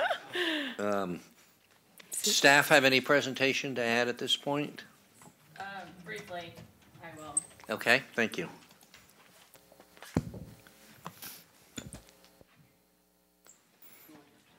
Sure. I don't, yeah, well, okay. Oh. A new fancy clicker. Thank you. We'll see, okay. I don't even, which is the tutorial? We can't use high text. Oh, forward and back. Yeah. Forward and back. Wow, okay. Fancy. Home speech had to give her the idea, isn't that bad? Jamie Schindewolf, Planner 1 with Manatee County, and I have been sworn. I'm the case planner on this project. I just wanted to point out, I wanted to use the clicker really, but I wanted to point out a couple things. Oh no. Down. Anyway.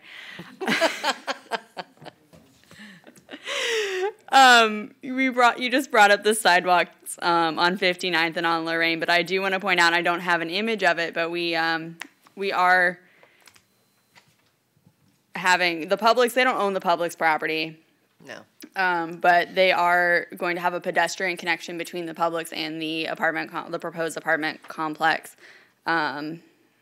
And unfortunately, you can't see it here very well, and it's not on the drawing. But it does actually highlight there a pedestrian access connection will be provided along the southern property line. So hopefully that can, reduce some vehicle trips to Publix or for employees of that, shopping center.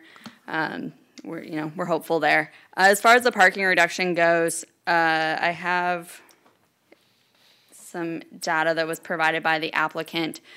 These are some other projects of theirs. It does say City of Tampa, City of Orlando, but they are in fairly suburban areas, and it shows that at full occupancy, they have a lower parking ratio than is required by Manatee County, and the parking is not even being fully utilized at those numbers. So staff supports the parking reduction because we've seen the data. I looked at Sarasota County and Hillsborough County as far as their parking requirements for multifamily, and they're a bit more nuanced. They do look at number of rooms or square footage per unit. We don't really do that. So staff believes that because the applicant has analyzed their number of rooms and done their parking that way, that's very reasonable. That's why we support the specific approval request for that. I think that those are kind of the main points I wanted to hit on, just support that a little bit more. If you have any other questions, we're happy to answer. She's a great asset, isn't she? Very good. Very good. Commissioner Servia. Regarding the parking, I was really pleased to see that you guys did a study, and it's always nice when the business owner knows exactly what he needs or she needs for parking, because generally I think we're overparked, and in the years to come I think we're going to have way more parking spaces than we need, and I'm certain he wouldn't be building an apartment complex that didn't have enough parking. Right. So I'm comfortable with that. Thank you. Okay, no other comments, so at this point, we'll open it up to public comment. If there's anybody from the public that would like to come down and speak, please do so. You'll have 3 minutes, and you've been sworn, but we don't see anybody, so any other questions? Let's see, Commissioner Ball? Yes, sir. I'd like to make the recommended motion for approval, please. Second. Okay, we have a motion and a second. All those in favor say aye. Aye. All those opposed? Passes 7-0. Thank you. You'll Thanks make for the that 3 clicker. o'clock conference call. Thanks for the Thank clicker. you. Now we just can't lose it. We need to buy a couple We more. better lock it when we're not in Chris, here. if you heard us, buy a couple more. Be gone. We'll take care of it. He's probably got a budget, or we do. Okay, Margaret, number 13. Lucky 13. Okay, it's Z 1844, Aaron Guthrie, Diana Valencia. They're their owners. It's a Guthrie rezone. It is a quasi-judicial hearing. It is a rezone of approximately 11.79 acres located at 1912 Fort Hamer Road in Parrish from PDR, Plan Development and Residential, to A1 Suburban Agriculture. The applicant, Mr. Guthrie, is here, as well as staff to give a presentation. Okay, thank you. Any ex parte communications on this? Seeing none, we'll go ahead to the applicant's presentation.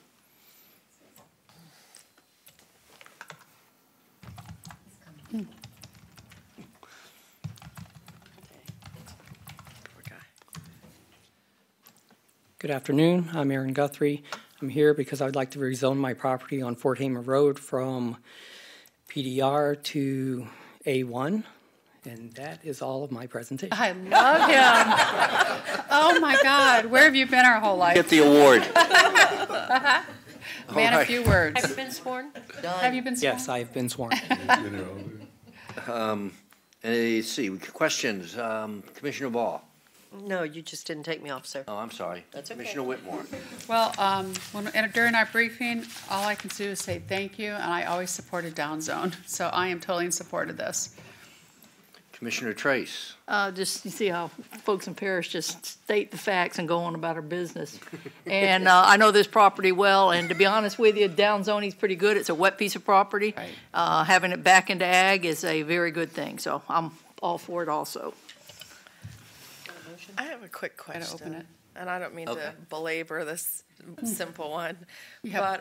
but what's the name of the PDR that is approved here? Does anybody know? It was, I could answer that if the staff can't. And it's not developed, is that correct? It's Right. It is not approved, developed. but not developed. Is that correct? I don't know. There is no site plan associated with this PDR. It's Oh, there is separate. not. no, it's No, just ma'am. horses, from what I hear. No, it's, the river plantation is to the east, Right. and then the property surrounding it there on the east side is part of the river plantation conservation easements. So this parcel is not associated with that. So this was a rezone to PDR without a plan? Yes. Oh, that's excellent. Yeah, no kidding. Great. Commissioner Benak. Music to my I'll ears. go ahead and move approval of this rezone application. Second. All of us. Okay, we have Open up to public. we have a motion and a second. Now we need to open up to public comment. Is there anybody from the public that would like to come down and speak on this down zone? Seeing nobody, we will close public comment. And we have a motion and we have a second, so all those in favor say aye. Aye. All those opposed? Rezone passes Congratulations. 7-0. That's about the Thank you. fastest I've ever seen. Build that barn. Actually, is the fastest I think I've ever Need seen. to have you make more presentations. Yeah. Can you come back next time? Put them on first next time, all down zones first. Okay, Margaret, number 14. Yes, number 14 is 13, you were PDC. 14 is correct. PDC's, what am I saying? 1620 GR NSA Property Holdings LLC Express Storage, which was formerly known as Lakewood Storage. It is a quasi-judicial, and I am the planner for this case. This is an amendment to a previous zoning ordinance, PDC 1620, to add a schedule of uses and to amend the general development plan to allow for personal service establishment in addition to the previously approved uses of mini warehouse, self-storage, offices, and outdoor storage uses in a caretaker residence. It's approximately 25 acres of property, and it's located at the southeast corner of State Road 64 and Lorraine Road. So that's it.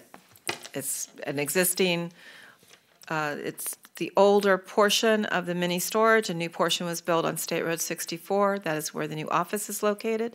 This is the older office that they would like to be able to use for personal service establishment. Okay.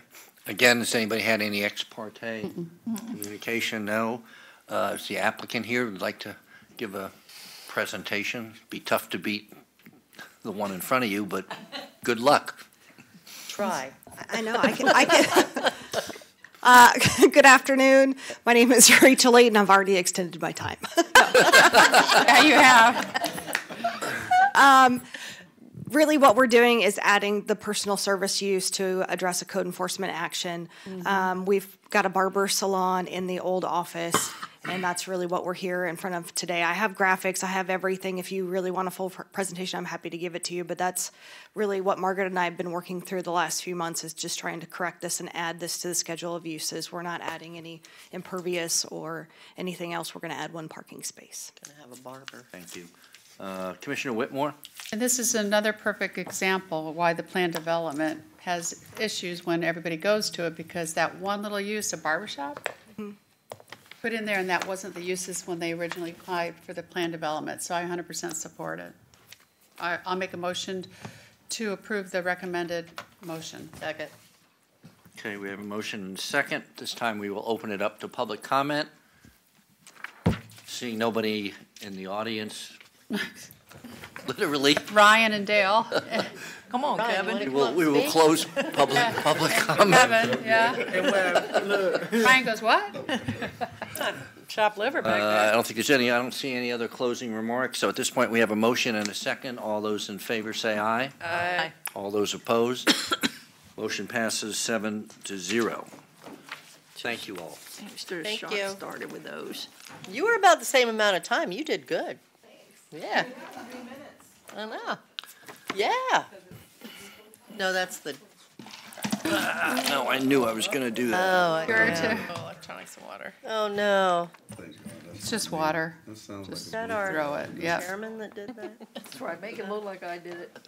Mr. Chair, while you're getting a towel, I'll go ahead and act as chair while he's out. Carol, did you have a question? yeah, I have a comment. It's kind of related to, we just got an email from Mark Corsi. He's a Cortez fisherman, and he's hearing, and I also heard it too, and I thought, from documentation we got in the last few days, it sounded like what we discussed wasn't happening and it was all related to the duck hunting, about no motor zone in the Preco Bayou at all, the Preco area there. And I know I had said, I have real concerns about the Cortez fishermen, and now one has just sent us an email. Is this really true? It's going to be really a problem for our commercial fishermen. And I thought we had more or less said at that meeting that even the citizen said he did not want to stop that. so we were going to think of other ways, but it looks like it's been preceded by our staff that they're going to look at no motorized vehicle through Perico Bayous. And we did get an email, all of us. Has to come back to us. So I don't support this no motorized zone. And I had to bring it up because it's kind of land use. I don't know, but we need to talk about it in the future. And that's it. That's it. Okay. Reggie, anything? No? Priscilla? I'm good today, thank you. Okay. I guess I'm next. We're coming up on next Tuesday where we're going to discuss the acting administrator position and doing a resolution to that effect, I believe, that Attorney Palmer is working on. In the meantime, of course, I've had, I think all of us, a lot of calls from different constituents around town and a lot of different rumors going around. And I'm of the opinion that we should basically freeze any promotions or any movement at the level of the staff until such time as the acting administrator comes in, and that any of those promotions that do or maybe are warranted, that they should come to this board for approval. Only because I think, you're going to have a new administrator coming in here at some point, and whoever, and I'm using that he or she, but I might be saying he, so I'm going to try to be gender sensitive, if you will. That's going to want to pick that person's kind of that team or put it together. So I hate, I don't think we should be out making a lot of changes without our input up here at the board.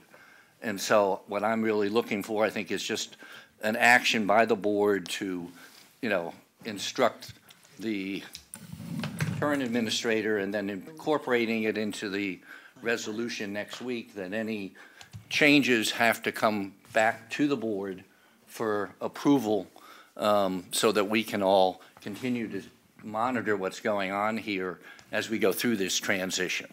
So that's kind of my thoughts. Commissioner Whitmore? I don't know what's going on, but it seems like, and I'm not saying you, I'm just saying there's backdoor stuff going on that I don't appreciate.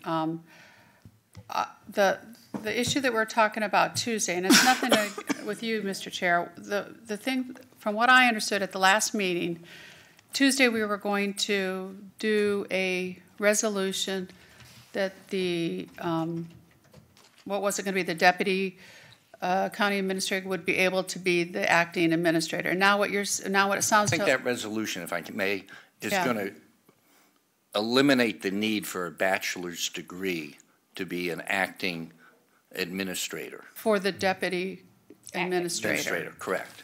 So, in other words, what we had talked about, our current, there's only going to be one because one's leaving, so our current deputy administrator would be able to take that position, I thought we said for a year, because the rules now say you have to have a bachelor's degree. But what you're saying, I'm thinking, is that acting administrator for the next year can't put people in the position that they want as deputy unless we say so. Correct. That's not our form of government, and I don't support it. Okay. And I know there's people making calls, and shame on them. I haven't got one, but I'm hearing in the community that others are, and I don't know who has, but I don't like that kind of, I've never done a backdoor deal, never will. So I don't support it. But in all due respect to everybody up here, I don't support it. Okay. Commissioner Bellamy? Yeah, I've given this some thought, and I've had some experience with this. I actually talked to the county. Uh-oh, that's not good. I've also... All I talked about was fishermen. I actually talked to the county administrator because I woke up. I spent some time actually thinking about all of this, and where the county administrator is right now reminds me of where I was when I was getting ready to transition out of the military. I've done my time, and my time is up. But there's still some things that have to be done, and I'm just speaking for myself. I'm not sure how committed I was when I was inside 6 months to my time in my obligations of the military. One of the things that I've been thinking about, because like this morning I had a briefing about a subject matter, and I'm not necessarily sure, and my comments are based on the changes and the decisions. I'm not necessarily sure how myself meeting with the county administrator on a subject matter, and I'm saying, well, I think this should be looked at and that should be looked at, and I know that the county administrator has 26, 27 days left, and that information, I'm sure it was, because he's a guy that performs with integrity, is transferred to the deputy or the interim. Where I am right now, I kind of understand where you're coming from, Mr. Chair, as far as the decisions, because we're not necessarily sure, and I don't necessarily know about a lot of bike stuff going on. I'm just thinking about my military experience and something that took place when I was at another youth agency. I just want us, as far as the board and everything like that, to be mindful, to be mindful of all the possible things that could be done, and make sure that we are in a situation that we don't put none of us or the county in a difficult situation. So I'm got to support what you're saying, Mr. Chair. I just think we need to look at it. I just really think that we need to look at it. I'm not trying to blindside anything, but just make sure we operate with our peripheral view as instead of sometimes we may have blinders on and things like that, and sometimes we are informed, sometimes we're not informed. I'm just concerned about it because I'm thinking about my own personal experience when I was in the military, and I just, that's my soapbox. Commissioner Servia. Yeah, I appreciate the comments. There's always good comments from everyone. And, I had a meeting with Sherry just a few days ago, and of course I brought up the topic of this transition period and how is it going to work, and I think everyone has some anxiety about it. There are some things that we know and some things we don't know, and change is always difficult, and but Sherry has assured me and everyone that the transition is going to be very smooth. She has been here, she understands everything that's happening, and one of the things that she said to me was that she has no intention of changing any staff members in the foreseeable future, is what she said, because she wants to make sure that the boat continues to move forward as it is. And I appreciated that she said that, because I think in this time of transition, we all do need to figure out where we're going, what we're doing, and things are moving ahead very well. And so, Steve, I appreciate your comments too. It's always good to put that kind of stuff in writing so that everyone understands what everyone's thinking. And I think that's what I heard you say, that to kind of put an addendum to would it be the ordinance? No, it would be the contract, the resolution. It would actually be in the resolution. And I'm glad our attorney is here. That's doable to add something like that. But what I would like to see, not only, you talked about promotions, but I think it's also important that we don't eliminate any of our employees right now either. It's just not, it's a time to keep the course and let's get our footing and decide what we're going to do. And big changes are not going to be appreciated, I think, by this board. So I am definitely in support of what you say. Thank you for bringing that up. Maybe we'll let Mr. Palmer. Mr. Chair, I missed a good chunk of your commentary on my way down the elevator. Were you referring to the ordinance, or excuse me, the resolution that would appoint an acting administrator and what that resolution might contain in terms of his or her authorities? Right. Absolutely. You can put whatever you want to in that resolution in terms of his or her authority. Okay. Yes. Thank you. Yes. And so to be clear, what's before you next Tuesday is an advertised public hearing to amend your existing county administrator ordinance. We're doing two simple things. We're removing the advertising requirement. Makes no sense to advertise if you're promoting from within, okay, which we talked about at the last meeting.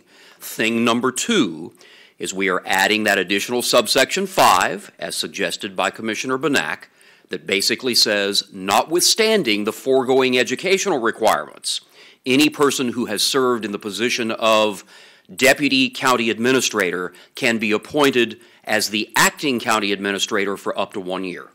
So those are the two modifications that are before you in your ordinance next Tuesday. Then separate and apart from that, my office will be recommending a resolution to be adopted at your next meeting making that appointment, whoever that person is, making that appointment and setting forth his or her authorities during that 1 year period. Okay, Commissioner Benak. Yeah, the reason I even made that motion, because I do think it's important that we have continuity during this time, because we have a big team, they're concerned what's going to happen. So I saw this as coming up pretty quick, need for continuity.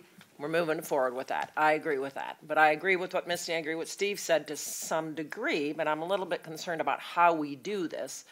I also would not like to see a lot of changes at our director level. Right. I don't believe we have the ability, I know we get to today, we get to confirm directors. Right. It says that today, right, in some ordinance somewhere, I don't know where. We have to vote. It's in the statute? Yeah. Okay. Yeah. Going beyond that, I'm a little bit concerned, writing something. I have no problem with us giving direction that we don't want to see senior staff members let go during this time. We don't want to see big changes, but I mean, this is a big organization. To say any staff member, any change in any staff member has to come before this board, I couldn't support that. I'm not sure that's what you said, but I could not I support think I that. said from the department heads up. Oh, you did? Okay, I didn't hear you Not say any that. employee, department heads. Oh, But I'm okay with the department heads, but I think we have that authority anyways. I don't want to get down And to the. No, we don't. I'm presuming that, and I'm making this presumption, that because Sherry was a deputy county administrator, there might be a need for another deputy county administrator. Dan's leaving. And I assume that will have to come for confirmation to the board, just like Sherry did. Right. So I don't know if we need to take a formal action to do that, or already have that ability. But I have no problem with us saying, look, we recognize we're in a time of transition. I would like not to see any major staff folks that have been here for a long time. I don't want to see big changes made during when we're just getting going in this. So I support you on that, but I'm not sure legally how to do that beyond what we already have authority to do. Mr. Barnott. Thank you. I'm glad Commissioner Black talked about the confirmation of the director positions. That always comes to the board. In an interim situation, you've always allowed the administrator to let someone test drive, try it out, if you will, that position. They think they're, suited for that position. They've earned some respect, some rights to do that. They get an opportunity to be the interim. I was an interim director for almost a year. Mm-hmm. Before my confirmation came about. And I was okay with that. I'll prove myself to whoever I need to. But I really think the board still has oversight on this, but be careful of tying the new administrator's hands while they try to run the organization. I will say, from a senior level in this organization, we're 110% behind Sherry. And we praise the board for a wise decision we think they've made. Commissioner Trace? I was going to say kind of what John did. I don't see how you can have a person as acting director, administrator, if they're not allowed to do their job. You might as well, if we're going to be making all the decisions, you might as well just leave someone at deputy and we're in charge until we actually vote for a superintendent, an administrator. Idea. And who knows if we're going to like that one? Not to mention, I assume that we're not going to have an administrator for probably at least at the earliest 6 months, when we'd be kind of crazy to be getting one right in the middle of budgets. You need to let one person start it and go all the way. So I think you're handcuffing someone if they're acting administrator, and you don't allow them to do their job. And I think all of us have a very good relationship if we do move Sherry up.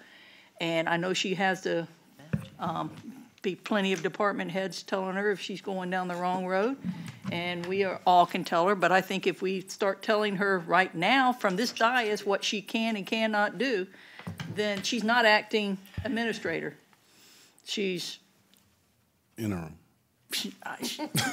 I don't know what she is. She's wouldn't even have as much power as she does now. So to me, I understand what you want to keep being continual, but I don't think we need to write that down, that we don't want people fired. We don't, we kind of like the team that we have. I think that's what we've been saying by wanting to move her up as the acting one. Well, am I on the board? Yes. Thank you. I kept saying one. First of all, I'm hearing all the comments, and I got to tell you, I think it's all very interesting. But at the same time, I've had several conversations with Sherry, several in-depth conversations.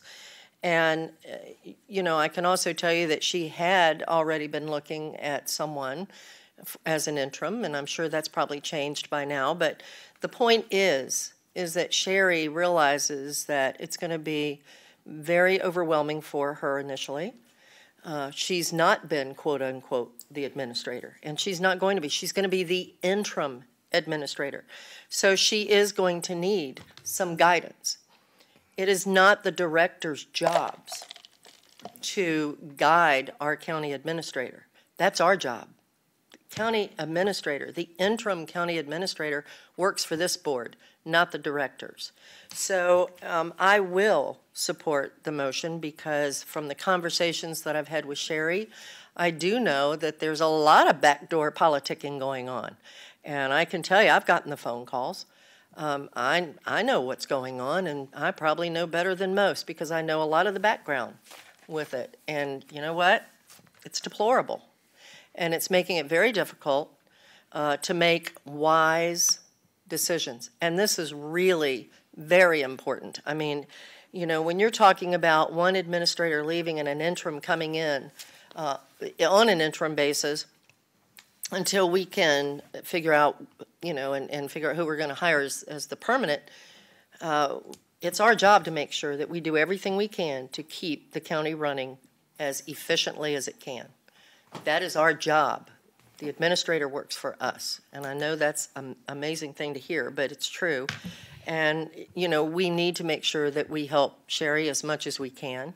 And no, I do not believe that any managerial position should be terminated at this point. I don't believe there should be any promotions as an interim county as a deputy county administrator without this board discussing it. Because we need to make sure that we're there to help Sherry as much as we can. So I think we would be kind of crazy to just look at Sherry and say, here you go, here's this huge county and you just take it and run with it. That's not what we should do. That's throwing her to the wolves almost, and I'm not willing to do that, and I can guarantee you she doesn't want that either. So I will support that motion, and I appreciate you bringing it forward. Commissioner Whitmore. I think you guys are underestimating Sherry Courier. Sherry Courier is the most experienced and person that is actually has the most credentials for this job than anyone I know in this county. What I agree with Vanessa. There's major backdoor. I haven't gotten that call, but I know some have, and they're actually telling people or asking people to appoint somebody else as deputy county administrator, and shame on them. Well, that's our job. Oh, I know for a fact that this is happening, and I was told. I never got that call, but I even know who it is, and it's not right. All right, I don't know anything and about that. So, but let me finish this because I'm just so upset about this, because I know this is what I hate about politics. People sometimes don't think we are smart enough to make our own decisions, and that's what really ticks me off, because we are elected up here and we can do our jobs. But we're gonna promote Sherry to the acting administrator. You need a deputy county administrator. A deputy county administrator is not like a director. Deputy county administrator does not have staff. When she gets or he gets reports from the directors or gets direction from the administrator, they do the work. You know, when you give Sherry and Dan a job, they take it over, and then they deal with the directors. You have to have somebody that's a deputy administrator that can actually do the work and not rely on staff to do it for them. So, and I think if we're going to give whoever this job, that we should be giving that person the discretion to appoint a deputy, interim deputy county administrator that has to be confirmed by the board, kind of like what Steve's saying. But when a new administrator comes, that new administrator can let all of them go. So, you know, I just think I don't appreciate the phone calls, and if I get one, I am not going to talk about this subject because I've said it publicly. I'm going to make the decision on my experience up here, and I'm going to respect the rules of the county, what the role of the county administrator is. So, you know, again, there could be a whole new team when the new administrator comes. But to hold back Sherry's hands, who know that could actually take the job over since unfortunately Dan's leaving, can take that job over and run with it, and to say, no, you got to get the board to approve it first. You know, that's not fair to her. This person, Sherry, is very capable of this job, or Edwin have recommended her.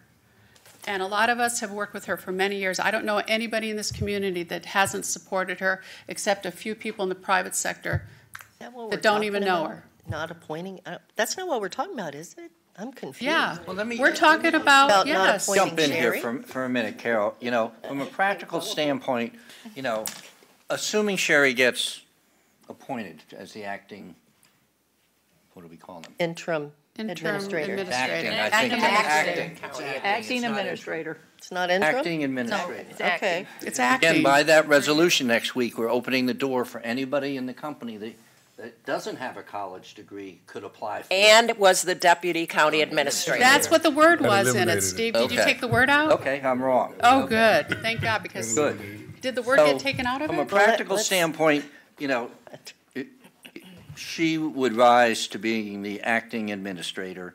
There will be 2 empty slots. Right. And then under that will be the department heads. Right. To me, those 2 slots should stay vacant, or if she determines that she wants to fill them, all I'm saying is we should have the right to you know, tell her yes or no. So not That's in our resolution today. No, it's confirmed. No, but that's a confirmation. Yeah, it's only confirmed. That's It's like not a- yes or no. It's like it's already done before, after the fact, I believe. Yeah, I think Steve's right. I don't know, but we're all talking at one time and we need to stop it because I'm having a hard time keeping up. Please. Can you ask him to confirm what you just said? Yeah, please. Can you ask him to confirm? Subject to looking again at the statute, but I'm pretty certain, I'm 95% certain that I'm reciting the statute correctly with what I'm about to say. Department director appointments are subject to approval by the BCC. The same is not true for deputy administrator appointments. I believe that to be the status of the statute. Sarah, is there any chance that you can pull up chapter 125 on your screen? Or somebody upstairs that's listening. If Sarah can pull up chapter 125 on I her bet screen. she can do it. Boom. Or I'll. Florida statute. Are online. those? Okay, is that current? Is that a current set of statutes, Sarah? It's current now. Okay. I'm going to give you a definitive answer right now. Sarah, I'll just take it. What is the Florida statute that you're talking about? Yeah, I can look it up too quick. Administrator form of Mickey, government. what is it? 125. Statute? Chapter 125. The whole chapter? No. No. Point. No, we're talking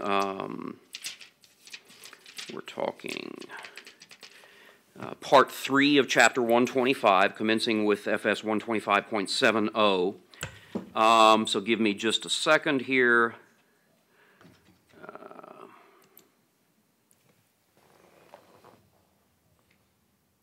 No, that's not it.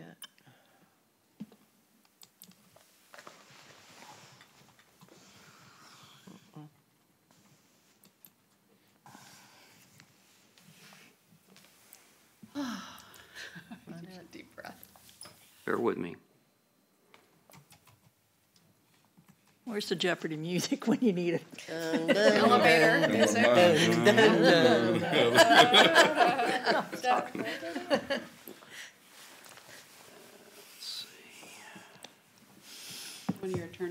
running in a second. Where's Clegg when you need it? Try Sarah, well, no, that's not Sarah's expertise. Oh, I'm sure he'll come running. Absolutely.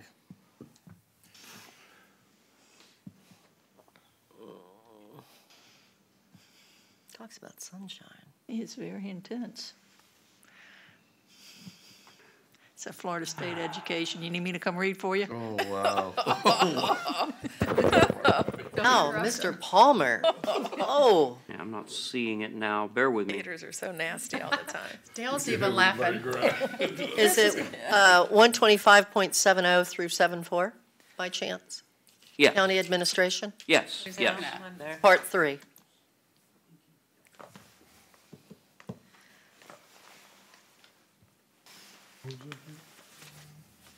$125.70 Okay, here we go. through 74. Here we go. Here we go. All right, 125.74 sub K. Among the powers of the county administrator are the following: select, employ, and supervise all personnel and fill all vacancies, positions, or employment under the jurisdiction of the board. However, the employment of all department heads shall require confirmation by the Board of County Commissioners. So my memory was spot on. Thank you very much. Department heads must be confirmed by the Board of County Commissioners. Ironically, deputy county administrators do not need to be confirmed by the Board of County Commissioners on the under the statute, technically speaking. Therefore, if this board wishes to confirm the appointment of deputy county administrators, you ought to put that in the resolution appointing the acting administrator. So we can do that. You can do that. Okay. Yes. Yes. All right, there you go. Okay, thank you. It's only fair. Commissioner Servia? That Florida State University education was good and not even needed because his memory was better. Better than his education. I was doing all that research while getting catcalls from the dais, so, yeah. I have a Those question. were gator growls from the dais. What kind of calls? I have a question about the language that I've heard a couple of times. That the language that we talked about at the last time we discussed this, I believe when we said and is serving as a deputy county administrator, not has served. And I've heard has served a couple of times up here. So that's correct, right? The language that you are drafting at our direction says is currently serving as deputy county administrator. That's correct. I just want to make sure I remembered it correctly. And so, yes, to be clear, there was a little bit of confusion earlier. The only situation where the educational requirements will be waived is if you are appointing someone who is currently a deputy administrator. Right. That's the only circumstance under which the educational requirements will be waived pursuant to the modified ordinance that's before you for consideration next week. And that's why we're not advertising, because the only person who meets that criteria right now is Sherry Corrier. Correct. That's correct. But he's quitting. And Dan, but he's leaving. Okay. Leaving. So, and I know this whole board wants to set Sherry up for success. Right. Yes. We all want to do that. So, I mean, it's my opinion that the only way that we can always be clear and remember what we said and what we thought is to put stuff in writing. I do believe that. I mean, when I was in business before this gig, people would call me all the time and say, I need you to do this, I need you to do that, and I would say, please, I understand what you want, but send me an email because I want to make sure I understand. So I really appreciate the idea to put it in writing. I think it's important. And that's going to give clear direction to Sherry so she can be as successful as we all want her to be. As far as the deputy county administrator positions, Here's Bill. Somebody's on the bat phone. Let's put money on it. Is it Bill? Bill Clegg. So as for the ability for Sherry to appoint deputy county administrator, I'm in agreement with what I've heard in that if there's a need for a deputy county administrator during this interim period of time, the board should have some say-so in that because This is going to be an area. This is a time of flux. Everybody is trying to stay in the best position we can for the county, and some people are going to have to do work that's outside of their job description and that they don't normally do, and that includes everybody, and that's okay, right? But if Sherry needs more assistance, then she can come to us and we can all be part of that decision. I think during this time it's really important that we do that, and that helps, again, her to be successful and everything to stay afloat. What else did I want to say? Oh, as far as just the department, we talked about just limiting it to the department heads being promoted or terminated, and I would rather see us, it should be senior leadership, because that level, those mid-managers or whatever we call them below the department directors, some of those positions are critical in my opinion, and losing any of those or moving people around could rock the boat. So I would like for that language to say senior leadership, or if there's a better way to define it. Is that an amendment to the motion? There is no motion. There's no motion. Actually, I will make a motion. So I'll go. So we can just discuss it. I'll make the motion. I hope that I can do this properly. That we direct our county attorney to add language to the resolution that would put some parameters on Sherry's ability in her term as acting county administrator, that there will be no staffing changes in senior leadership staff, either dismissals or promotions, and that includes deputy county administrators. Did I forget anything? I don't know, but second. Okay.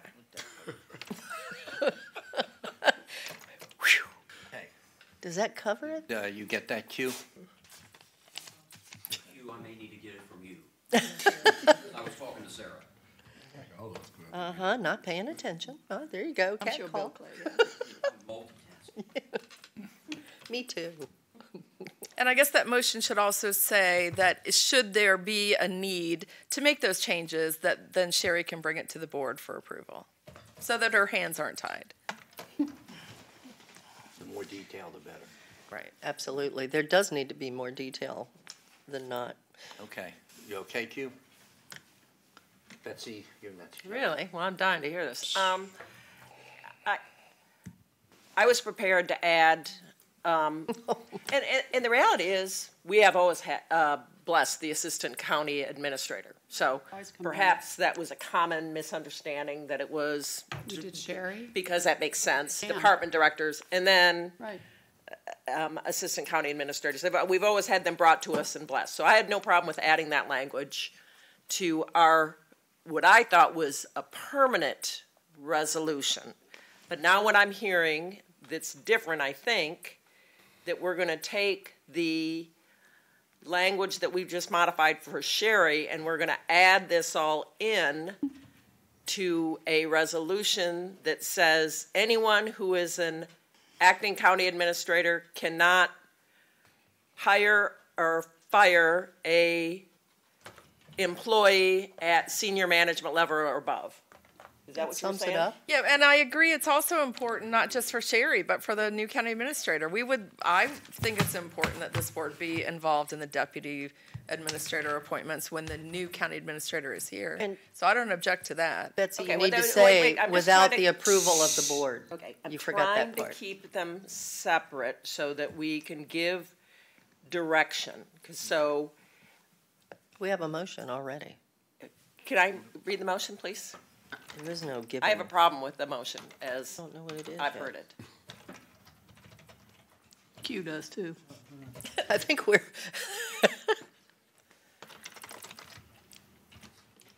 I'm sorry. I was actually listening to type out the motion for you.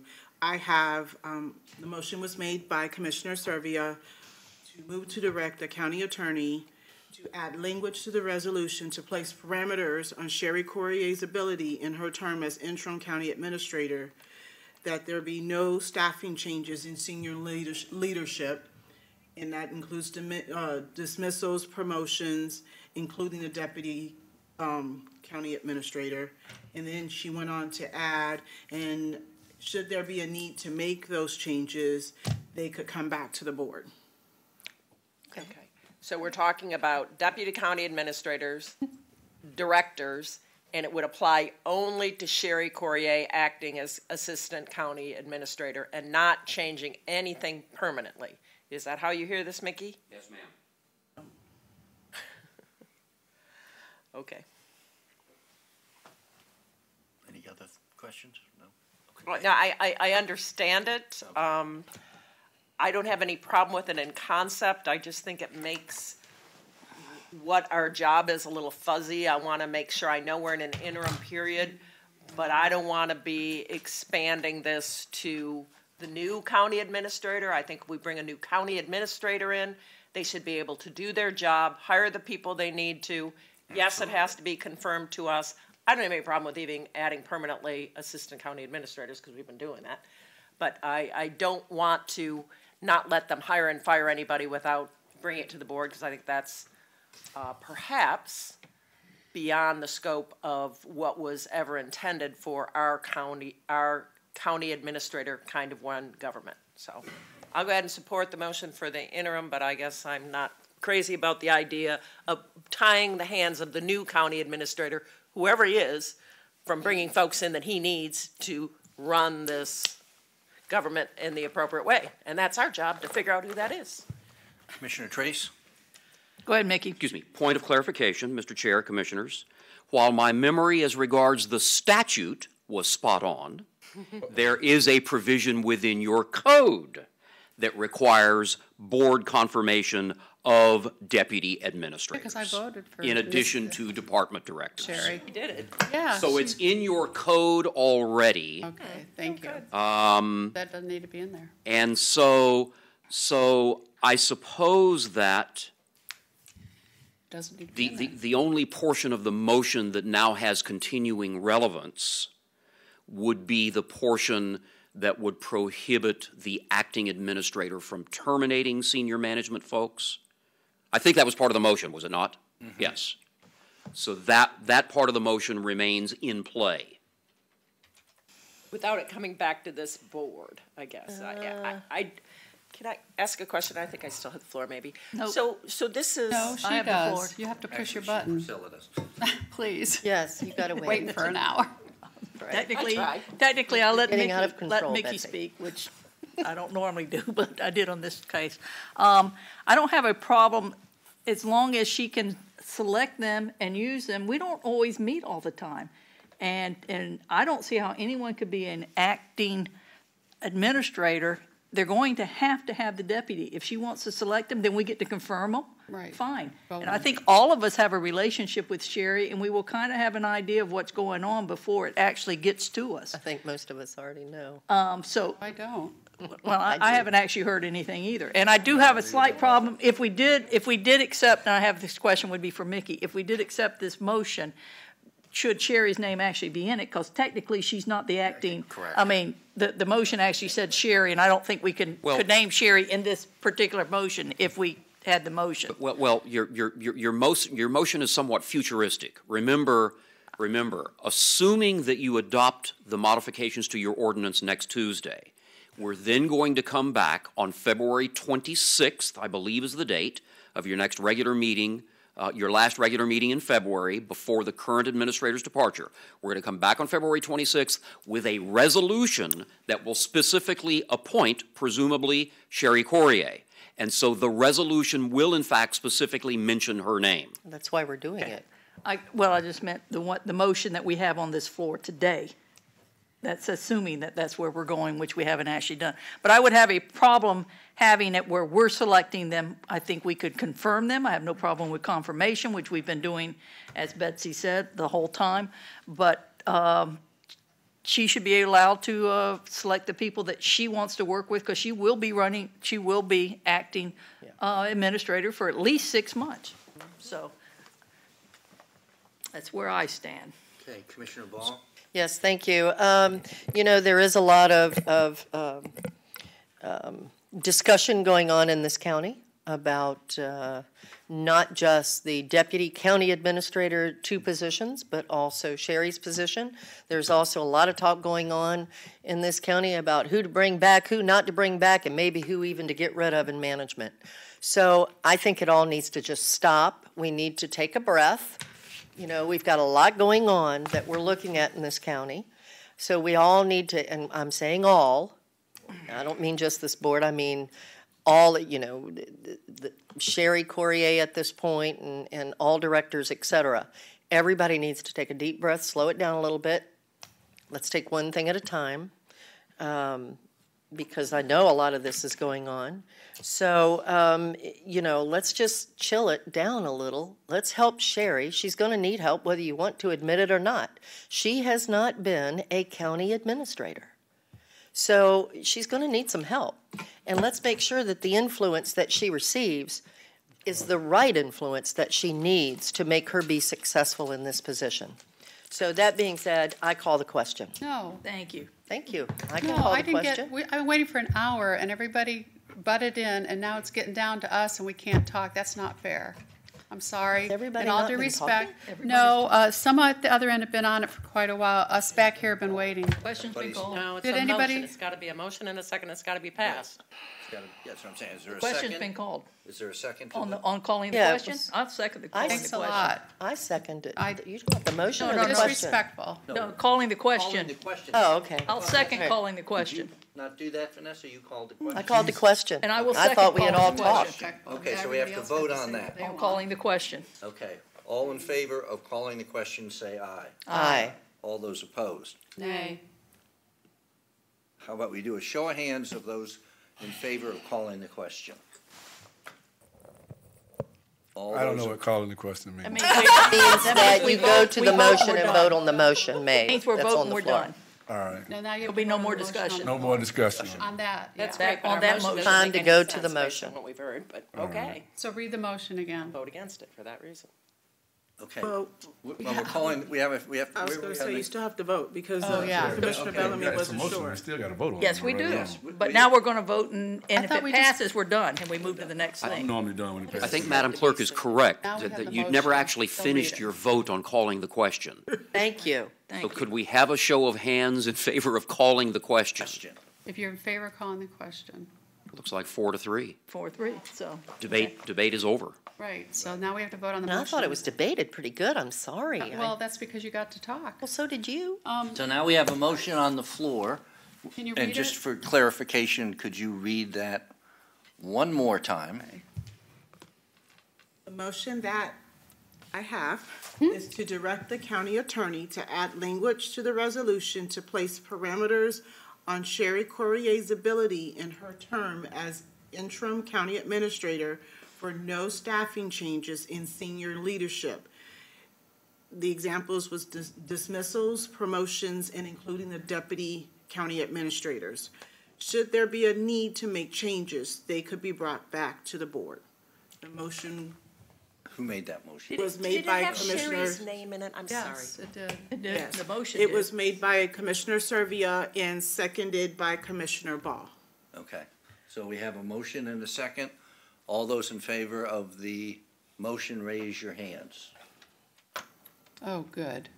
All those opposed? Okay, so that motion dies. Get your wish.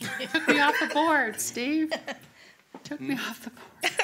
I'm back up happened to to me 3 early. again. I was number 1 and now you took me off. And so, Commissioners, when we do come back with the resolution, it will specifically mention Sherry, but it will be absent the language that was proposed here today, since that language just failed. I do want to, I probably speak for Sherry as I stand here right now. I do want to remind the board that, you probably ought to be giving some thought to, to whether or not you want to enter into an employment contract with Sherry for the 1-year period. It's probably advisable, okay? That contract will set the terms of her compensation and her benefits, and so it's probably advisable, to be thinking about a formal employment contract. I mean, remember, there are only two employees that you employ, that you contract with, the administrator and me. And in both instances, you have a written employment agreement. So, need to be giving that some thought. Commissioner Benak. Yeah, and I think that at that time, we certainly can possibly put parameters in here.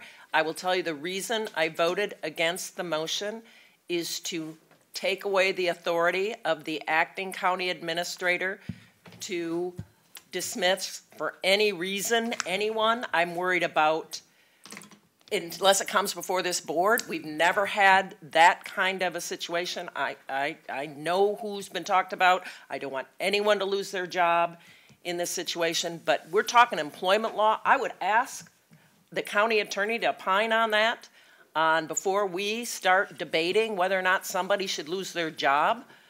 I would be a little bit concerned about that being involved in that politically, quite frankly, and that was the question I was going to ask, but we didn't get a chance to ask that question. You made us take a vote, so I voted the way I did. Oh, now it's my fault. I don't feel comfortable. I didn't feel comfortable. I didn't feel comfortable saying, yeah, that should be the purview of the county commission to decide who does or doesn't get fired. Right. We're a little bit nervous about that. So but we've seen a lot of it go on recently, haven't we? Yes, but I'll tell you what, and I've been told, and it doesn't make me happy, Vanessa, but that is, I believe that is the proper authority of an administrator to decide the staff. I don't like it all the time, but I'll tell you what, I've been pretty much told I can't do a whole lot about it. If we're trying to change that, I think we need to have more discussion about that. I don't think that was the intent. I get what the intent was. Let's do it in a contract with Sherry. I think we can do that. I felt uncomfortable about making this resolution at this time. So that's why I voted against it. Commissioner Whitmore. And the reason why I voted against that, because last Friday, at my nursing job, I get a call from an employee, this person, who has met with commissioners. I spoke to this person via phone, and this person is in that management level that we just killed, and was afraid that this person was going to lose their job. Went to commissioners, which they have every right to, and I told this person. And then I got a call from somebody else saying that they supported this person to be the deputy county administrator. So I told this person, this is totally inappropriate for you to be talking to me. My job is to hire and fire the attorney and the county administrator, and that's it. And if we start getting in the weeds with employees, you're exactly right, Betsy. What you said is employment law. You're going to get in trouble. So I love this person to death, and I told them that.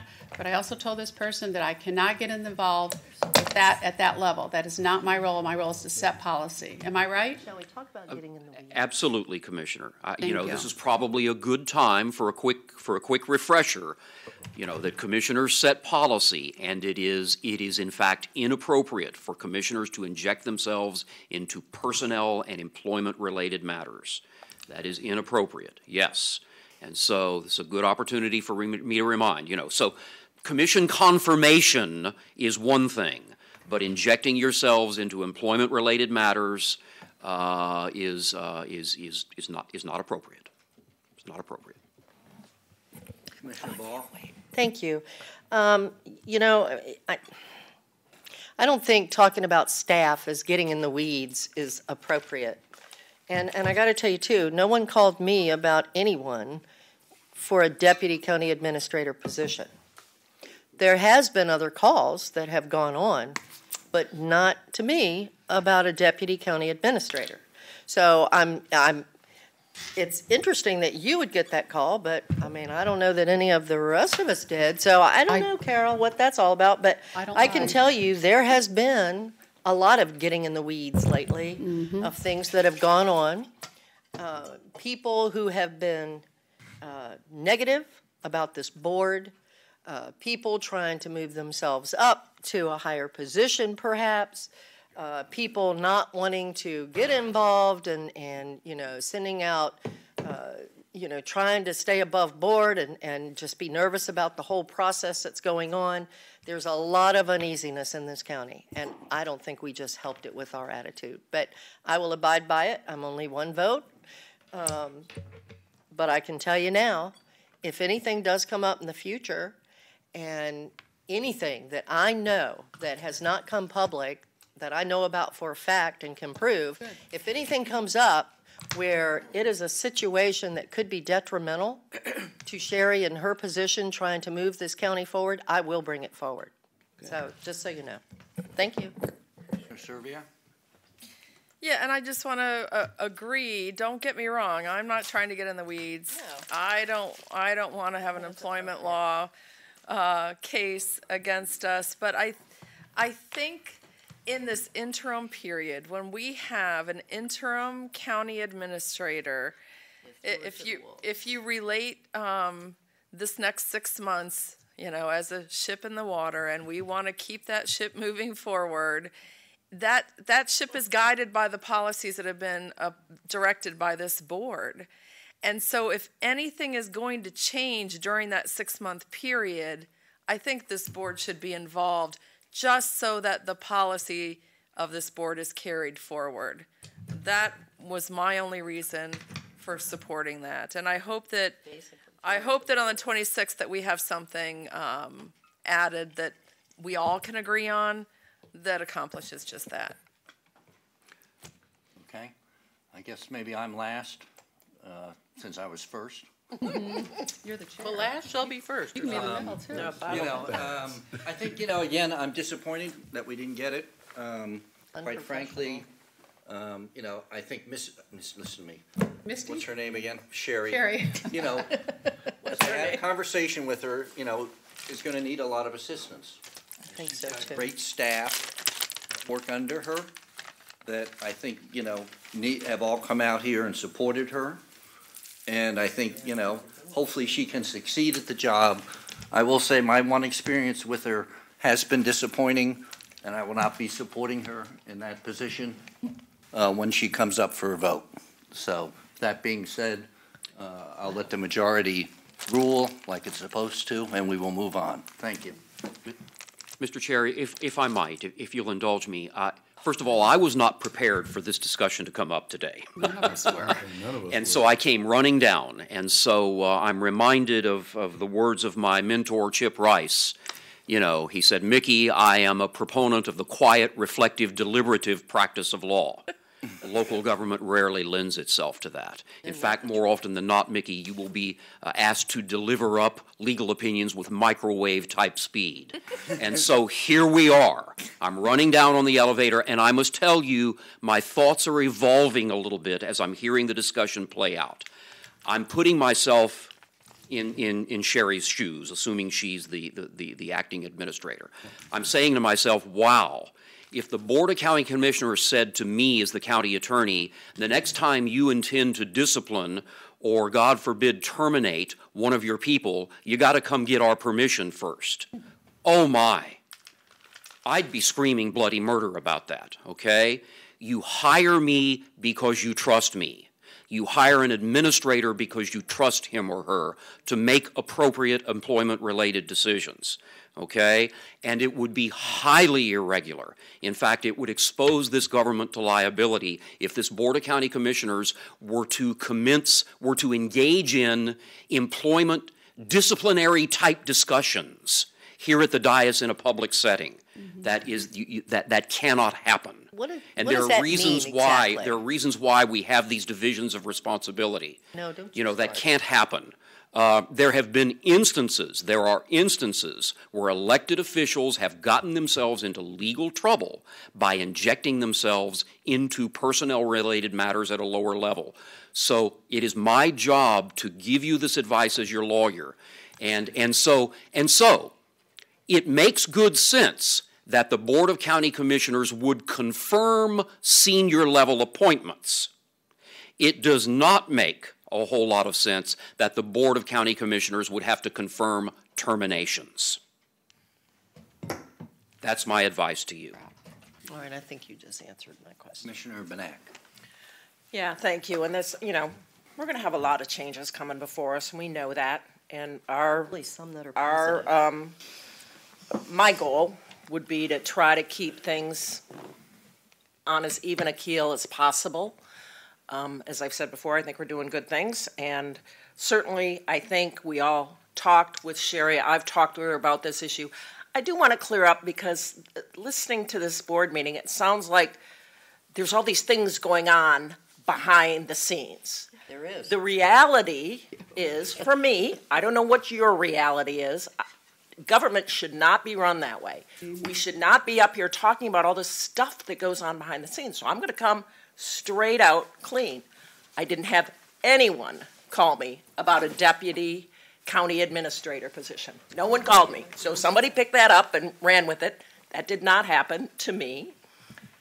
I did get a call about a concern about a senior level employee. Me too. I immediately called the presumptive acting county administrator and said, I don't think this is a good idea. We shouldn't let anybody go. We shouldn't be doing this at this time. I'm concerned. My concerns were addressed. I felt fine with that. I didn't call anyone back because I didn't think I needed to. So there's not a whole lot of stuff going on behind the scenes. I don't like that perception in the public to think that's how we're running this government. We don't run the government So that I way. think that What's is, we got to be careful what we say up here. That's what I think. It's the truth. You say the truth. Thank you. Okay. Where are we? See, we've gone down here. Yeah. You have a comment, Mr. Chair. Betsy's next in commissioner comment. Yeah, Commissioner Collins. How about I bring up something simple, God. like hurricane shelters? Hurricane shelter. Let's bring up the fire We are district. in the time when we should be talking about this. And I'm a little bit disappointed we haven't talked about it at all. I heard something at the Regional Planning Council level, but I heard it from Sarasota and Charlotte that they're working on this issue because they recognize, it was funny, I just happened to catch this on TV, that Sarasota and Charlotte were talking about the fact that all these people from Charlotte were coming to Sarasota County and taking their hurricane shelter spaces, and I was listening to it, and they said they're working together to resolve this issue, and I thought, well, wait a minute, no, they're coming to Manatee County, and we're not working to resolve this issue. It was an issue that we put on our legislative agenda. Haven't heard a thing. I know we're busy, but at some point we need to revisit that issue of hurricane shelters so that we, God forbid we have another situation like we did before where we had everybody showing up in Manatee County to take our spaces. How's it going to be paid for? It was talked about a lot at the state level. Maybe somebody knows. Maybe all this is being resolved and I just don't know.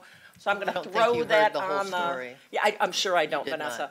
I want to throw that on the work session agenda so we can talk about kind of where we are now before we get, because we know it takes a long time to talk about this stuff before we get to hurricane season. So something really simple like hurricanes. Mr. Chairman, That may was I being respond sarcastic. to Commissioner Benak? I was in that meeting, obviously. I'm your representative.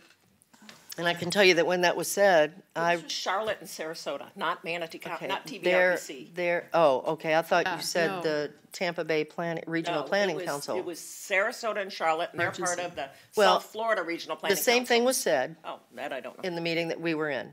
And I can tell you that I made the comment. I said, well, you're not the only counties that's having that issue. We had the same issue here from people coming from the south, coming up and then stopping here.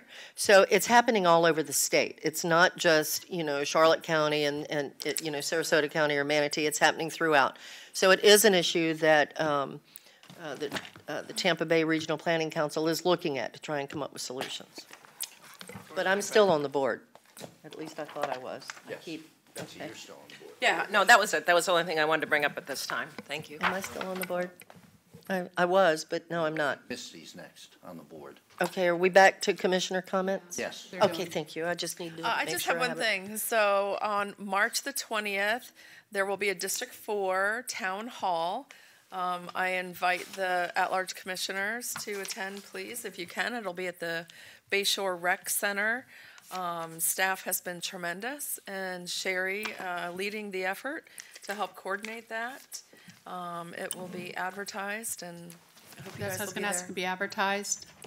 It'll be advertised, Well, so- it's going to be advertised in the Bayshore Banner and the Trailer Estates newspaper, and I'm looking for other ways to advertise it. I do not believe the county is placing an ad in the newspaper that I'm aware of. Mr. Chair, I know when we've been to some meetings, like a chamber meeting on the island, they post on the door a notice that there may be more than one elected official or commissioner present.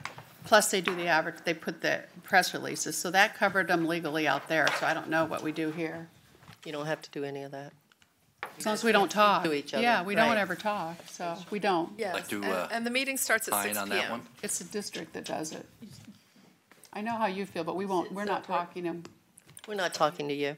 Yeah, because we know what you're going to say, but we don't talk. All right, Commissioner Servia, once again, I'm multitasking here. I was talking with Sarah. This is a neighborhood meeting that you're talking about? It's a District 4 Town Hall meeting. Or town hall, and the possibility of other commissioners showing up? Yes. I just invited the at-large commissioners to be there. If that's inappropriate, please Okay. tell us. Okay. Well, here's my standing advice, and I gave this advice just within the last several days regarding some type of meeting. Yeah. Here's my advice, that if multiple commissioners attend, they do not sit together. No. Okay? And that in this instance, if a commissioner is going to speak, it should be the district commissioner only. The other commissioners should not speak. Okay? If the other commissioners have a desire to speak with a small group of citizens, for example, one or two or three, that they should wait until the meeting has been officially concluded and step aside in a separate area and talk with those two or three citizens that they want to talk with. So that's my advice on these kinds of neighborhood meetings. Thank you. Is that clear? Yes. Is that clear? Okay. Betsy and I have done that several times. It worked out fine. Thank you for having it. Can we get the 20th, you said? Yes, the 20th at 6 PM. I will advertise it, of course, on my Facebook, but it will be in the Bayshore Banner, the Trailer Estates newspaper, and I'm trying to get others. That's your last That's it. Thank you. Vanessa? Yeah, I've got several things, so bear with me. I'll try to do it as quickly as possible, but it's information that I feel like you all need to know. As you know, last week I went to Orlando to the MPOAC meeting. It was really a great meeting. First of all, it was held the same day that Bill Galvano came out with his memorandum about the invocation and infrastructure. And I brought it up to the members of the board, the governing board, and I did a motion. It was unanimously approved to send a letter to Senator Galvano in support of this endeavor. So it might be something that, this board, maybe we might even want to take up and look at doing for Senator Galvano. The big thing about the meeting, however, was a program that is coming out of Polk County. And y'all have all seen the sheriff that's there. What's his name? Sheriff Judd? Grady Judd? Grady Judd. Yeah. Well, they all got together and came up with this program called Pledge to Slow Down. Right. And it's because they're having the same issue that we're having, and other counties are having the same issue with speeders on different roads in the county and state roads, et cetera. So they have TV commercials that they've put together. They've got everything done that all we'd have to do is call them and get the information. They would send it all to us to be able to use. There's no charge for doing it. But basically what they look at doing is that they're talking about when you're going 30 miles an hour and say you hit a person at 30 miles an hour, and the difference in what that would be is if you were going 50 miles an hour. And their commercials are pretty dead. in depth. I mean, one is, there's a pet, a dog involved, and another one is a grandmother, and another one's a child, and it's tough to watch, but, perhaps if we got involved in this, we might be able to slow some of the traffic down. I'm going to bring it up to FDOT because truly this is something we need to get on State Road 70 up around Verna Bethany, and also on 64. It certainly wouldn't hurt. So I just wanted the board to be aware of this.